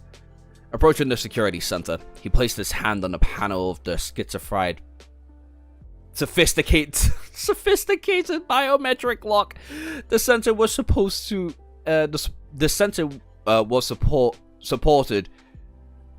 supposed to innate a thorough scan, but the seconds passed and nothing seemed to happen. The damn thing was on the fritz. Sonny stared at it for a moment and then sighed and banged on the heavy alloy door with his fist. Soon it manually unlocked from the inside by a sleepy soldier who allowed Sonny in. Walking inside the security center, Sonny dusted off snow off his shoulders, looked down and headed towards Vane. What's the situation? Vane sent one of his officers with a list of orders from the younger colleagues and shrugged. Nothing changed. The terror, or whatever that abomination was, seems to have truly moved on.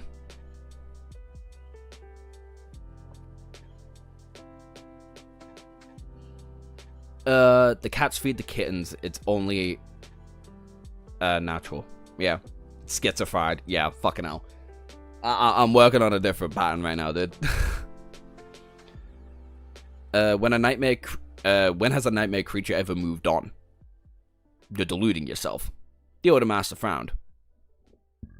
We can't know for sure, of course, but the disappearance of the hex itself, speaks for itself. Don't sell yourself short. Although creatures capable of mind manipulation are exceedingly dangerous, they often lack direct means of launching an offensive attack. Maybe it decided to find easier prey after you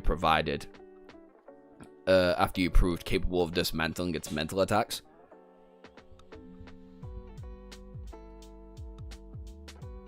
Alright, Josh, where did the Terror go? The Terror, the Titan. I don't think it went anywhere.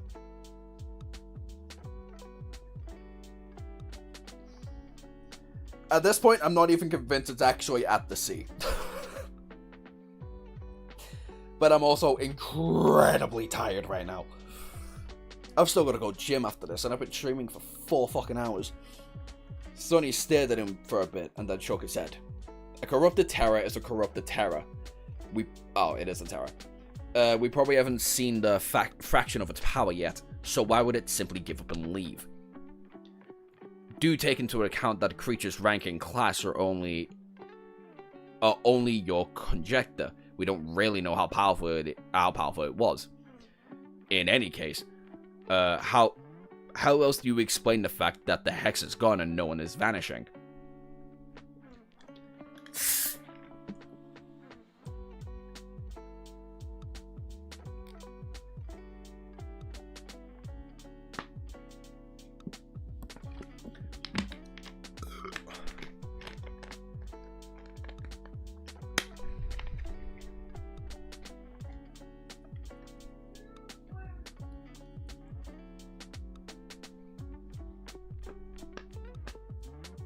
It's also not just that. Our houses are made out of fucking brick and mud, which is also an insane fucking insulent, right? Like 99.9% of our buildings are made out of fucking brick, rather than like what is it? It's like 80% of American houses are made out of fucking wood, which objectively not the case. Also, 99% of British houses do not have aircon whatsoever, so there's a possibility of you surviving that. And then there's other fucking factors, right? Like how our heat wave does not get affected by shadows. Or, sorry, the heat wave passes through shadows. Shadows are a good insulent for, like, covering yourself, right? So you don't get fucking sunburn. The heat dome fucking erases that entire factor. Like, completely. We also have mountains on mountains covering the entire goddamn country. Stopping any sort of air from going in. And it's only going to get hotter.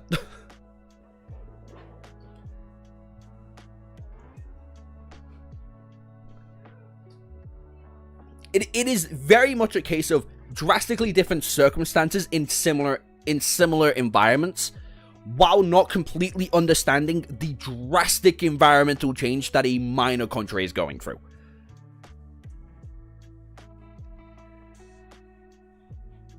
Mostly dry and wet. Oh, don't get me wrong, the perchiness of my country really doesn't fucking help. But there's also the fact of what you use for personal personal perception. Exactly. Like, I went to Spain in one of its heat waves once. That was bad. And the rain right afterwards was fucking dreadful. Oh my god, that was like one of the worst storms I've ever been in. Your architecture was built to trap heat as well. Yeah, it's a naturally cold country.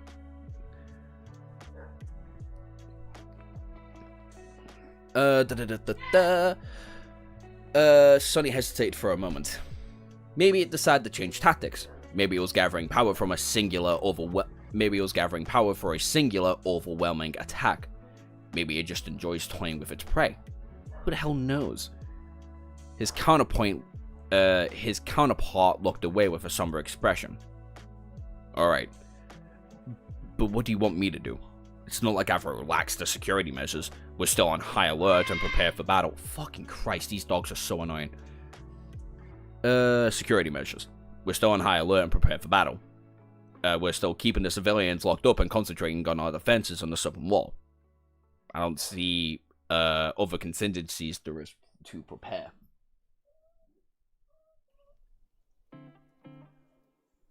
Get in.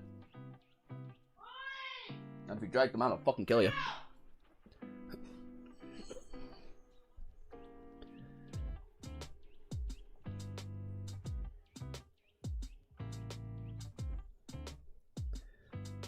Failure wagon is terrifying. He hasn't typed in a minute. What did he say? Unless it's in Discord.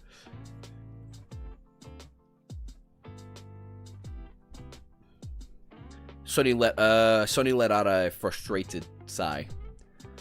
All I'm saying is that this not a good time to become complacent. On the contrary, we must be preparing for a rapid escalation of a crisis. I also don't think it's a Terror. I 110% think it's a Titan. Not a Titan. What is it? Fuck's sake. I have to get this goddamn spreadsheet up every goddamn time.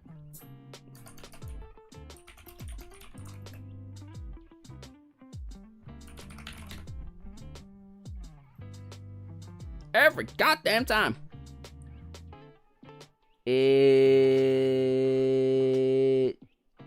Oh, never mind, no. I was getting everything wrong. Yeah, a Terror. It's either a Tyrant, a Terror, or a Titan. So, between Tyrant and Terror.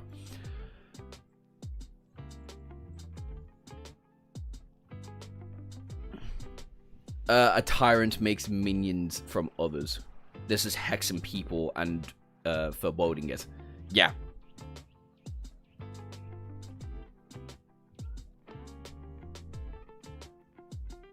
Yeah.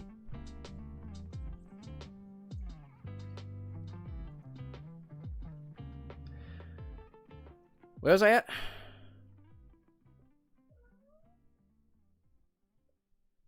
Oh, yeah. Vern stared at him blankly for a few seconds. I might need to end stream, fucking hell. All I'm saying is that we are doing everything we can, no matter how small the possibility that you are right still exists. So, we must. This is the position as an officer's responsibility for our safety. Every person inside the facility. But personally, I think the exhaustion and paranoia is getting the better of you somewhat. It's been hard on all of us. Don't.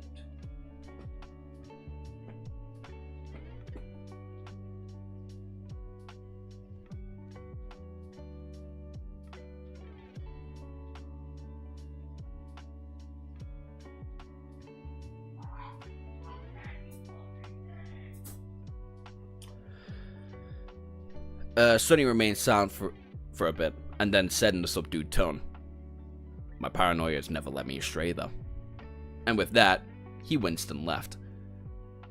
Maybe I am wrong this time, even though I'm not, even if I'm not, Vane is right. What else are we supposed to do? Until the damn ship arrives, there's not much more we can prepare for. But why did he feel so disturbed? Why is his senses so uneasy and so urgent? Right, I should probably do this.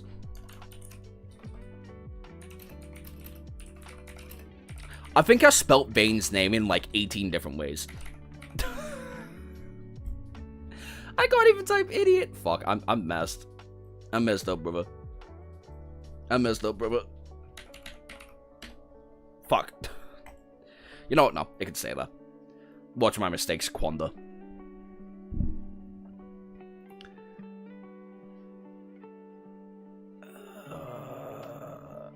Walking out the security center, Sonny stood in place for a while with a dark expression on his face. After some time, he noticed Luster loitering around and called him over. Yes. You wanted something, Captain? Sonny lingered for a moment and nodded. Yeah. Gather the others and tell them to stick close to the rhino. Also, make sure that it's ready to move, in case we need to get the hell out of this damn place in a hurry. Luster blinked a couple of times, looking at him with a startled expression, then he gulped. Understood, sir. I'll go do that, then. Letting the young man go, Sonny turned south and stared at the distant wall for a bit, frowning, and then he headed forward.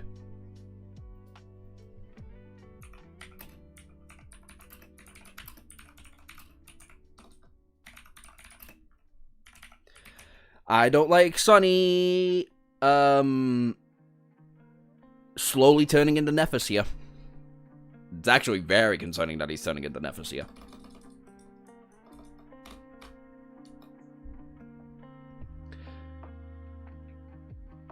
Letting the young man go, Sonny turned south. Oh yeah. The beach was cold and shrouded in darkness. Like always, the black waves continued the eternal fruitless assault on the shore. They came and went with the wide, reverberated rustles, making it seem as though the whole ocean was breathing. His chair was still, standing at the edge of the water with an empty thermos laying on the stones nearby. Descending from the wall, Sonny slowly walked towards the water and stopped, just outside reach, staring at the vast, undulating expanse of the cold ocean with a deep scowl. His eyes were tired and hidden in the shadows. Looking at the waves, he whispered, "Where are you, bastard? What are you planning?" Of course, the ocean remained silent. There was no response.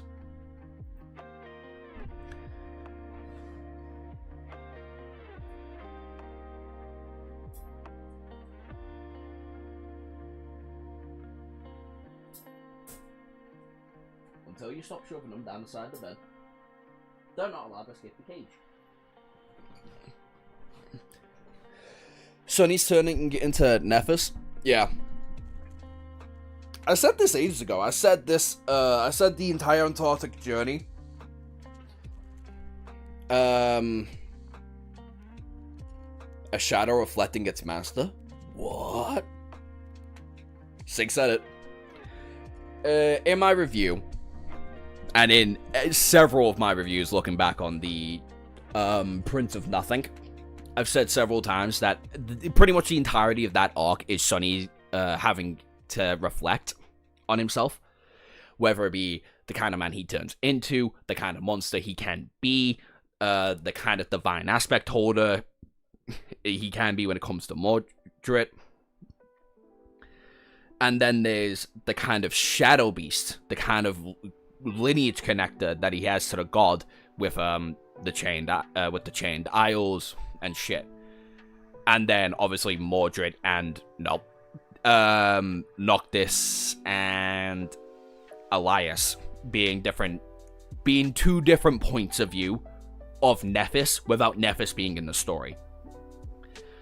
And I said at the end of my review, and I said even going into the Antarctic arc, or going into Volume 5, that I hope Sonny ends up taking a little bit of a leadership role so we can understand Nephis a little bit more.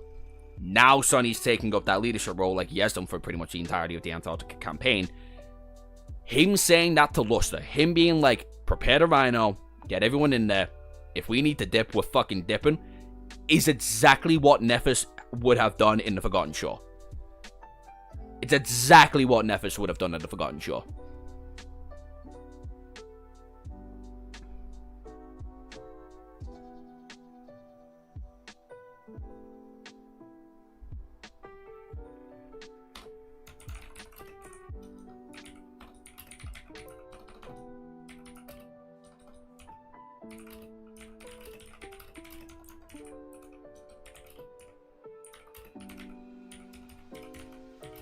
Which is also going into the theme of Sonny feeling left behind by Nephis. No, so.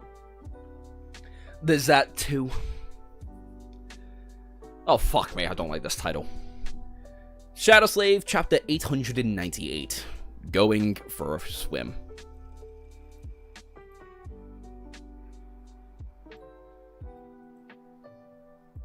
What the fuck does that even...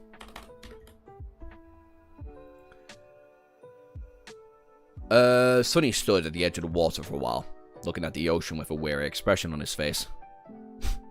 Funny. Back when he had first developed the habit of climbing the southern wall of the fortress, he stared at the ocean in hopes of witnessing the fearsome silhouette of the mighty battleship appearing from the darkness. But now, with the Adri on its way to actually arrive, his thoughts were far away. Eventually, Sonny sighed, finally dismissed his chair, planning to return to the warmth of the settlement. However, just before he could turn away from the dark water, something attracted his attention. A subtle gleam. A few steps down the shore, revealed from beneath the retreating waves, as though bleak starlight was reflecting from a small piece of the glass. Sonny hesitated for a few moments.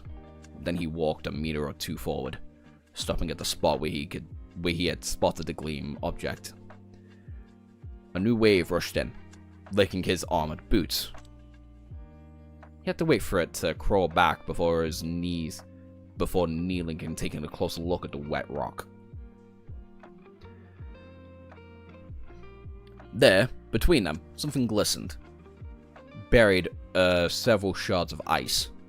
Sonny brushed away the ice, picked up the object, then stood up before the next wave came. His frown deepened. In his hand was a simple brass button, similar to those that was worn by countless winter coats, issued to soldiers from the First Evacuation Army as a part of their kits. By itself, the button was nothing special. However, Vern and the soldiers under his command were not a part of the First Evacuation Army. They were locals of Antarctica, and they served at LO49 long before the Chain of Nightmares. Such as their uniforms were slightly different. In fact, they were far better quality considering the First Army had been assembled and outfitted in tremendous hurry. Their kits were far better suited for the cold, and included well-designed perks that could keep a person warm in the most dire circumstances, instead of cheap, mass-produced coats.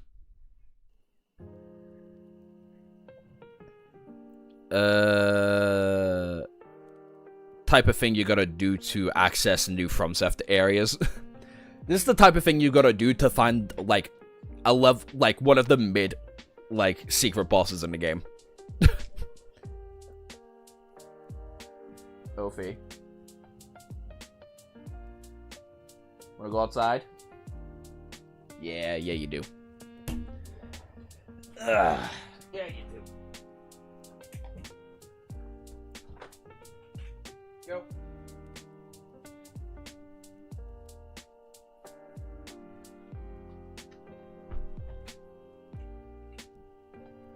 Oh, God, my moves are getting sluggish.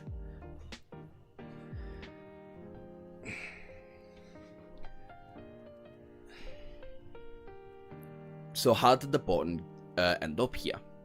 Sonny stared at the round piece of brass for a few minutes and then slowly looked up, facing the darkness of the ocean. there was a strangely resigned expression on his pale face. With a sigh, he closed his eyes and extended his shadow sense forward as far as he could. Alright. Fine. Come on. Show yourself, bastard. I know you didn't leave. His sense spread forward, diving deep onto the black surface of the cold water. Everywhere light reached, there were shadows, after all. And when there was light, and even where light never entered, it was absence. However, Sonny did not sense the terror, no matter how hard he tried. He did find something, though. 20 or 30 meters away from him, deep underwater, there was a large shape. It rested at the seabed, moving slightly forward from time to time as the current pulled it back and forth. The shape was irregular and mostly flat, with a very slight curve. Its edges were sharp and jagged.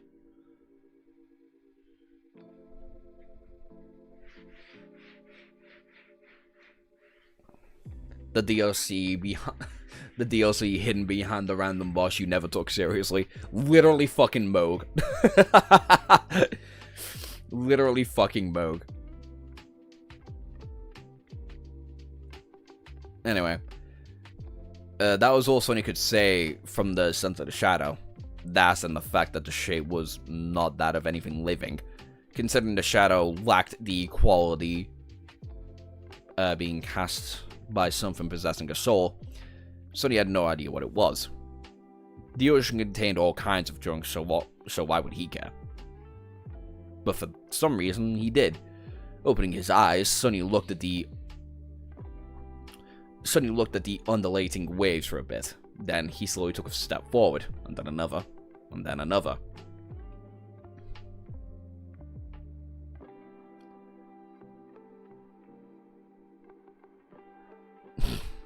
Opening his eyes.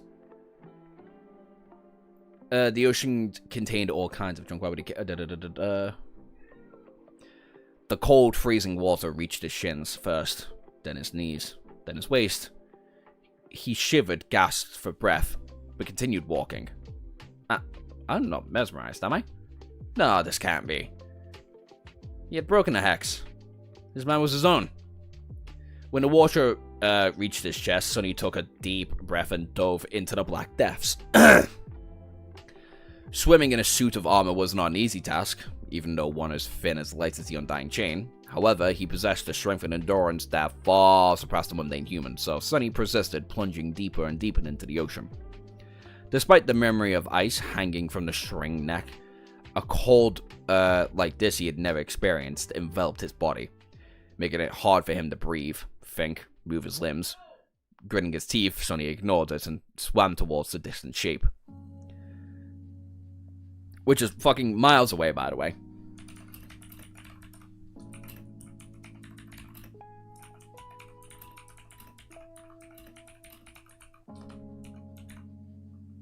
It's not gonna be the ship, is it?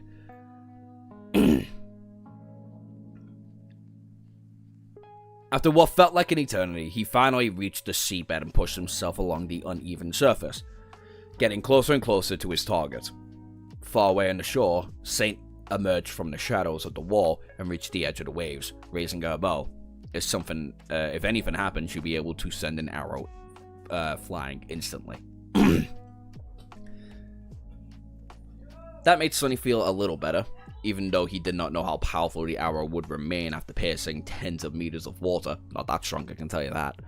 Considering the strength of Morgan's bow, it would still be deadly, but the efficiency of the arrow, of course, would depend on the power of the potent enemy. Don't think about that yet. Concentrating on the task, Sonny moved forward and reached the strange object and opened his eyes. He observed it through the mass of the murky water. The sheep was a piece of torn alloy. It was around 10 meters in length and slightly less than width.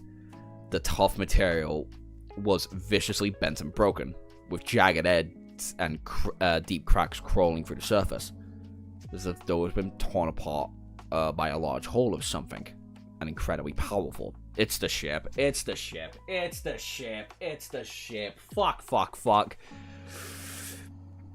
However, there was no rust and no damaged metal suggested that it had been there for a long time. Sonny got closer, feeling that as if he recognized the composure and characteristics of the alloy. His mind raced, trying to confirm that familiarity. He placed one hand on the cold metal, remembering.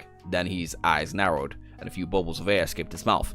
Of course, he knew where that strong, thick alloy was used. It's the same type of metal comprised in the inner layers of the naval vessel's reinforcement armor. The deformed mass of twisted alloy was the broken ship of a battleship's hull. Ah, fuck. Cat's out the bag, boys.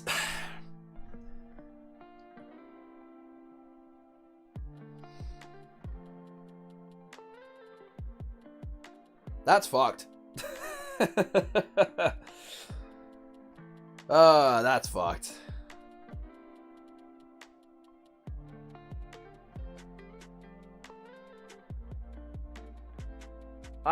It might just be because I'm tired.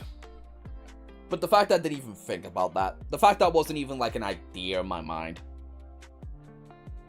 hurts. On a scale of 1 to fucked, we're about to have a bad time.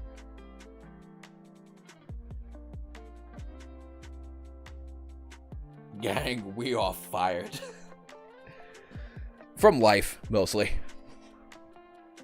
But yeah, no, everyone's fucked.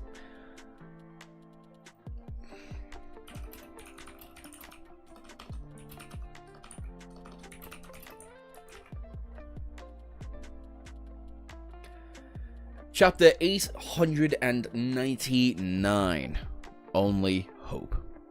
Grasping for breath, Sonny rolled out of one of the shadows and felt the wet rocks of the edge of the rolling waves. Streams of water flowing from his armor, and his whole body was trembling. Cold. So cold. Gritting his teeth, he stood up and shivered as the wind assaulted him. And at that moment, not even his ascended constitution and the memory of ice could protect him from the chill to the bone. But even then, the claws grasping at his heart were much colder. Curse it! Sonny took a step forward, stumbled and rightened himself and stopped. His fists were clenched. Adrian. It must have been the Adrian. Fuck! Welcome to the gun log. Here, you have to fight to earn your way back to life. Yeah, apparently. Yeah, can we get an F in the chat for the Adrian? Please and thank you. Rip these poor people. All this people. Fuck you, you fucking shit. What broke the self-esteem communication? The Adrian? The Adrian is much closer than Andre, at least. Yeah. Dog, Quips, I'm too fucking tired to be giving a shit. God forbid we make it over fucking tail list and I don't even include Akio next time, alright? Aiko. The broken piece of the hull, the brass button, all of it made too much terrible sense. Of course, this evidence alone was not enough to identify conclusion, to make a defined conclusion. But Sonny was sure of it. His institution told him that much. No one was coming to rescue the people trapped inside of LO49. And the terror was going to descend upon them soon, without a doubt. Suddenly, following him, Sonny glanced at the wall of the fortress with a look on his face. A few moments passed, accompanied by the howls of the wind. Then he looked down and closed his eyes and groaned. I'm so tired. It was the cold that made him shrug off this moment of indefensiveness and start to move. No matter the situation, he had to start somewhere warm.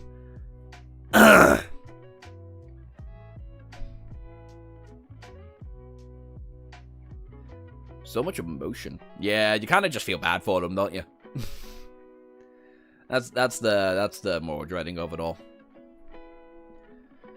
One step, he was on top of the wall, and the next step, he was trembling. He was standing on one of the streets of the settlement. The third step, he suddenly appeared in the corner of the research laboratory where a group of scientists, including Professor Orble and Beth, were standing on guard. The young woman was the first to notice him. She's slightly startled by the sight. Ascended Sunless? What are you doing here? Sunny looked at her and forced out a pale smile. Don't look at me. I just got cold outside. He stared at Beth with a strangely heavy expression for a few moments and then shook his head. In any case, I'll be going now. Sunny had seen Vane first. He dried himself off and then went to the security center, feeling an urgent sense of alarm growing louder and louder in his head. Before, Sunny had not known its sources, and throughout the days he had to discover it.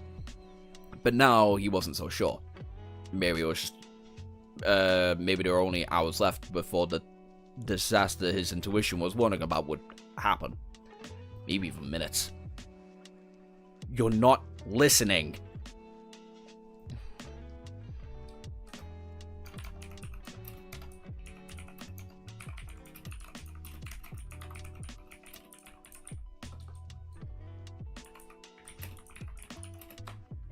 Just, how about you fucking don't autocorrect the name, cunt, alright?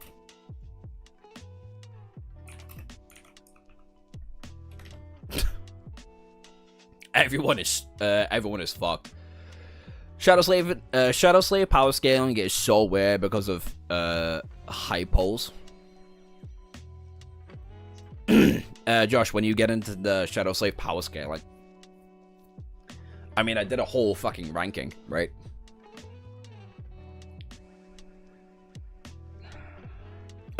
Sunny glanced at Vane as the seconds ticked away. Tick-tock. With each second, the fates were coming closer to being sealed, and yet the Tall Master was being difficult. I am listening. Sunny suppressed the desire to hit the table with his fist. Not only would the table shatter and create a whole lot of noise, but it would also not help the argument in any way. More than that, he was too tired and no energy to go around breaking furniture. Then why the hell were you not doing anything? Vern sighed. What am I supposed to do? Sunny blinked.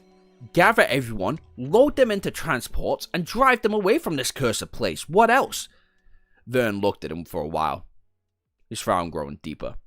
With all due respect, Sunless, you're not making a lot of sense. You're trying to convince me that the ingredients are not coming, but the only piece of evidence you found is a button and a piece of metal that you found on the water.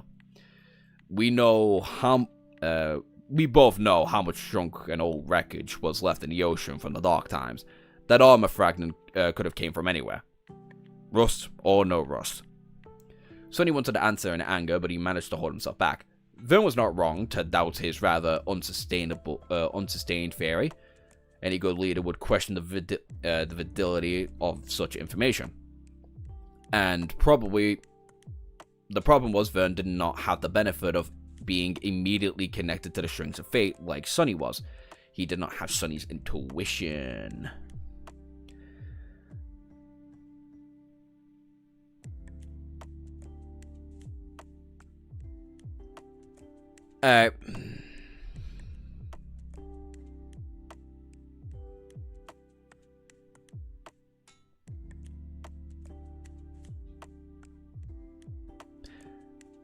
Oh, about Arlen getting the #1 spot? 1,000 EXP points again. God damn. When did Rish get that fucking 800 point stop?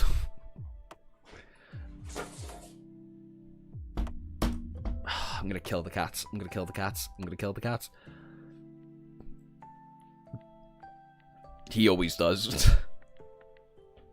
Yeah, don't you feel like a fucking dumbass, huh? Fat cunt.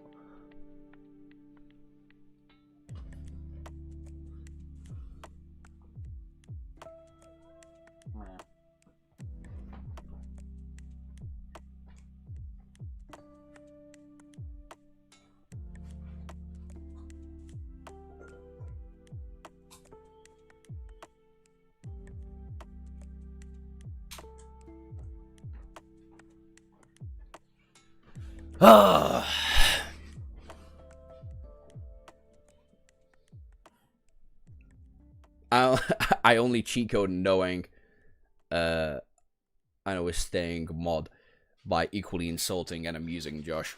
Amen.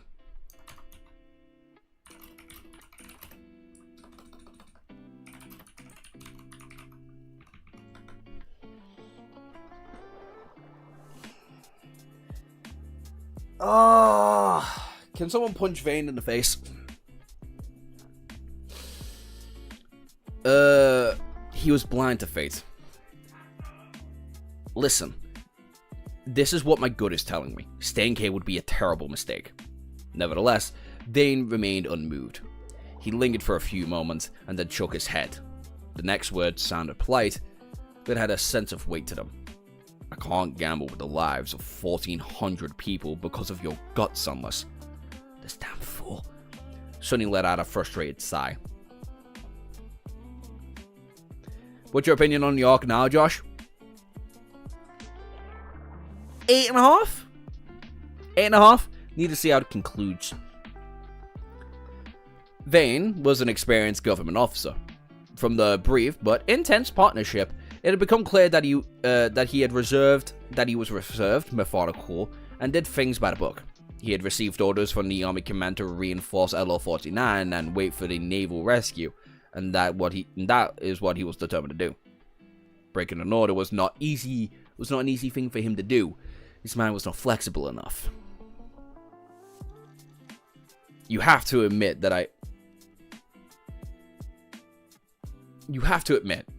I'm at least might be right. So staying here is a gamble.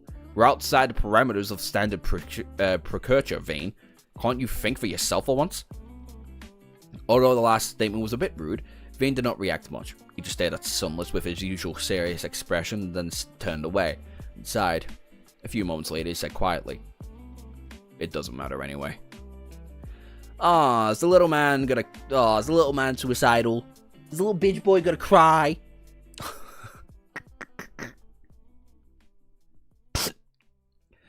So he scowled, caught him by surprise. What do you mean? What? The older master looked down. Sunless, we're cut off from the Army Command. The situation in the north is bad. We don't know how bad, but we know it to be dire for so many nightmare creatures to travel freely throughout the mountains. The last thing we heard was that several titans had emerged. We don't even know if there's any siege capitals still standing. As he spoke, his tired face grew darker and darker. The terrain between here and the last known encampment of the first evacuation army is a maze, with countless swarms of abominations prowling in the dark. Our tech is barely working, if at all. Our soldiers are all exhausted or on the verge of collapse. What I'm trying to say is that the convoy transporting hundreds of civilians, non-combatants, won't survive the journey. Not with what we have left to protect it. Vern gritted his teeth. So, it's not that I refuse to entertain the idea of the Adrian won't arrive, it's that I can't, because that ship is our only hope. His words echoed in the empty room of the security center, making Sunny feel a little colder. Last chapter of today, ladies and gentlemen. About fucking time.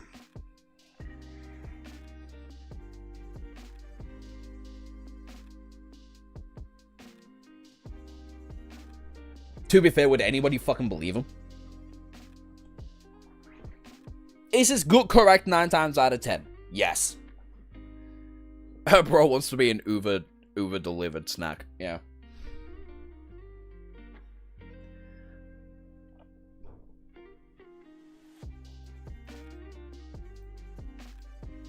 Oh, mom. There we go.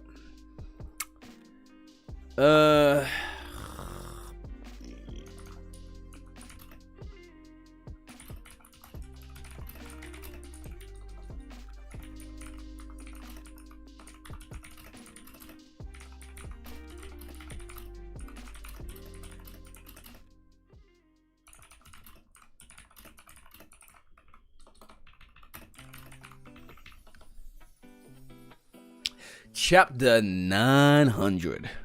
Don't look back. A somber silence settled in the conference room at the security center. Eventually, Vane was the first to break it. Straightening, he looked at Sonny and said in a heavy tone, "The best I can do is to ask for volunteers among my awakened to risk falling asleep. Some of them might die, but some of them should return with news from the dream realm. Then we can discuss the evacuation by land." Sonny stared at him. Without saying anything, his anger was suddenly gone, and instead it was left with fatigue, regret, and a vague feeling of dark resentment. Damn it all. If Vane indeed sent volunteers into the dream realm, even knowing that it would be a one-way trip for some of them, then they would return in about 8 hours. Finding out what happening in the north would help Sonny tremendously. But 8 hours is too long. His growing panic was almost suffocating. He did not know if he had 8 hours left, let alone 8. He did not know if he had 8 minutes left, let alone 8 hours. "There's no time, you can't." Vane leaned on the table and closed his eyes for a moment. It was hard to know what was going through his mind, but Sonny somehow knew that he would not be able to convince the certain officer. His heart felt cold. A feeling. This bitter feeling. I've not tasted in a while, I think. At that moment, Vane suddenly said, "A large convoy won't make it, but a single, robust vehicle probably can." Sonny frowned, struggling to follow the line of thought, perhaps due to his exhaustion. "What do you mean?"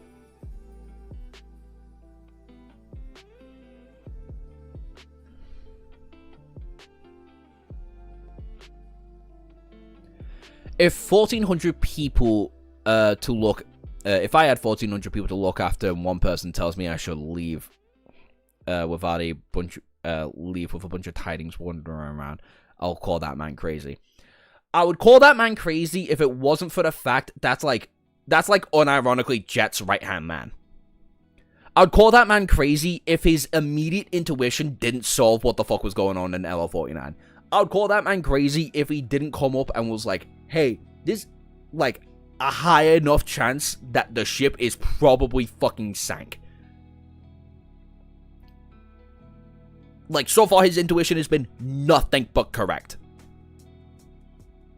He has actually no reason to not trust Sonny's intuition here. But you can understand it. This is a power dilemma, if anything else.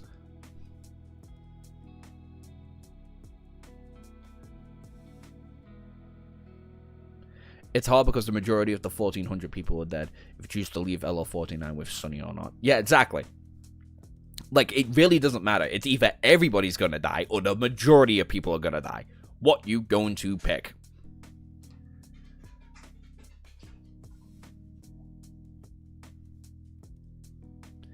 I think the terrorist subtly influencing Vane here. I don't think he is. I think Vane is actually just being logistic about the situation. And unfortunately, he just doesn't know enough about Sonny to not try and trust his instincts just a little bit more. The Order Master looked at him and shrugged with a strange calmness. "I mean that we don't have to put all of our eggs in one basket. Your mission is not to protect every person in this facility, Sunless. Unlike mine, your mission is to rescue one specific, high-value target. Both of us have to carry our duty to the best of our ability. Though, so take Professor Opal and load him into your APC and leave immediately.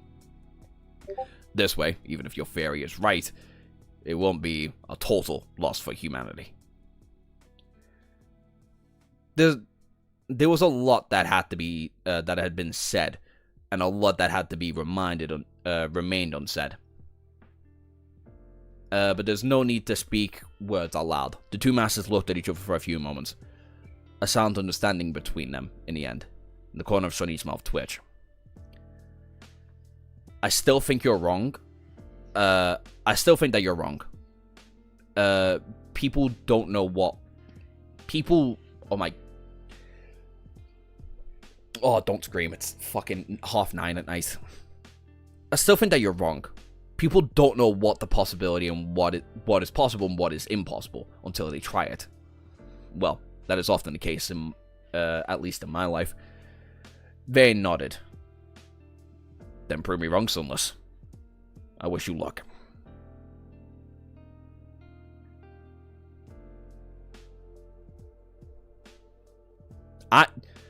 If she's saying anything spoilerish, what the fuck do you think that's gonna be saying to me? I can't speak Spanish.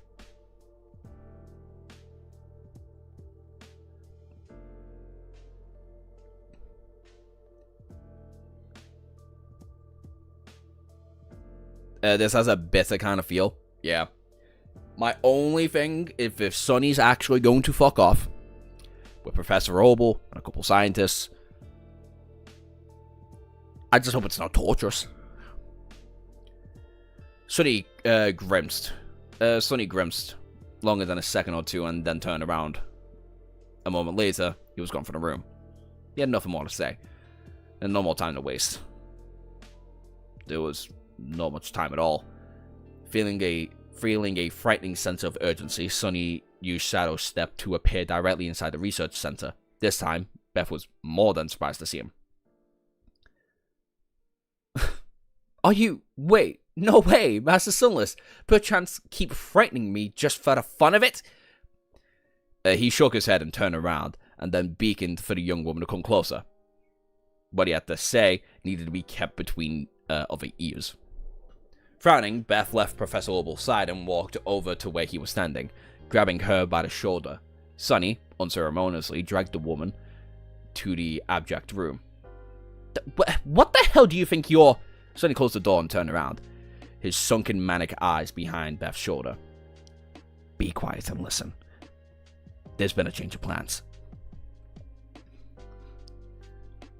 With no time to explain everything in detail, Sonny just told her the necessary part, that the professor was in danger and that he needed to evacuate immediately.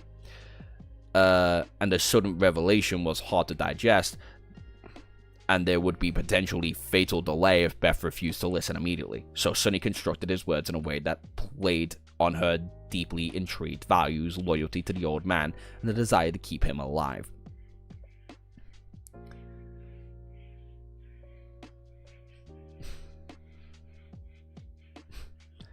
Beth's eyes widened. But why come to me? Why didn't you just approach the professor? Sonny simply shook his head. Professor Opal is a nobleman. He will be reluctant to leave the people to save himself. So, I need you to persuade him, fast, and you know him best, after all. The young woman still does not understand. But why can't we just take everybody? Her voice was small. Sonny looked at her somberly, knowing something that he couldn't do. My vehicle can only carry so many people. Now, go do what I said. Every minute we waste means can mean a difference between life and death. Beth nodded. Beth nodded in a daze and then slowly turned around, rearranged her lab coat, and left the room. Once again, I still really fuck with Beth and Sonny's dynamic here.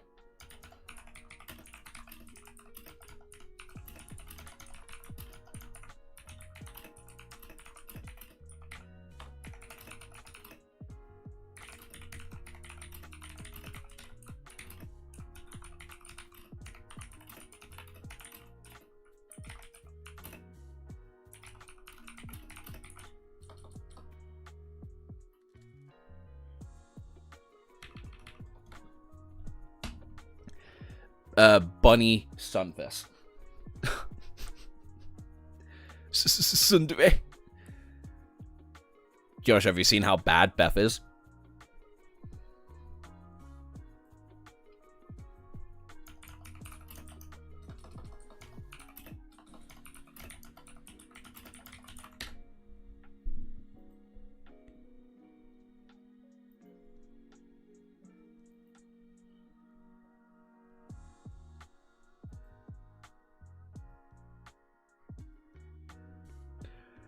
I immediately get a Reddit thread saying, hot take, Beth is better for Sonny than Nephis.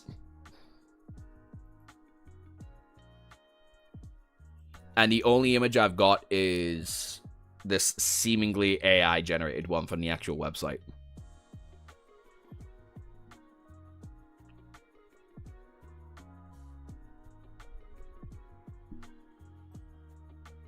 Send it in the Discord. Fuck's sake. I'm gonna be concerned, aren't I?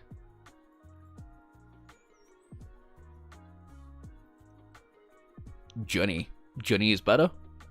Oh, Jet and Sunny?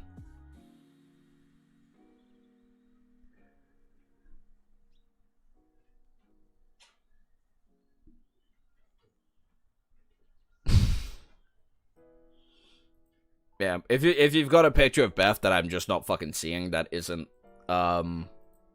this one, then go right ahead, dog. Because that's the only one that I'm actually seeing.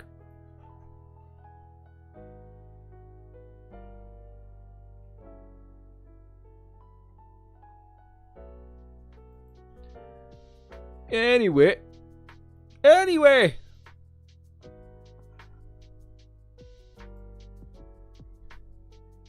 Anyway, where was he? Sonny looked through the crack of the open door at the scientists around the professor, and then turned around in shame. However, this self-indulgence only lasted a second. He had no time for regret either.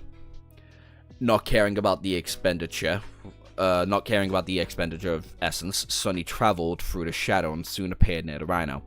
He could feel 3 shadows inside, while Kim, Luster, and Quentin were standing on the front of the APC. Noticing him, they straightened their posture. "Captain, sir, did as you're told." Sonny glanced at Luster and nodded. "Good. Now run and start up the sequence. I want the rhino to be ready to departure at any second." The young man's eyes turned circles, but he swiftly dove into the hatch without any questions.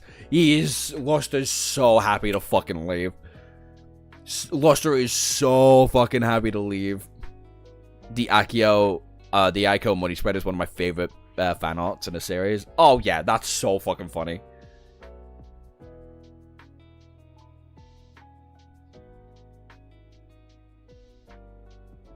So after Beth lured all those guys into the water, an ocean exclusively made from tears, mind you, she is getting shipped with Sonny. You people are truly incredible. Absolutely. Yeah. Sonny had to be with anybody, it'd be a fucking nightmare creature, wouldn't it? Nah, Aiko is bad as fuck. Nah. I don't like money-hungry people. Imagine this. I stayed here and maybe die, but all the people were dead without fear and leave LO49.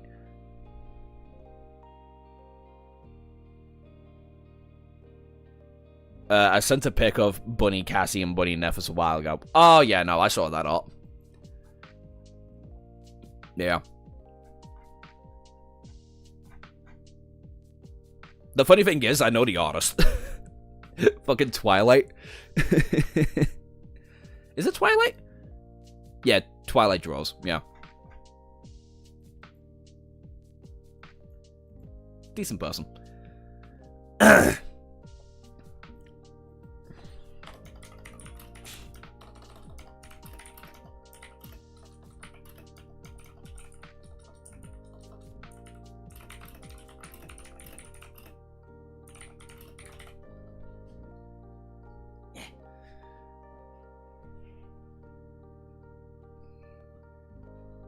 The double FF in truth.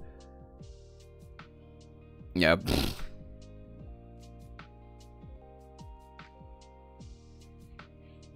Reading LO49 arc while tired as fuck is immersive. Honestly, I didn't really consider that. Because I've not slept in about a day. Not properly at the very least. So my ass is like...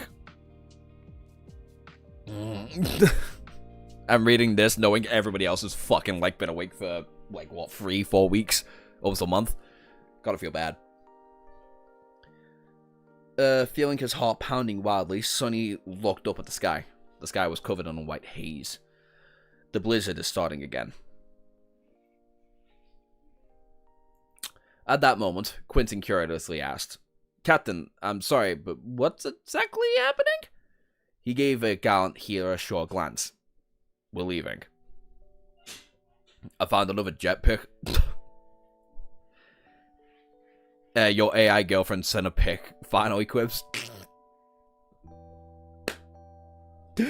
Oh, fucking Christ. At one point, it's gonna get to a point where I'm gonna have to set up a fucking 18 plus chat, aren't I? Fuck's sake. Fuck's sake. Both his subordinates seem startled. Leaving? Right now? But why? Sonny lingered on the answer.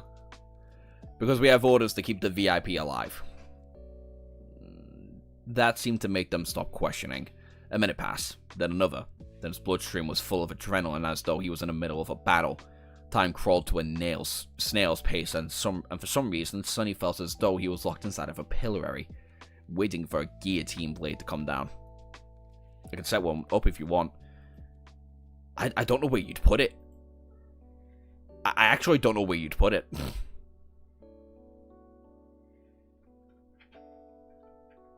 One minute.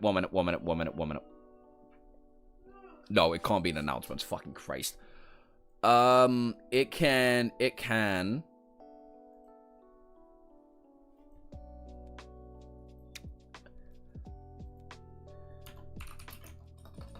One minute. The art channel. Right? It's in the web novels.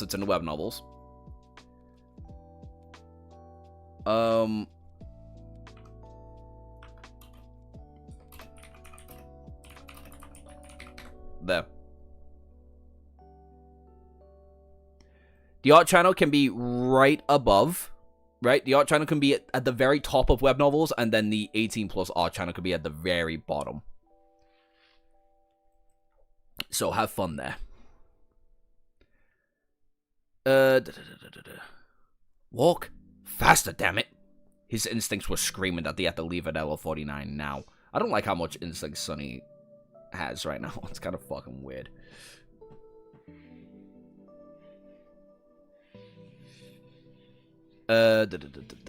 Finally, two figures appeared from the milky haze. Professor Orble was walking stiffly with a troubled face. Beth was both supporting him and carrying a small bag. The old man stopped near Sonny and looked at him with a solemn expression. Young man, I heard that you'll be taking us away now. Yeah, not the bag!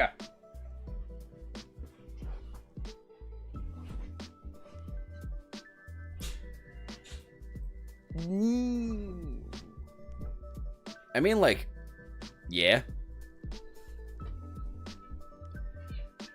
18 plus implies a lesser standard. No, it doesn't. Anybody who sees 18 plus will go, right, got it.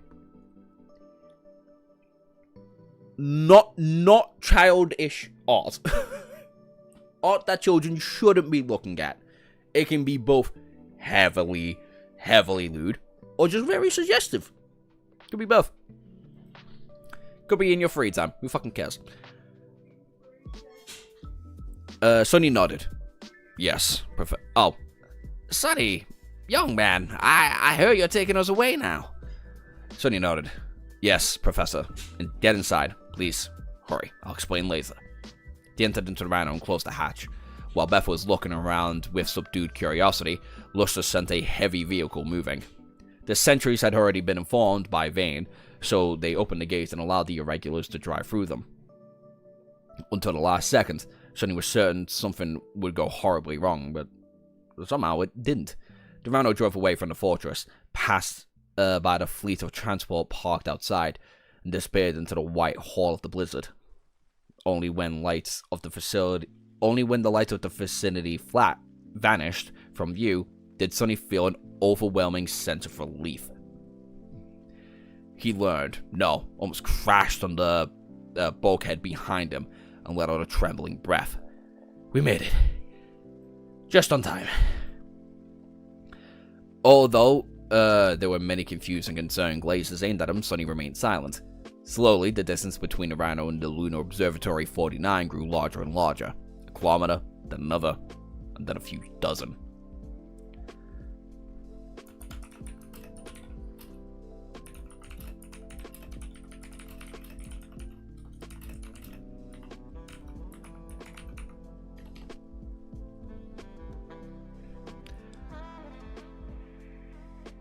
Make a video for every arc you've covered. Well, rank them. What would be the point in that? There's not that many arcs. Quib's eyes on good arse. He's working on the next clue. He's selecting music at the moment.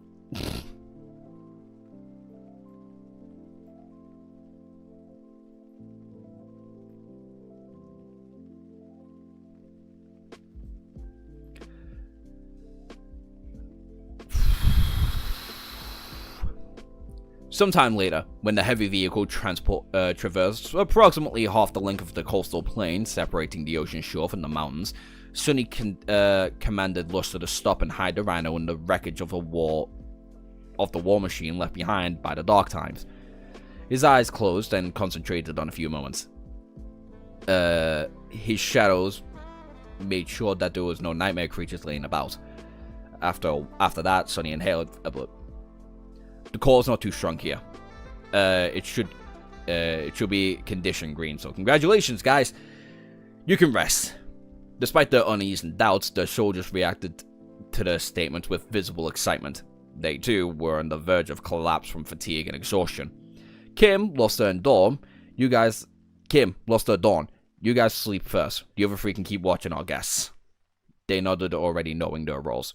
Yes, sir. But Captain, what about you?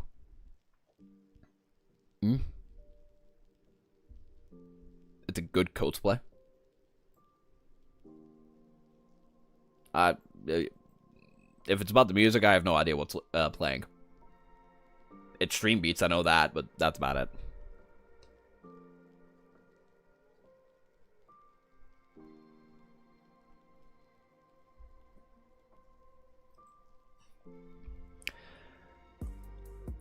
I have something to do. He headed for the exit hatch.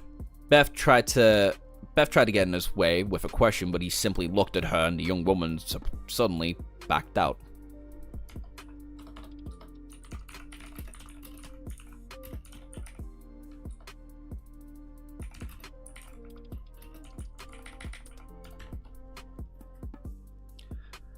Exiting the Rhino, Sonny walked into the blizzard and then summoned the Nightmare. His loyal steed rose from the shadows, his eyes burning with dreadful crimson flames. Jumping onto the saddle, Sonny sent the galloping through the snow. He left one shadow to guard near the Rhino, of course. By now, the range at which he could control was past 13 meters. That was more or less half the current distance between the Rhino and LO49. He flew back south, summoning the closed featureless helmet with the undying chain to protect himself from the current cutting wind. Shadow sense spread outward, replacing the sight that was useless in the ferocious storm. Stopping at the very edge of Shadow Control's range, Sonny remained on the saddle and sent another shadow forward. It slipped through with tremendous speed and eventually reached the halls of the vicinity. There was a formidable turret on them, powerful spotlights from the immediate vicinity of the fortress with light, and snowflakes dancing in the wide beams. The gates that the Rhino had left were more than an hour ago were tightly shut. The fleet of the transport vehicle parked in front of it, covered in snow, their initial purpose long forgotten. The blizzard obscured the world, and for that moment, just like as he first arrived, Sonny felt a pang of fear. It was as though the whole vicinity was empty, only ghosts populated streets. Only this time his fear came true. No one was standing on the halls. No soldiers patrolling the deserted streets. The building stood empty, with the screen still showing recordings of entertainment programs, food laying on the plates, and the coffee growing cold in a mug. There were no people. There were no scientists in the research laboratory, no officers in the security center. The feed of the functioning security cameras showed no movement throughout the whole settlement. The doors of the living quarters, where the civilians had been confined, were still locked, but no one was inside. There were no signs of a struggle.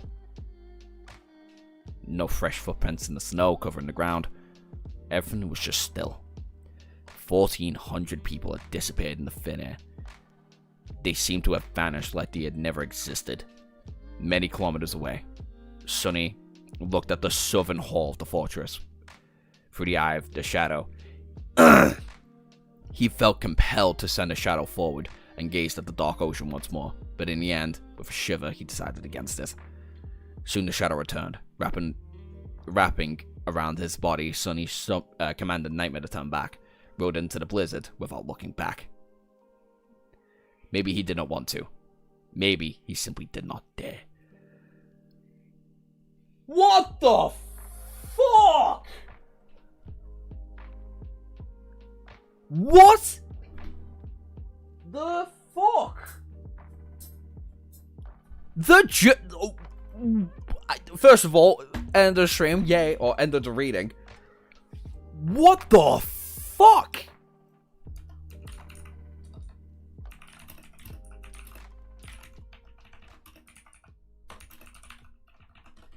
God, Sonny's good intuition is just a different thing. The terror of LO49 was building enough power to break Sonny, and once he was gone to get everyone, once it was,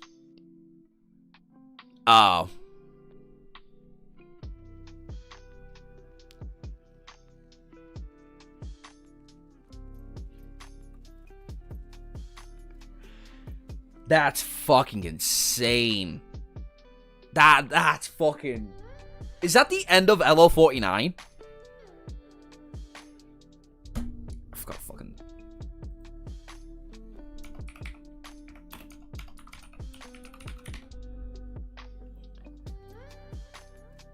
Chapter 876 to 900. Oh my god, that's how LO49 ends?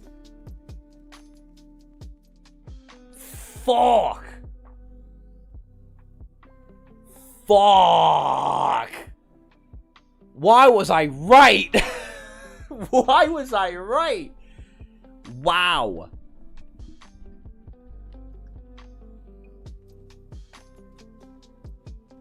I thought there'd be like one more conversation with like Beth and Obel. Like maybe we'd get one perspective switch. But that's fucking creepy, dude. Shit. Now, the trip back to the siege capital. Yeah.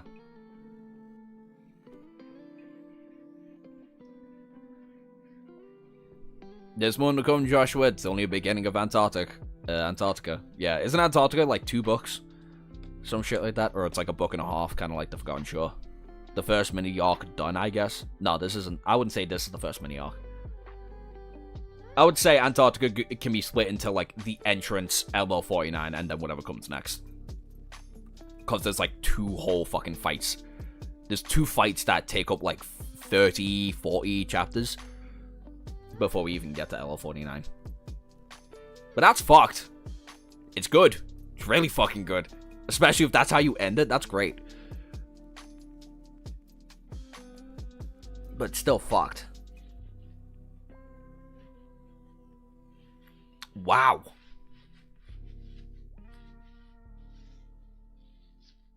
At least Beth made it. At least Obel made it. At least the majority of the people we like made it. The ending is insanely effective. I can't imagine reading this day to day and seeing that happen.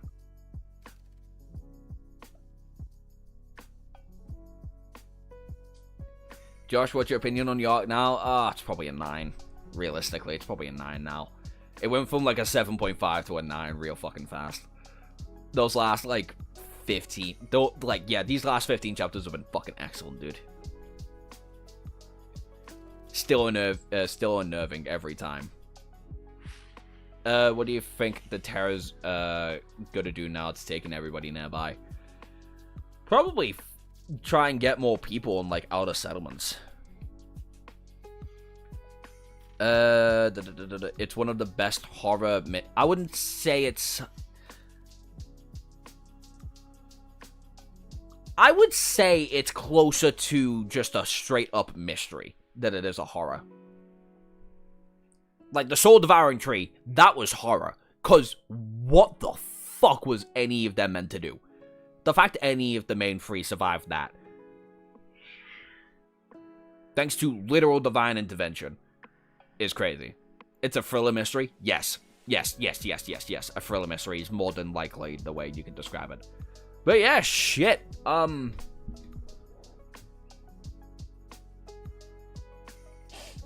Yeah, I'd give that like a 9 out of 10 right there. That's a 9 out of 10 arc there, baby. And for you all suffering with me for 5 hours and 15 minutes, you get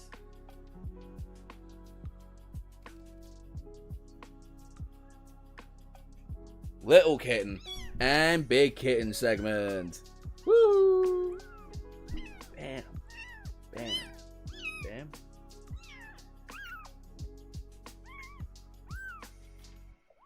Alright, you fucking pig. Why are you being like that? Why are you being like that?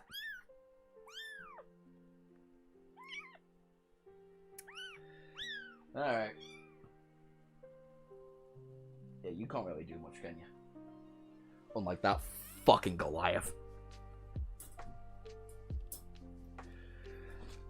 Alright. Oh, shit.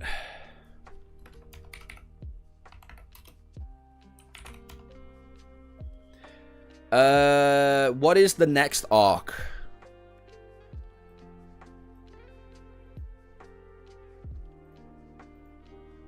If, people don't mind telling me.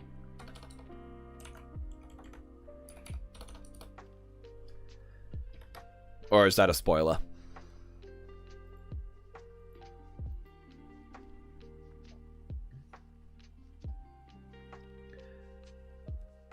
Bro's so talkative. Bro's yapping the ears off. I don't think the next arc has much of a name, but yeah. I'm assuming it's just gonna be the transport to wherever the fuck they're gonna go. Trip to Enabrous Fields. Alright. Well, I'd say that was eventful. I can finally fucking rub that off. Like, I need to anyway. It's Lord of the Mystery stream tomorrow. Don't forget, chapter 20 to 30. More than likely. Yeah. Thanks for watching. I'm so fucking tired. Thank you for watching. Just so you don't have to be in the fucking Discord to get the notification, turn the notification button on. Turn the notification button on. It's the little bell all the way up, all notification. You don't miss a post, you don't miss a short, you don't miss the review when it gets uploaded. Just do it. Save yourself some fucking time. Because how many people, like, when I was talking about the Ramparts of Ice, was like, I didn't get to see the review. Hit the notification button. Press all on it. It's great. Useful. If only we had a bot to auto-ping. YouTube does it for you! Anyway, Lord of the Mysteries is tomorrow, 6 PM. Once again. Thank you for joining me. And I hope you've had a spectacular time watching me fucking burn my brains out. Goodbye. Bye-bye. Bye. Bye-bye-bye-bye. Bye-bye-bye-bye-bye.